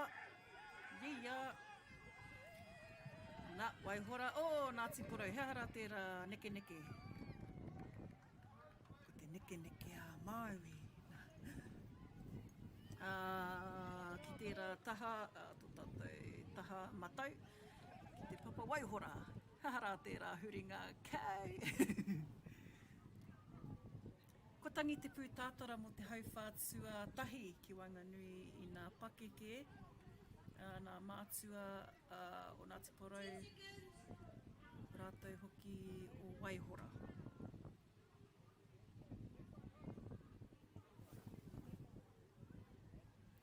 Ara kia whaia Jana. Kia ora kou, kia ora ko. Ia Māua, I tūtaki ai Māua ki Ruatoria, me tō Māua kōrero, hea hai kare tēnei, hea hai kare Māua, o tā Māua reanga, I kite I tēnei tākaro ki te kura, ne?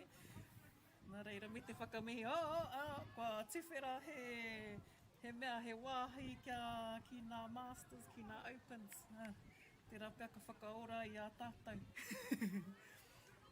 Pai te kite ia koe I runa I te papatākaro koka Jana.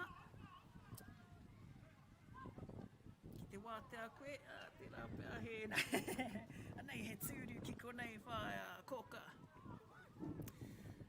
Nā kaupoi o nā mātua ki runga I te papatākaro just at the top there, just had an offence. Nā reira, kua huri te ki. So Waihora now have the key in possession. Ki te roto. Rima hekona, 5 seconds to shoot at the tupu for Taniwha. Taniwha can shoot at the tupu as often, so it doesn't restart the game. It only restarts when Kioma score. So Kioma are the team that will touch the po, collect up to 8. 7 and then they run the key in like that. Running the key through the roto is an offside zone and then into their onside zone, which is the pāwero. So that's where the key is landed or must touch, and the player must apply the pressure, so they can't just throw it in, they must apply pressure on the key and touch down in the pāwero. Nā.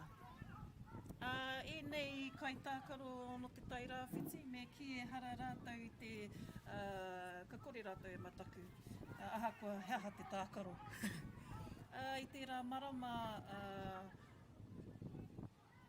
ko tō rātou Pāwos, ne? Ki roto Ruatoria. Heoi anō, taku mōheo I aukati postpongia. Nā reira, etahi o ngā marae rātou, ngā whānau, whakakotahi, haere tonu ki te tākaro, ki te au I runa I a pukamata I rātou tākaro ana I te kiorahi, tērā o te aitana māhaki. I nāia nei, ko tai mai nā hua, nā tini hua o Poraurangi, kia tākaro atu ki wā rātou whanauna, ki konei. Anō kia waihora te ki, kua uru atu he kaitiaki tuku toru. Engari, kua huri anō nā te mea, kua puta mai rātau.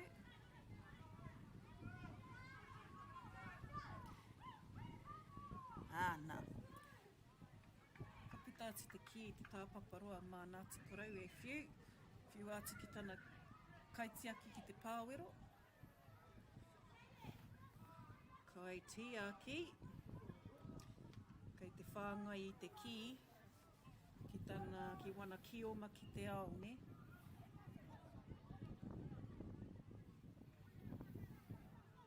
Kia met, nama te kau mā whā.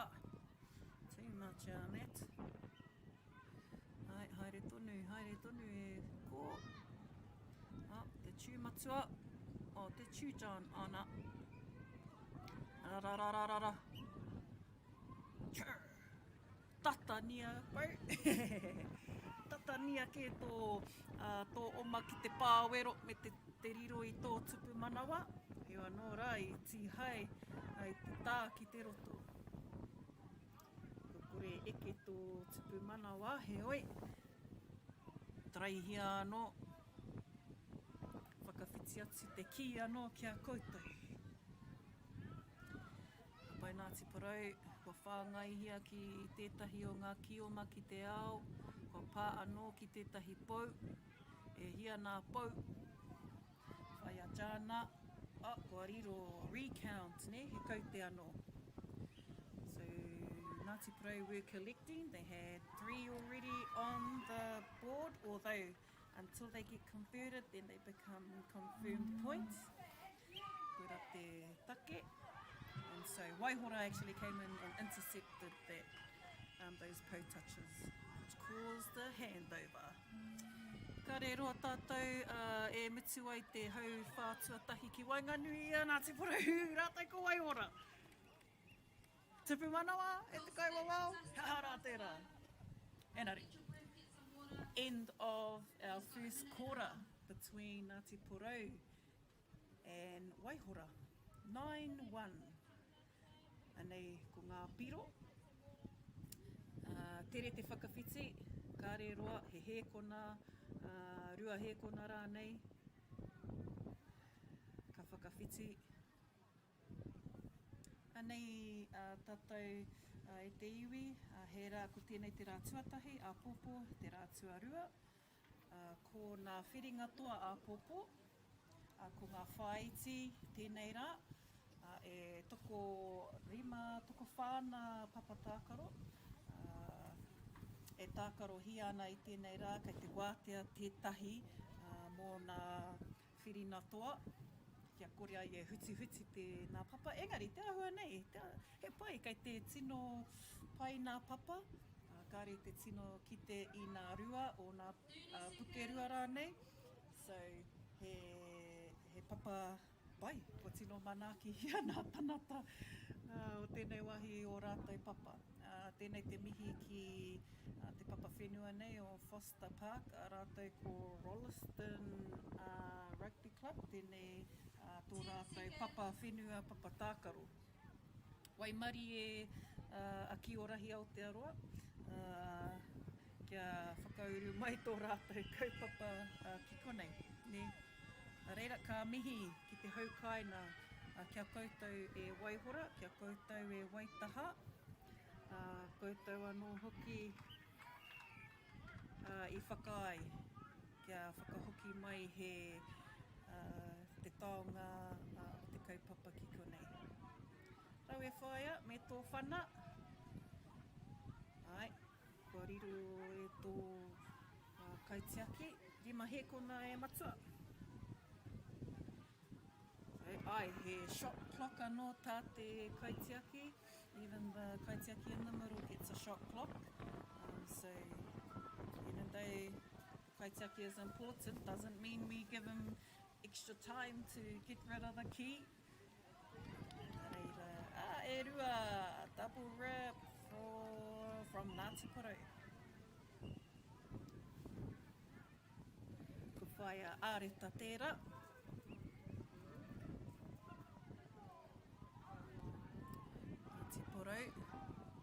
tātou kei te mau i ngā tīhai māwhero. Tino kaha waihora, whakapiki ana e. I kite au i a rātou ki te upoko o te ika, ai. Ki reira au kite ai i a rātou me te whakaiti. So it's humbled, very humbled by Waihora's presence and also their involvement and participation in taonga tākaro. Anei te hua e te iwi, so kia kaha mai rana iwi whānui. Ei, matua, ko Waihora tērā me tētahi ko tauia me tono tērā me tana tupu manawa, me tana whakahoki ki te marama.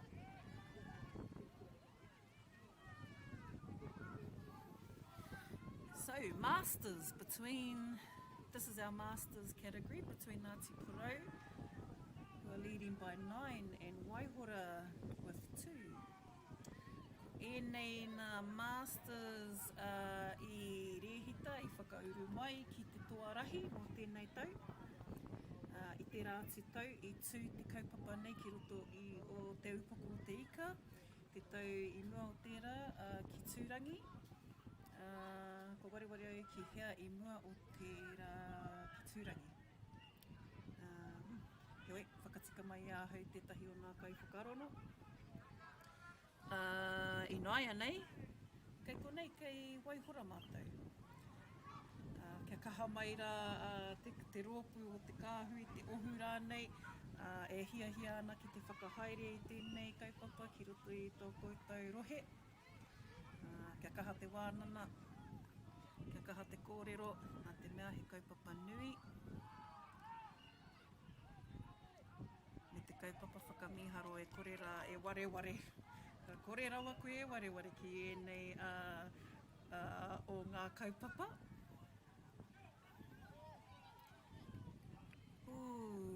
Waihora. Ka mau te wehi koutou. Nei, whaia. Whaia, ono te kaumārima, kare au tō ingoa, engari, tō ātāhua. Tō whaikaha e whaia ono te kaumārima ki mō Waihora. Rawe, ana, ko haere atu a whaia, haere atu ko kite i te hia āwhina. Beautiful. Hoo! Ngāti Porou. Nice save there from the Kahara Nui. Ano, wēpua.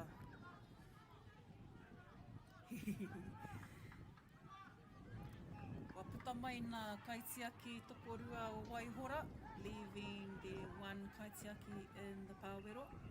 That gives Waihora some extra players to move around.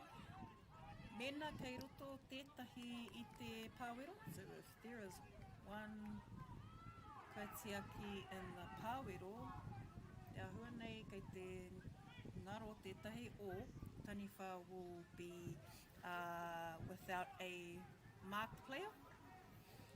So there's going to be a loose taniwha out there because the kaitiaki is in the Pāwero. So try and get rid of that taniwha. Oh boy, whaia! Eta. E tū mai whaia. Ko tangi te pūtātara o te wāhanga. Ko whakawhiti atu tātou i naia nei ki a Waihora. Ko Waihora, ka atu rātou. Ki taniwha, ko Ngāti Porou. 30 seconds. Ki Kioma.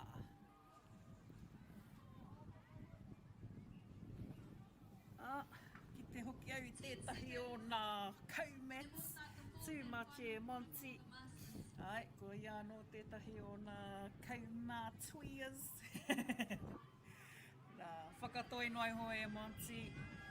Lean baras, ki te ia koe. Koutou ko o whanauna. I nā rao muri. I nā tau ki muri. Nā, I tūtaki ai matua Monty. Ki wangani o te kaupapa ki o rahi Tāngata Akaroa. E pai te kite I tō ingoa. Me tō taira I runa I te papatākaro matua Monty. Nei, waihora me te whiu kaha. Kia patu ai te tupu. Nice whai a Jana. Kini hea he ki o mā. Ka puta mai, puta atu e tahi. Chiporei. Koa I te taki tērā ki o mā. Mets me te whana. Ki tana kai tiaki. Whaia Ashley. Kei roto I te pāwero mō Ngāti Porou. Nea kōka. Oh, e rua. Handover ki Waihora. Waihora have double ripped a Ngāti Porou player before entering into te roto. Reira.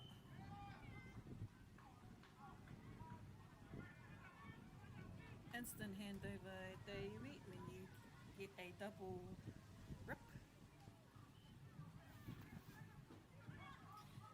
Reira, tēnei te wā kite ai I ngā pukenga rau o te kiorahi tūtakahina. Anei nā rahi, anei kia rahi.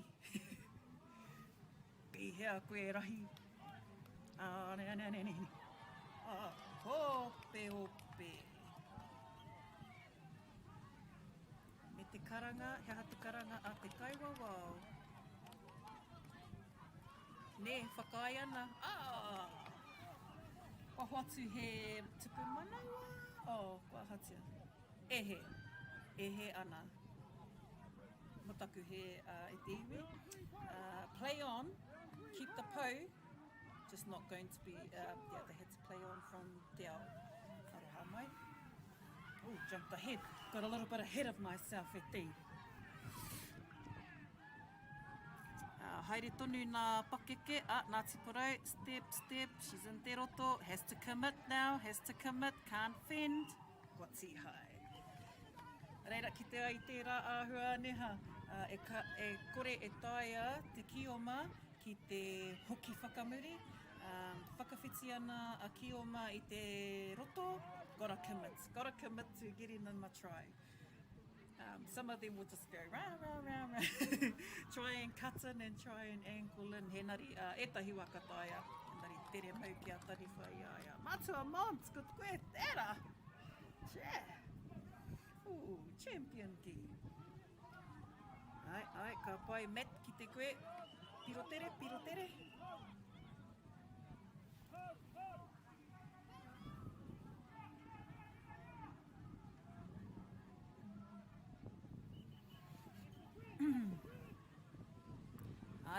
Ai, kei a Ngāti Porou tonu. Ai. Waihora, kei te whai tonu tētahi kai tākaro I a Ngāti Porou. Ko nā puare, hei, mākina, koe kei te wātea. Kei hea wātea.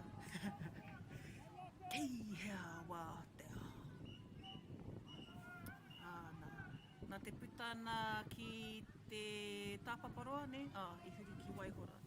Nari, tere mau e Ngāti Porou I te ki kia whāngai hia ki tana kioma ki te ao. Ai, e rua nā pau. Rippers are still on.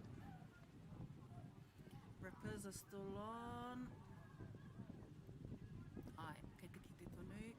Pā ki te pau. Ai, ka pai kai wawau. Ko ki te hoki tātou e tahi kai wawau, ka tū ki te pāwero, tū ki te ara, tū rānei ki te marama. Ko te mea kia kaua e pōrearea I nā kai tākaro. Tupu manawa ki Ngāti Porou. Nei. Te huina me te whana I te ki. Gawai. Ki hara ka taia, e taia. Ai, ruku.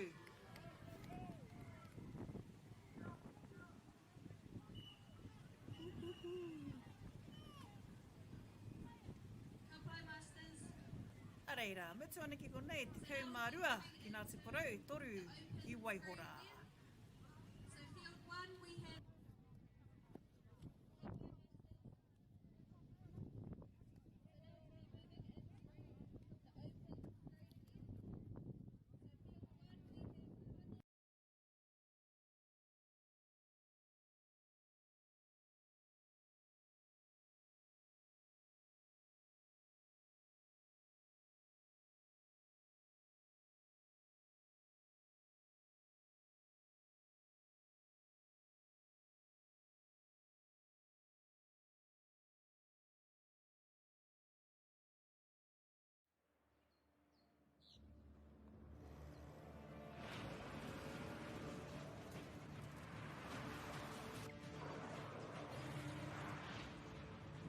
This isn't an ad about four-wheel drives. It's about knowing the place, as well as the locals. You found the place. That's a good start. Built by my great-grandfather 20 years. And go! Just fill up at a participating Caltex, stack your pump discounts, and you could collect more savings on your next visit. Oh, there's another one. Getting quite good at this. Filling and saving feels good. Funding is a real challenge. We know that a lot of schools face that ongoing, and the reality is if you go to a lower decile school in New Zealand, you are less likely to be able to afford to participate in sport. Obviously, having come through it myself with kids and being one of those kids myself who played sport, I know how much it defined who I was. And now being able to go, I can't fix it all, but we can help and try and give to those people who are going through tough times. Get the MāORI Plus app. Download now on Google Play or the App Store with exclusive viewings and 100% ad-free. Quite like top tier. Watch us anywhere, anytime. Make MāORI Plus your mate and stream now.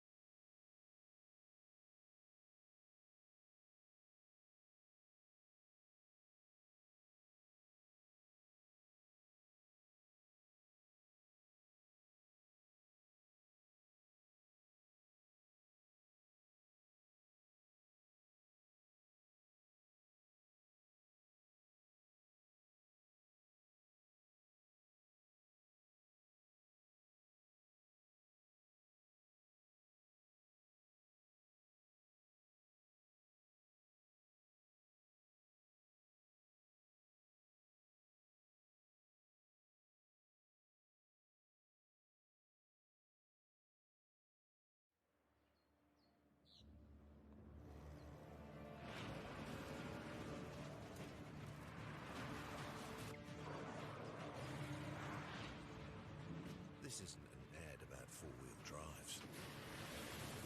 It's about knowing the place, as well as the locals. You found the place. That's a good start. Built by my great-grandfather 20 years. And go! Just fill up at a participating Caltex, stack your pump discounts, and you could collect more savings on your next visit. Oh, there's another one. Getting quite good at this. Filling and saving feels good. Funding is a real challenge. We know that a lot of schools face that ongoing, and the reality is if you go to a lower decile school in New Zealand, you are less likely to be able to afford to participate in sport. Obviously, having come through it myself with kids and being one of those kids myself who played sport, I know how much it defined who I was. And now being able to go, I can't fix it all, but we can help and try and give to those people who are going through really tough times. Get the MāORI Plus app. Download now on Google Play or the App Store with exclusive viewings and 100% ad-free. Quite like top tier. Watch us anywhere, anytime. Make MāORI Plus your mate and stream now.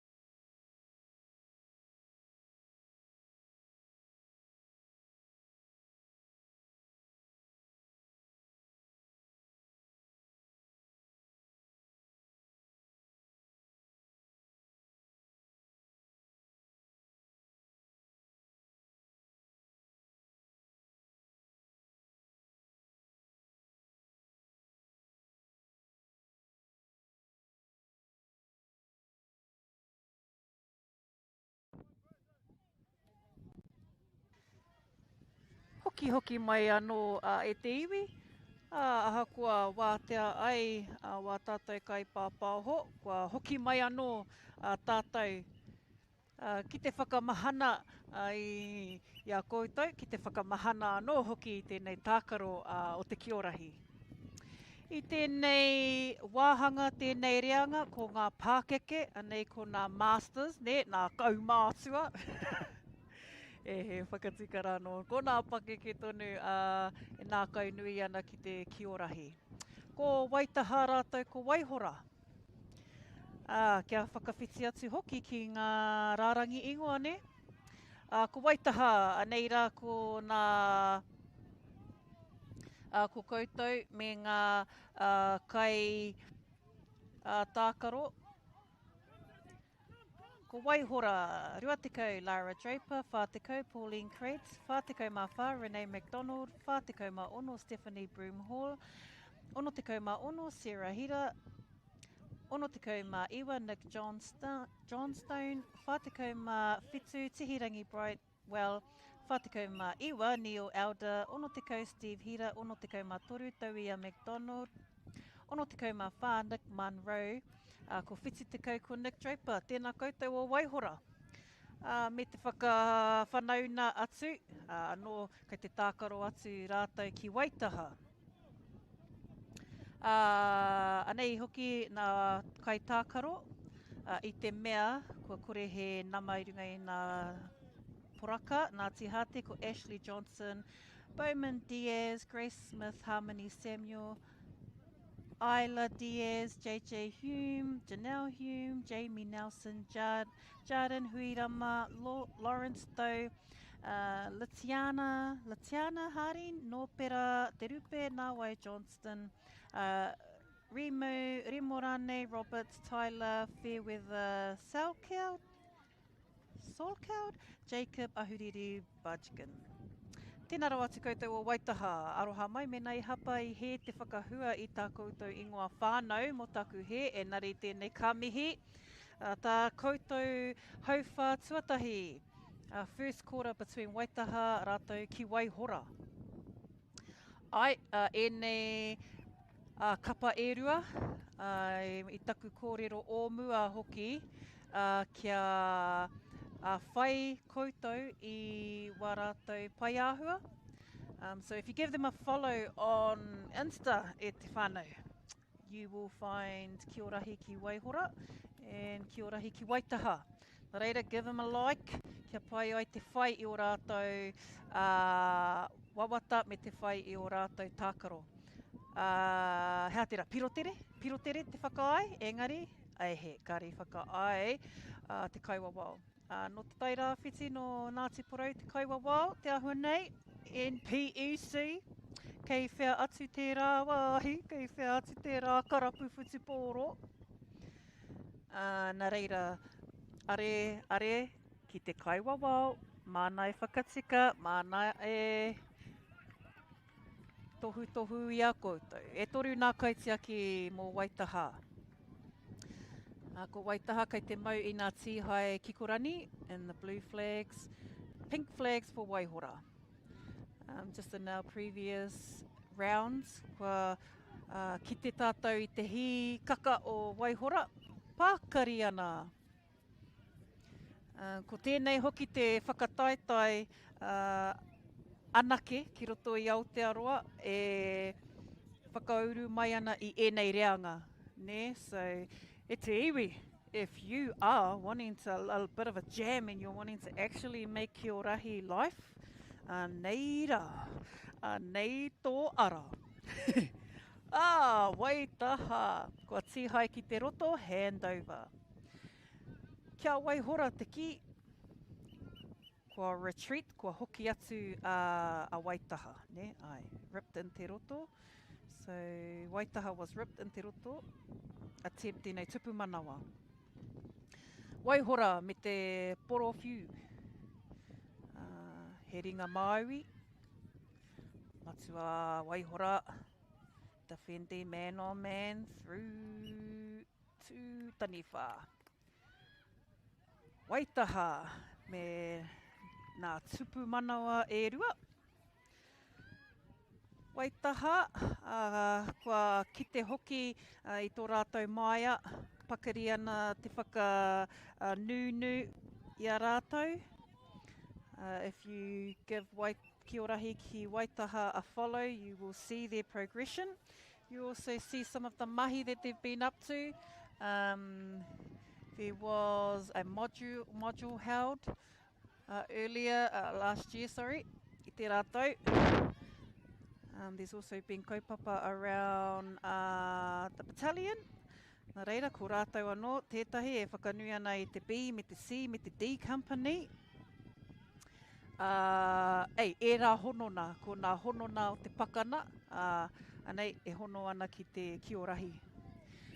Ki te ata whakarongo anō ki ngā kōrero o te Kiorahi, ai, he honona kai roto I te pūrākau, ki Watatou Hoia ki Toarahi.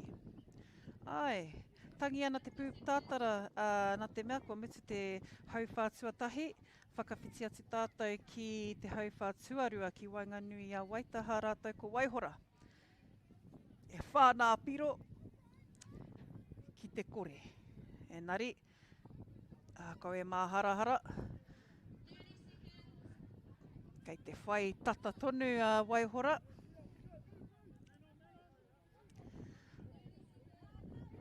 Kia whakamihia hoki wā tātou puna tautoko. Kia kaua e wareware kia whakaata MāORI me tō rātou whai mana. Kia wātea ai tēnei wāhana ki runga I te pauaka whakaata. Ko rātou o Celtics, ko Baileys, anō hoki ko Apollo Projects, tēnei ka mihi. Ko tātou tēnei, ko tīmata te wāhanga me te hauwhātuarua ki Wainganui a Waitaha rātou ko Waihora. E nei kapa e rua no te takiwā nei no roto o tautahi. Ko rātou hoki kei te whakapiki, whakapakari I te Kiorahi nā taonga tākaro ki roto o te Pākihi whakateka o Waitaha. Tūpato hoki e ko.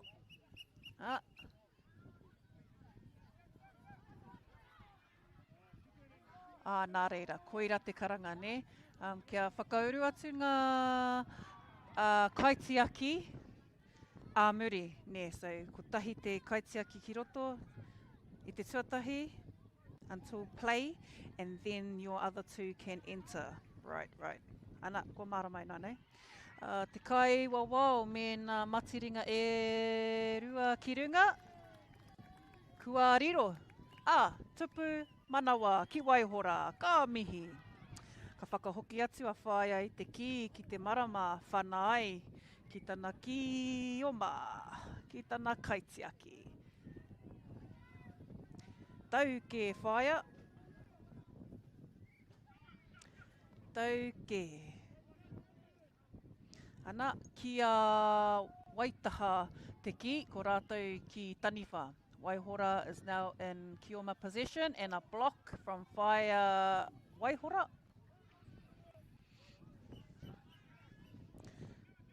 Waihora just being pulled up by our kai wawao, nā te aha. Hea hai I pērā ai. Aroha mai, me whakarongo ki a kai wawao, hoki atu, me hoki atu te ki. Nā reira e koutou o Waitaha o Waihora, ko koutou nā kai manaaki, nā koutou te karana, tēnei ka mihi atu ki a koutou. Ki a koutou te kite ika o rā kai hautu, me nā tua huatana I runa I tā koutou whenua. Kia kaua hoki e wareware ki a koutou o tūtera ki whānoa. Ko rātou anō tērā o nā ohu, ko whakauru mai. Nā reira, miharo. Ana, e te waipounamu, whakauru mai, whakawhanauna mai ki wo ohu Kiorahi. Koe wareware te whai atu I a rātou I runga I a pai āhua puka mata rānei. And we have many other Kiorahi rōpū, ohu, popping up and also creating them a social media space. Kia kaua hoki e wareware, te mihi ki a kiorahi.com, kei reira hoki e tahi pānui, kiorahi.com e te iwi.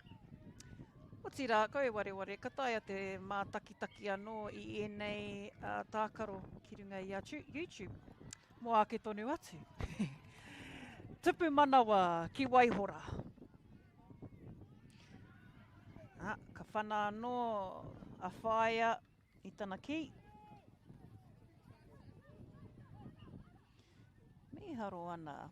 Whaia Renee tērā me te whana i tana ki.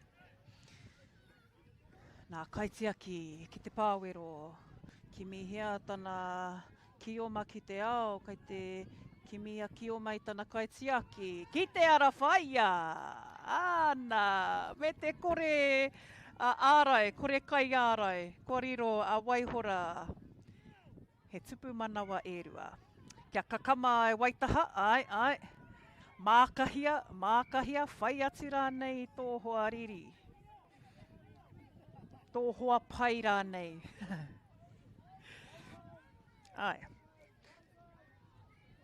Aotira, to some of our masters and opens that might be considering entering next year or coming for a jam at the next Toarahi event.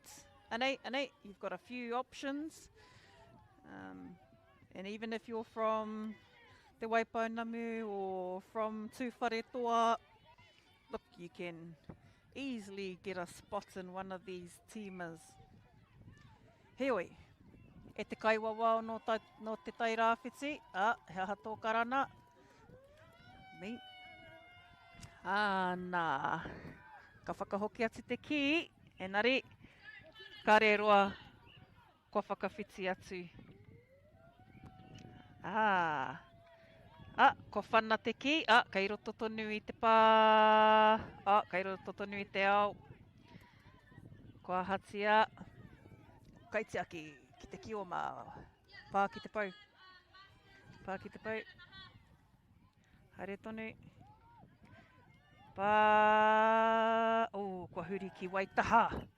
Tupu Wairua, me e mua o te tangi o te wihara. So a tupu Wairua was awarded before the whistle. Ki Waitaha.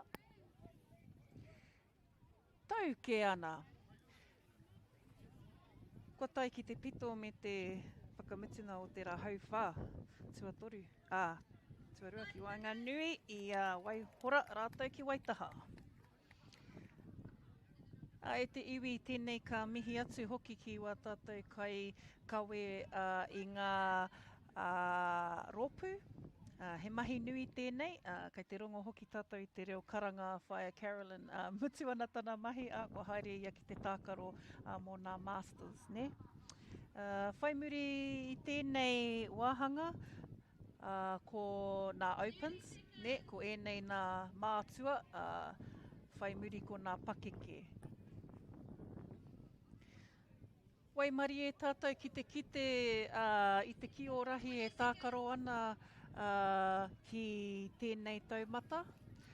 Ko te Toarahi te kaupapa hei whakauru mai, whakapakari tonu.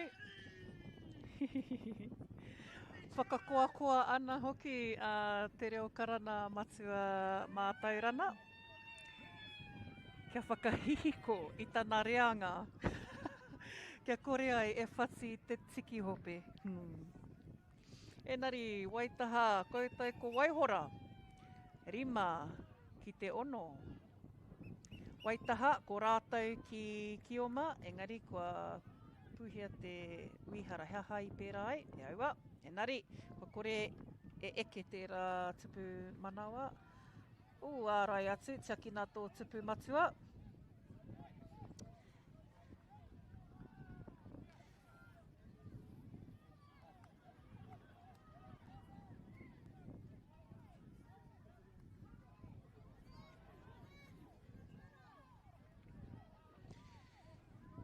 Tū te matiringa a te kaiwawao. Te ahua nei ko i anake, kei runga i tana papa. Hei vai. Toru, e toru nā tupu manawa. So our Waitaha player has touched 3 po and been able to successfully run it through. Ne? So, ia hua hapa tērā whana, nā reira.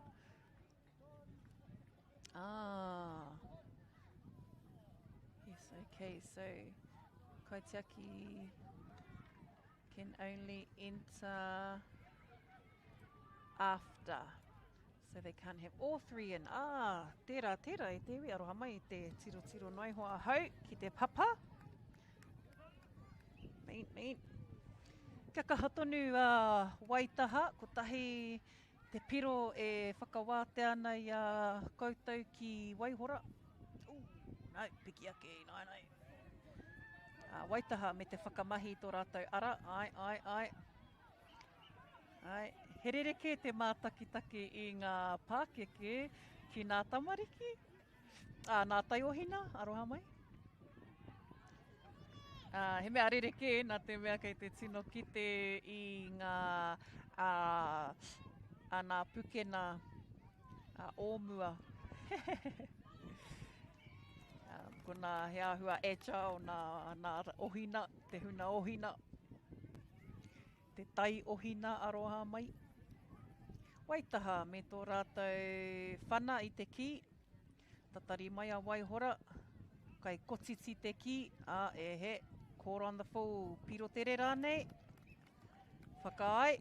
Tihai ki te roto. Ka aroha. Waihora te ki. So, taniwha, shooting at the tupu. Have 5 seconds to release the key, yep. And shots must be directed at the tupu. If you're passing it around in te roto, kai te maumau wā. It might be an advantage if you are winning. He oi, me, he tino pukenga rautaki tēnei tākaro. Kia kau e whakaro me riro piro. He tino rautaki. Mēnā kua tākaro koutou i te mūtōrere. Ko tērā, ko mūtōrere te tino tākaro aki. Mēnā e mōhio pai ana koe kia mūtōrere. Ka tino mōhio koe ki te takotorana o te kiorahi. Ne, there's always one loose player.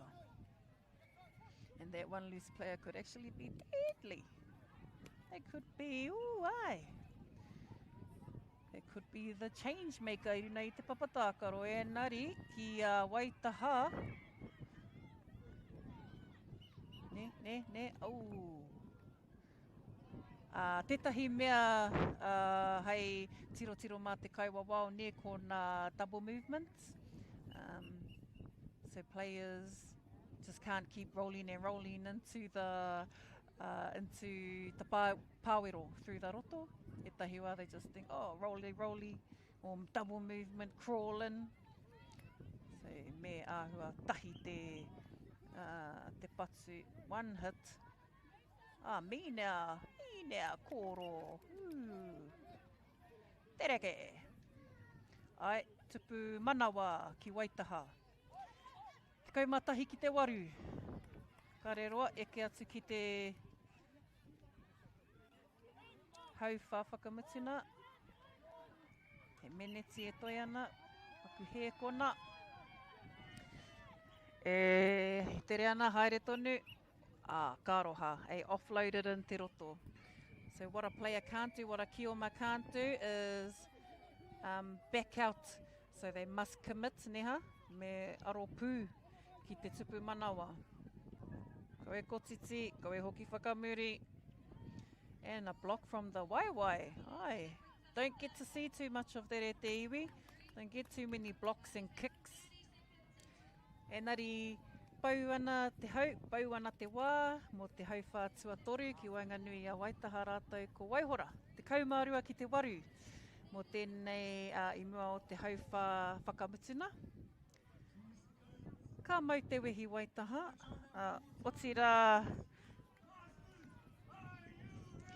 Otira Waitaha me tā koutou kai Kai Ako, a Cabe Harding, ana kai wawawa Lawrence Tau, rātou ko Jacob Ahuriri Budgkin, Janelle Hume and Harmony Samuel, nā scorers. Tēnā rawa atu koutou no Waitaha.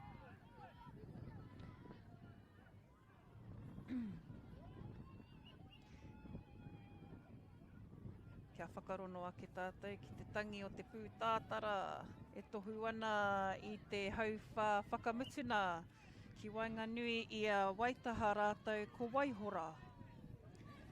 E nei kapa e rua, noko nei no te kaina. Ana, ko ka Pākihi whakatekateka o Waitaha rātou. E tākaro atu ana, ki te ika o Rākai Hautu, ki Waihora nei. Ki konei hoki te whānau me ki rātou o te mana o ngā tirua hiki hiki, tēnei ka mihi. O tira koutou MāORI o taumutu, tēnei te mihi mahana nā te whakatūwhera i tā koutou whenua kia tātou ki te kaupapa o te taonga tākaro. Waihora, me te kimi tō rātou ki oma, me te kai tiaki, ai, ko Aropu, direct into Waihora, to a Kioma and te ao, and still looking for, ana, kai te kimi i tō rātou kai Kioma, paku whana, ai, tūpato, hua tuki ke ia, tata te tuki ia matua.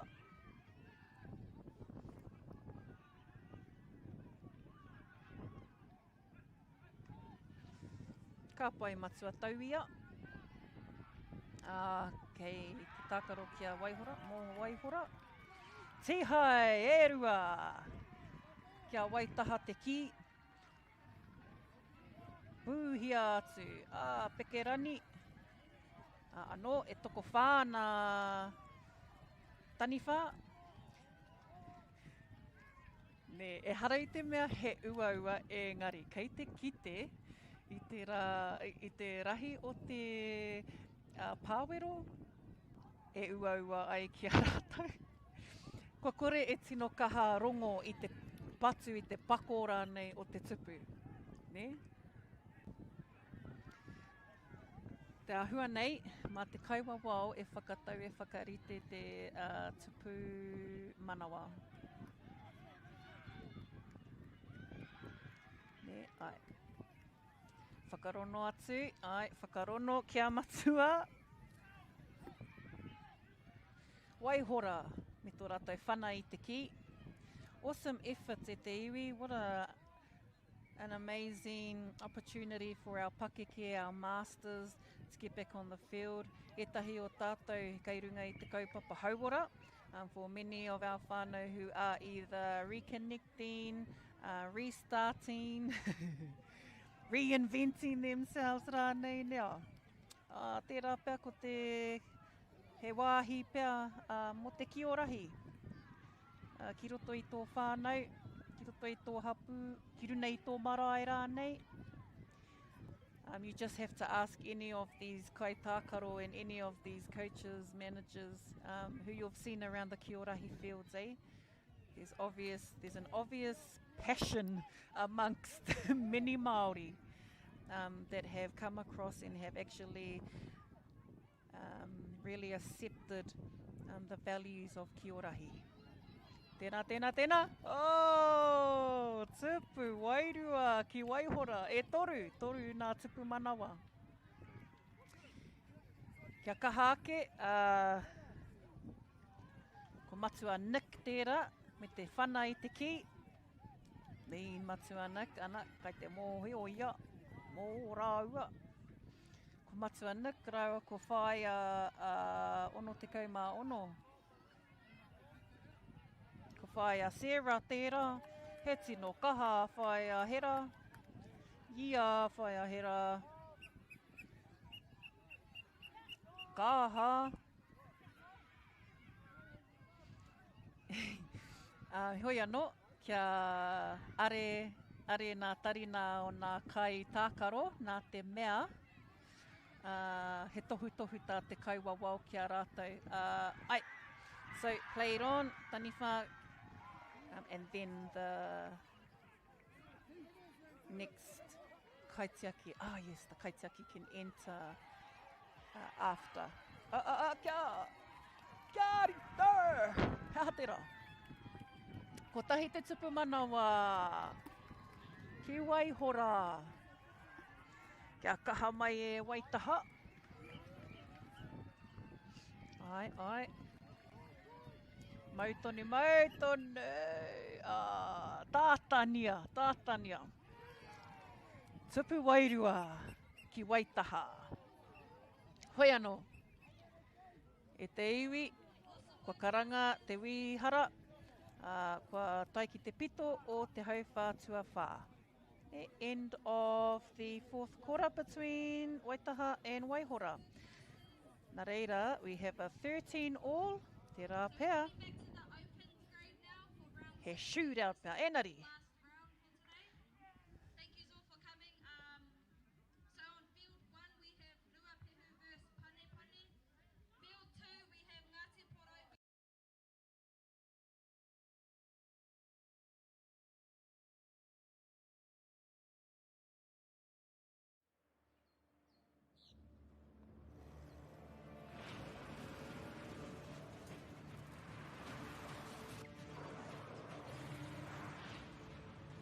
This isn't an ad about four-wheel drives. It's about knowing the place, as well as the locals. You found the place. That's a good start. Built by my great-grandfather. And go! Just fill up at a participating Caltex, stack your pump discounts, and you could collect more savings on your next visit. Oh, there's another one. Getting quite good at this. Filling and saving. Feels good. Funding is a real challenge. We know that a lot of schools face that ongoing, and the reality is if you go to a lower decile school in New Zealand, you are less likely to be able to afford to participate in sport. Obviously, having come through it myself with kids and being one of those kids myself who played sport, I know how much it defined who I was. And now being able to go, I can't fix it all, but we can help and try and give to those people who are going through really tough times. Get the MāORI Plus app. Download now on Google Play or the App Store with exclusive viewings and 100% ad-free. Point like top tier. Watch us anywhere, anytime. Make MāORI Plus your mate and stream now.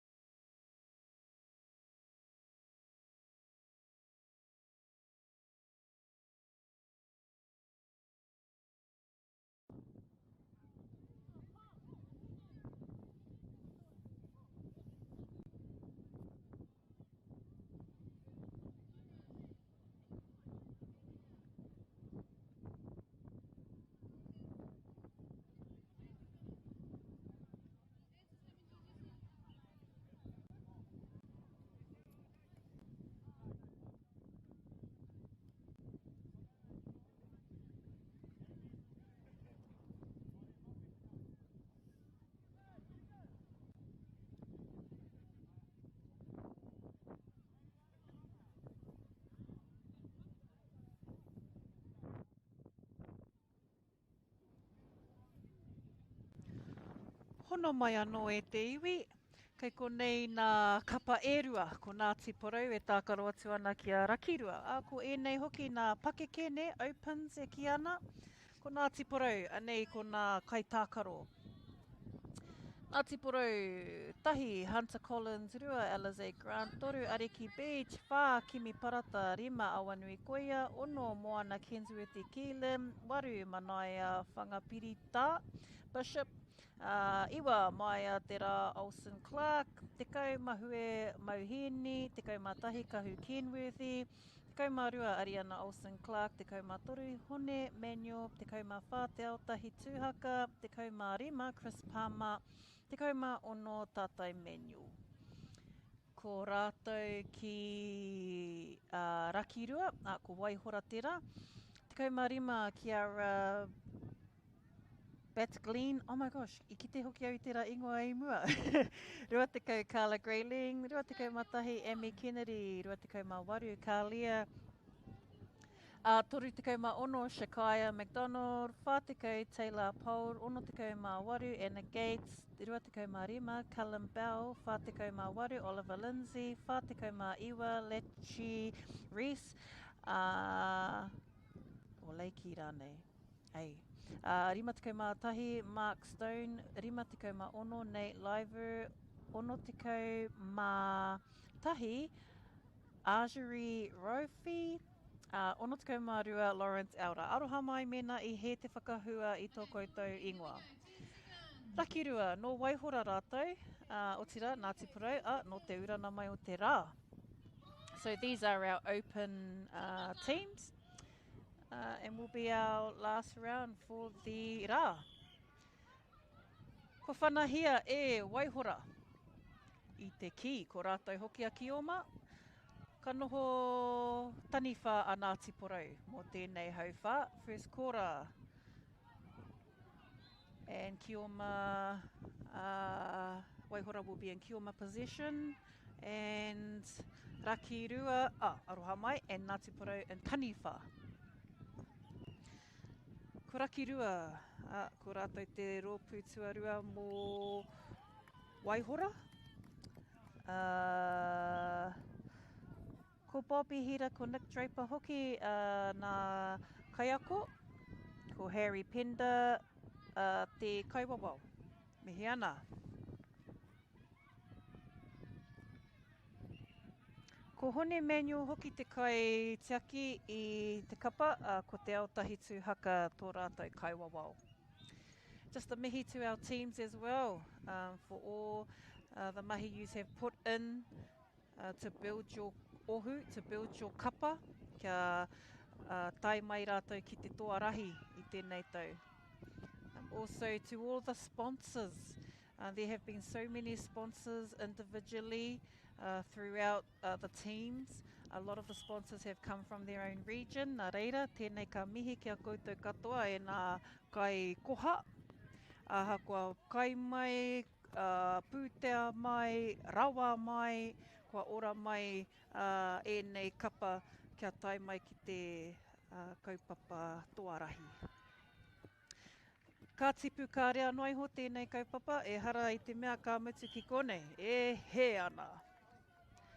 Kua tīmata noiho, he tīmata na noiho tēnei, kia kite ai rā tātou I tōna ātāhua, kia kite ai tōna tike. Waihora me te tiaki tō rātou tupu, kua puta mai he kaitiaki, toko rua e noho ana ki reira. Ngāti Porou o matere atu ki kia whai tupu wairua, e kore. Attempt at another tupu wairua.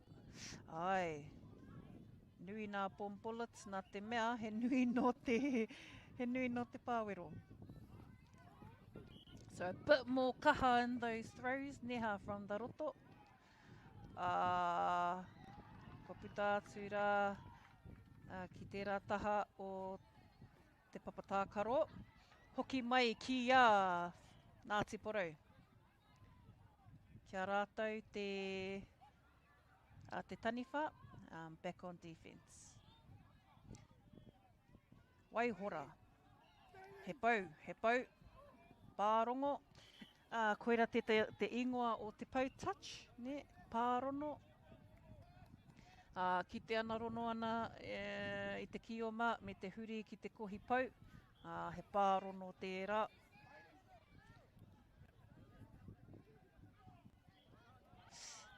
Slippery. Ko nā tuna o rākai hautu.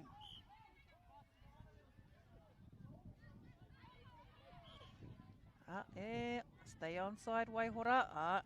Collected real quick from Ngāti Porou. Ko hone manual tērā. Tēnā rawa atu koe hone. Kia mau mahara, kia mau hoki koutou ki taua ingoa. Ne hae hone. Ko ia no tētahi o ngā pau ki roto i a Ngāti Porou. Mean baras. Anei tō kāhui. Kia kaha koutou. Koe nei tā koutou hiaia. Nea, kia haere whakahoki atu nā taona. Mean. Me te mea no, i tērā tau mo te manarahi, i tū te manarahi ki Ruatoria, te wera hoki. So, he tino rereke e nei tohu huarere ki konei. Tino rereke. Atu i tēnā, kei te tino rongo te tipu o te kiorahi ki konei, ki nā tahataha, kei te kite, kei te ātama, takitaki, nā tamariki i te tākaro. Ētahi kei te prakitihi ki nā tahataha. Ētahi o nā mātua, kei te tiro, ko tēnei te wātuatahi, kua mātaki, kua kite i o rātou tamariki e tākaro i te kiorahi. Me te kaha anō o nā few Ngāti Porou. Nice, intercept. Intercepted by Ngāti Porou. There must be, ko Māia. Nea, ko koe anō tērā Māia. Ko tangi te pūtātara, ko tangi te wīhara, mo te wāhana tuatahi, te hauwhā tuatahi aroha mai. First quarter, done, boosted. Tatari ana ki te wāhana hauwhā tuarua. Quick changeovers. He kona noi ho. Hua toru he kona. Toru te kau he kona te roa. Ki te kore tō kapa ereri. Haere tonu. Kua hoki mai ko Ngāti Porou ki te kioma. Ko Rakirua ki Taniwha. He whana noi ho, so when restarting from Tamarama, me whana anake. Koina noi ho te mea, te whanaka ki te roto i te tākaro. Ko kore tino kaha ki te I'm not seeing a lot of footwork, so you don't actually see too much movement with feet. Me whakatika hau I waku kōrero I mua o te whakahua ki te ao. Mena ka tae a te whakamahi nā waiwai. I'm not too sure if feet are allowed. Toko whā, nā pau. E whā nā pau. Kua huri hei tupumanawa. 4 confirmed points. Successfully touched 4 pau, ran it through te roto, still had 2 rippers on, and was able to plant the key in the pāwero. That converts to 4 points, and that's how Kioma score. When Taniwha scoring and shooting at the tupu, they can continuously shoot until Kioma have got possession, or the Kioma kaitiaki gets possession. So kaitiaki is a Kioma, kia mōhi o mai rā koutou. And Ngāti Porou, straight on that ankle, just past the top of the ara. And through the roto, into the pāwero. Piro tere pia, ko tahi te pau. And kaitiaki mō Ngāti Porou. Te pia nā. Ai.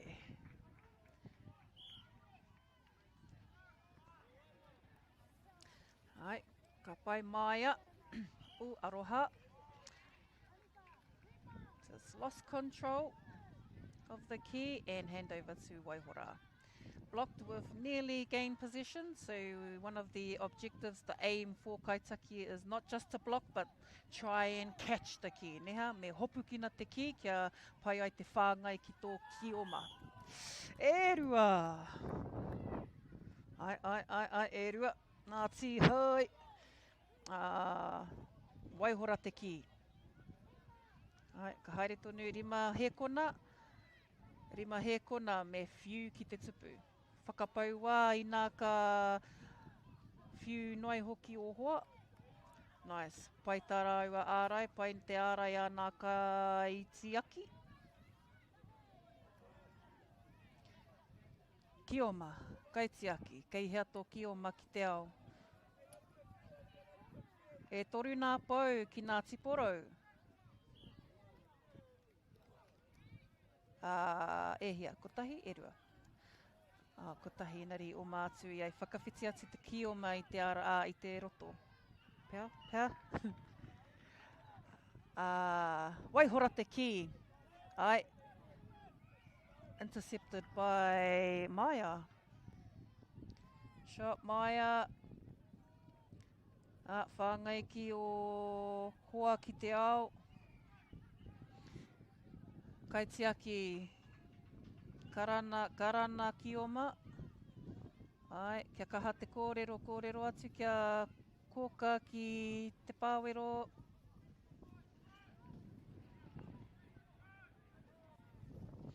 Kia kaha, Waihora. Bit of a throw. Kua puta atu te ki, te tāpaparoa. Whiua mai e Waihora. Waihora ki te roto. Ki mihia he ara, kia pai ai te pekerani. And defended and intercepted by the kaitiaki. Kua puta atu nā kaitiaki e rua, ki te ao. Yep, moving around. There's going to be a loose player somewhere. Hua no. Tō ia mai nā taniwha ki waho o te roto ne. So drawing your taniwha out of the roto space to be able to get through kia pai ai te tupu manawa. Opening up the roto space. Ai, he mahi nui. Kei hea te nao. Where's all this energy coming from ne? Well, ko tēnei te wāhana o te tau. E kite ai ki o rahi. Mō ngā reanga anei. Nā reanga pēnei. One flag gone. Still in te ao. Still in te ao. Still has position nā te porau. Ai, hopukina ki te roto. And ripped in te roto. Nā te porau ripped in te roto did not confirm and convert those pou touches. Haere tonu te kōrero a te kai wawao. Te rāpea e puta te ihu a nā te porau. Whakaai ana te kai wawao. E nari te ahua nei, ko tangi te pūtātara te wihara mō te wāhanga tuarua. End of our second quarter between Ngāti Porou 12 and Rakirua Toru. Quick changeover. Well, actually, no, this is their half time, so there will be a few more minutes. Hekona. Few seconds for the team to adjust, reset, and replay. Ka riro mā Waihora te ki mō tēnei hauwha. So Waihora will take the kora, will take the kioma for the third quarter. So each team will get a turn at both kioma and taniwha. They will have 2 attempts at those scoring systems. So tērā. Tino unique nei tēnei ne. He tino taona tēnei tākaro. So ki o rahi is short for ki o rahi tū takahina. Rahi tū takahina te tipuna. Ko ia tētahi tipuna he atua he tipua. O tira ko tana whai ngā matua, he kimi i tana wahine a tiara kura pake wai. I tā hai tētahi iwi patu paiarehe i a tiara kura pake wai. Nā ko nā ai tīmata te hīkoi, tīmata ai te haerere a rahi tū takahina. En ahakoa te tāhai o te wahine a rahi tū takahina. Ko te mea ke, kāre a rahi I hia whakautu I te iwi patu paiarehe mā te kino, engari I patu ai te aroha. Ko tana whaina matua kia kaua e utua te kino ki te he, kia utua e te aroha. Nā reira, etahi wā koina te āhua me te wairua e kite ana ki roto I a Kiorahi. He rereke atu tērā wairua ki tāna hākinakina o te ao, nea. Ko etahi hākinakina tākaro, he wikitoria te mahi. Mo te hemo tonu atu. Engari no tēnei tākaro, kia kaua e wareware ko te aroha te mea nui. So, koina ka ki te koutou I tērā āhua o te tatu I runga I te ara. Me te hariru, me te tuku whakataha, me te tefa. A tefa is also a communicator that acts as the māngai between your team and the kaiwawao. Kia kore ai e kohu te kaiwawao. Ne, kia whakatanata tonu I aia. Waihora. And intercepted by Ngāti Porou with an attempt to have a strong arm and throw at the tupu. Rakirua, making all efforts to gain some tupu manawa. Now, collecting as many po as they can is an option, or collecting fast points, 1, 2, o mātu ki te pāwero touchdown is another option. He oi anō, I a rātou I tēnei reanga and I tēnei wā o te rā. We are at the end of the day e hoa, and these guys have burnt off too much energy. Whether there's the fact that there's still a bit more energy in them at this point in the evening, whew. He atua. He tipua. Waihora, me te kimi. Can they break through that defence? Aye. Attempted and successful? Aye. He piro kia waihora. Ko kalam tērā I riro I te tupu manawa mō waihora? Rakirua? Auwe, kua whakahua ko waihora ke. Rakirua ke tō rātou ingoa tākaro. Tihai ki te roto, ai, I rongo hoki ahau. Nice attempt there though. Koina tētahi āhua, ka kore hoki etahi o rātou e uru ki ngā puare, so they're not just looking and going for the gaps. Etahi o rātou ka tō tika atu. Straight through, 6 players. Koira nā puke nā rau a rātou. Whakarono atu ki te kaiwawao. Ai, whai a kimi. Kahara koe. Ai, waihora. E rua wā rātou kai tiaki. Waihora looking. Got 3 players out. And dropped off. Ai. Waihora anō.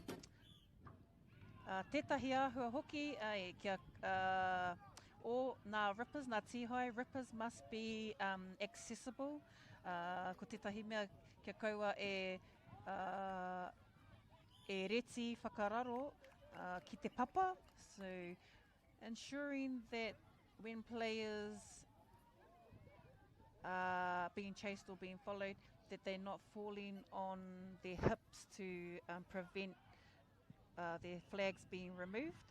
Tērā whakarite nā mō nā kaiwawao Sometimes it might be a deliberate thing, or sometimes it's just a move of motion, especially the way that these whānau move. Matua hone.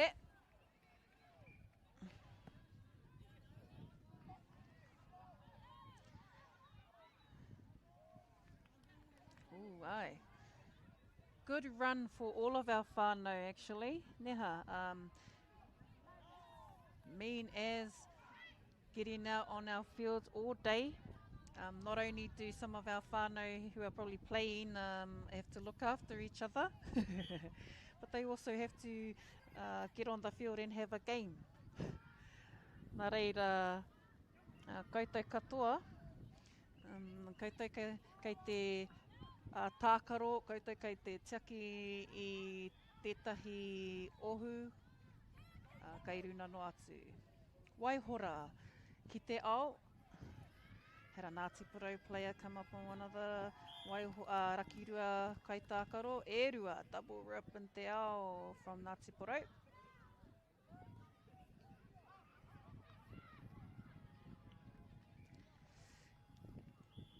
And kaiwawao. Oh, tere ke te mutu o te rā hauwha tuatoru. Whakawhiti atu I nāia nei ki te hauwha tuawha, fourth quarter coming up between Ngāti Porou 15 and Rakirua Waihora e whitu. Kei te whiti mai a tamanui tēnei wā, kua mahana haere, aha koa te ahi MΑORI e. I te ata nei I rongo I te kōnehu te ua. I tēnei wā, kua pai haere. Me te kōrero a te whānau, I te tino wera ki konei te rawiki, āhua toru te kau. Te wera o te rā. I taua rā tonu, ka paku maranai. So they had 30-degree temperature and then a hailstorm. Auwe. Ka hua pērā tāwhiri ētahi wā ne. Engari, kia karanahia kia tāwhiri, kia homai he haukaha, hau whakamutuna ki roto I nā pūkahukahu. Final round for our opens category. Matua hone manual, te kaumātoru mo Ngāti Porou. To any of you coasties out there that want to jump in a team next year or for any other Toarahi gigs, arararara, pātai atu kia matua hone.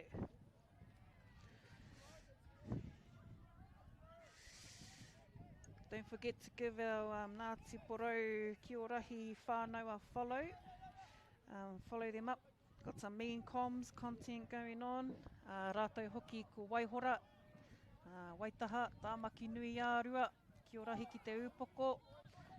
They've got some good stuff out on our social media platform to keep you updated with. Time to time they might have events in their area.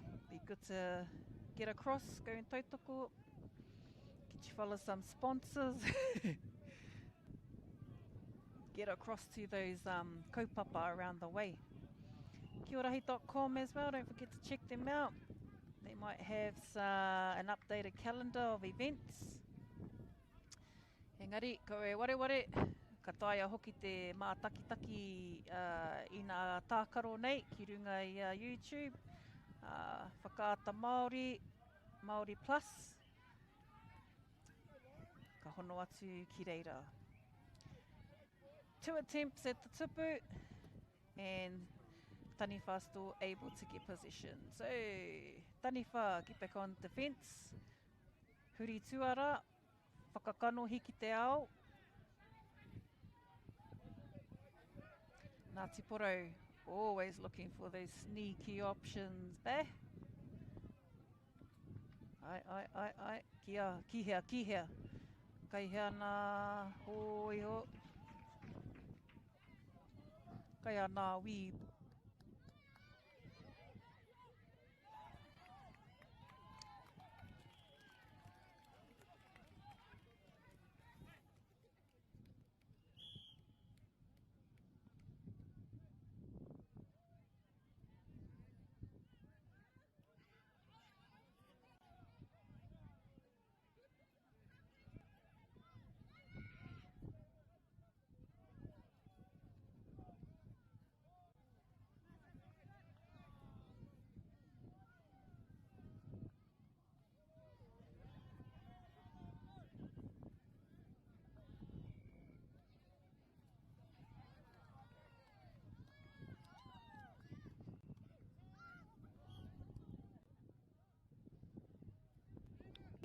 Whakataka, whakapiki anō. Ngāti Porou, 15, Rakirua, Waihora, Tokowhitu.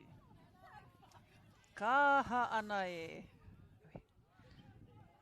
Kaha rātou. Anei, Ngāti Porou. Anei, te wii. Hopu ki nā atu e hone. Ai, whiua atu.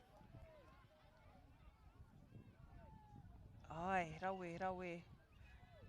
Ngāti Porou, kei whea mai. Kei heara o ki oma, ai. Ruku. Kua pātoro atu ki te kaitiaki ki wana ki oma ki te ao. Rawe. Ai, hono mai. Ngāti Porou. Tapahia, ko tahi te tīhai.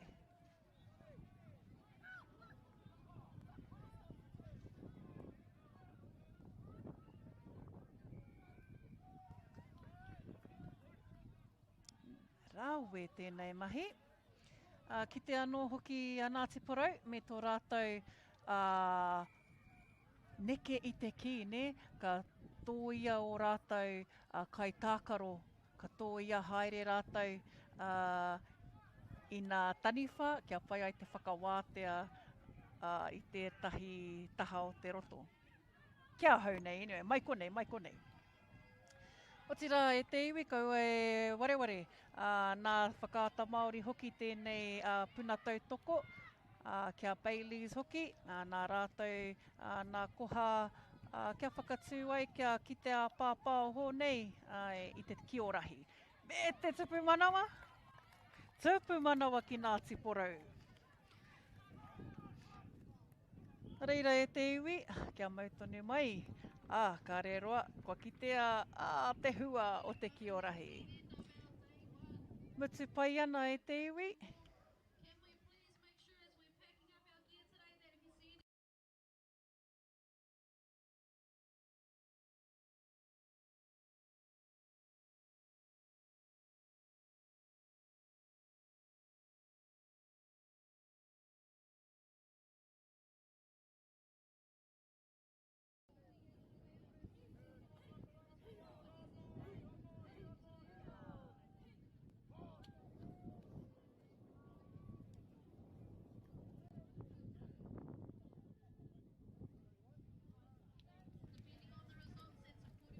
Mutu ana ki konei e te iwi, pōpō ka hoki mai anō mō nā whirina toa, ko tēnei Toarahi mo te tau 2026.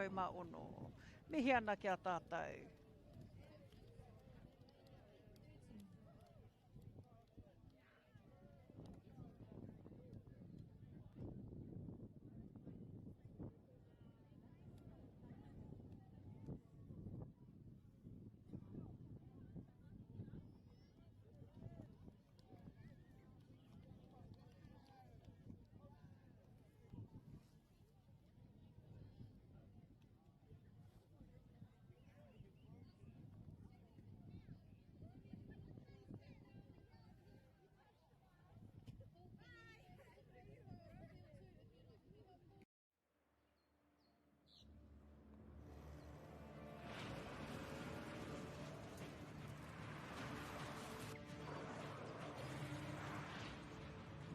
This isn't an ad about four-wheel drives.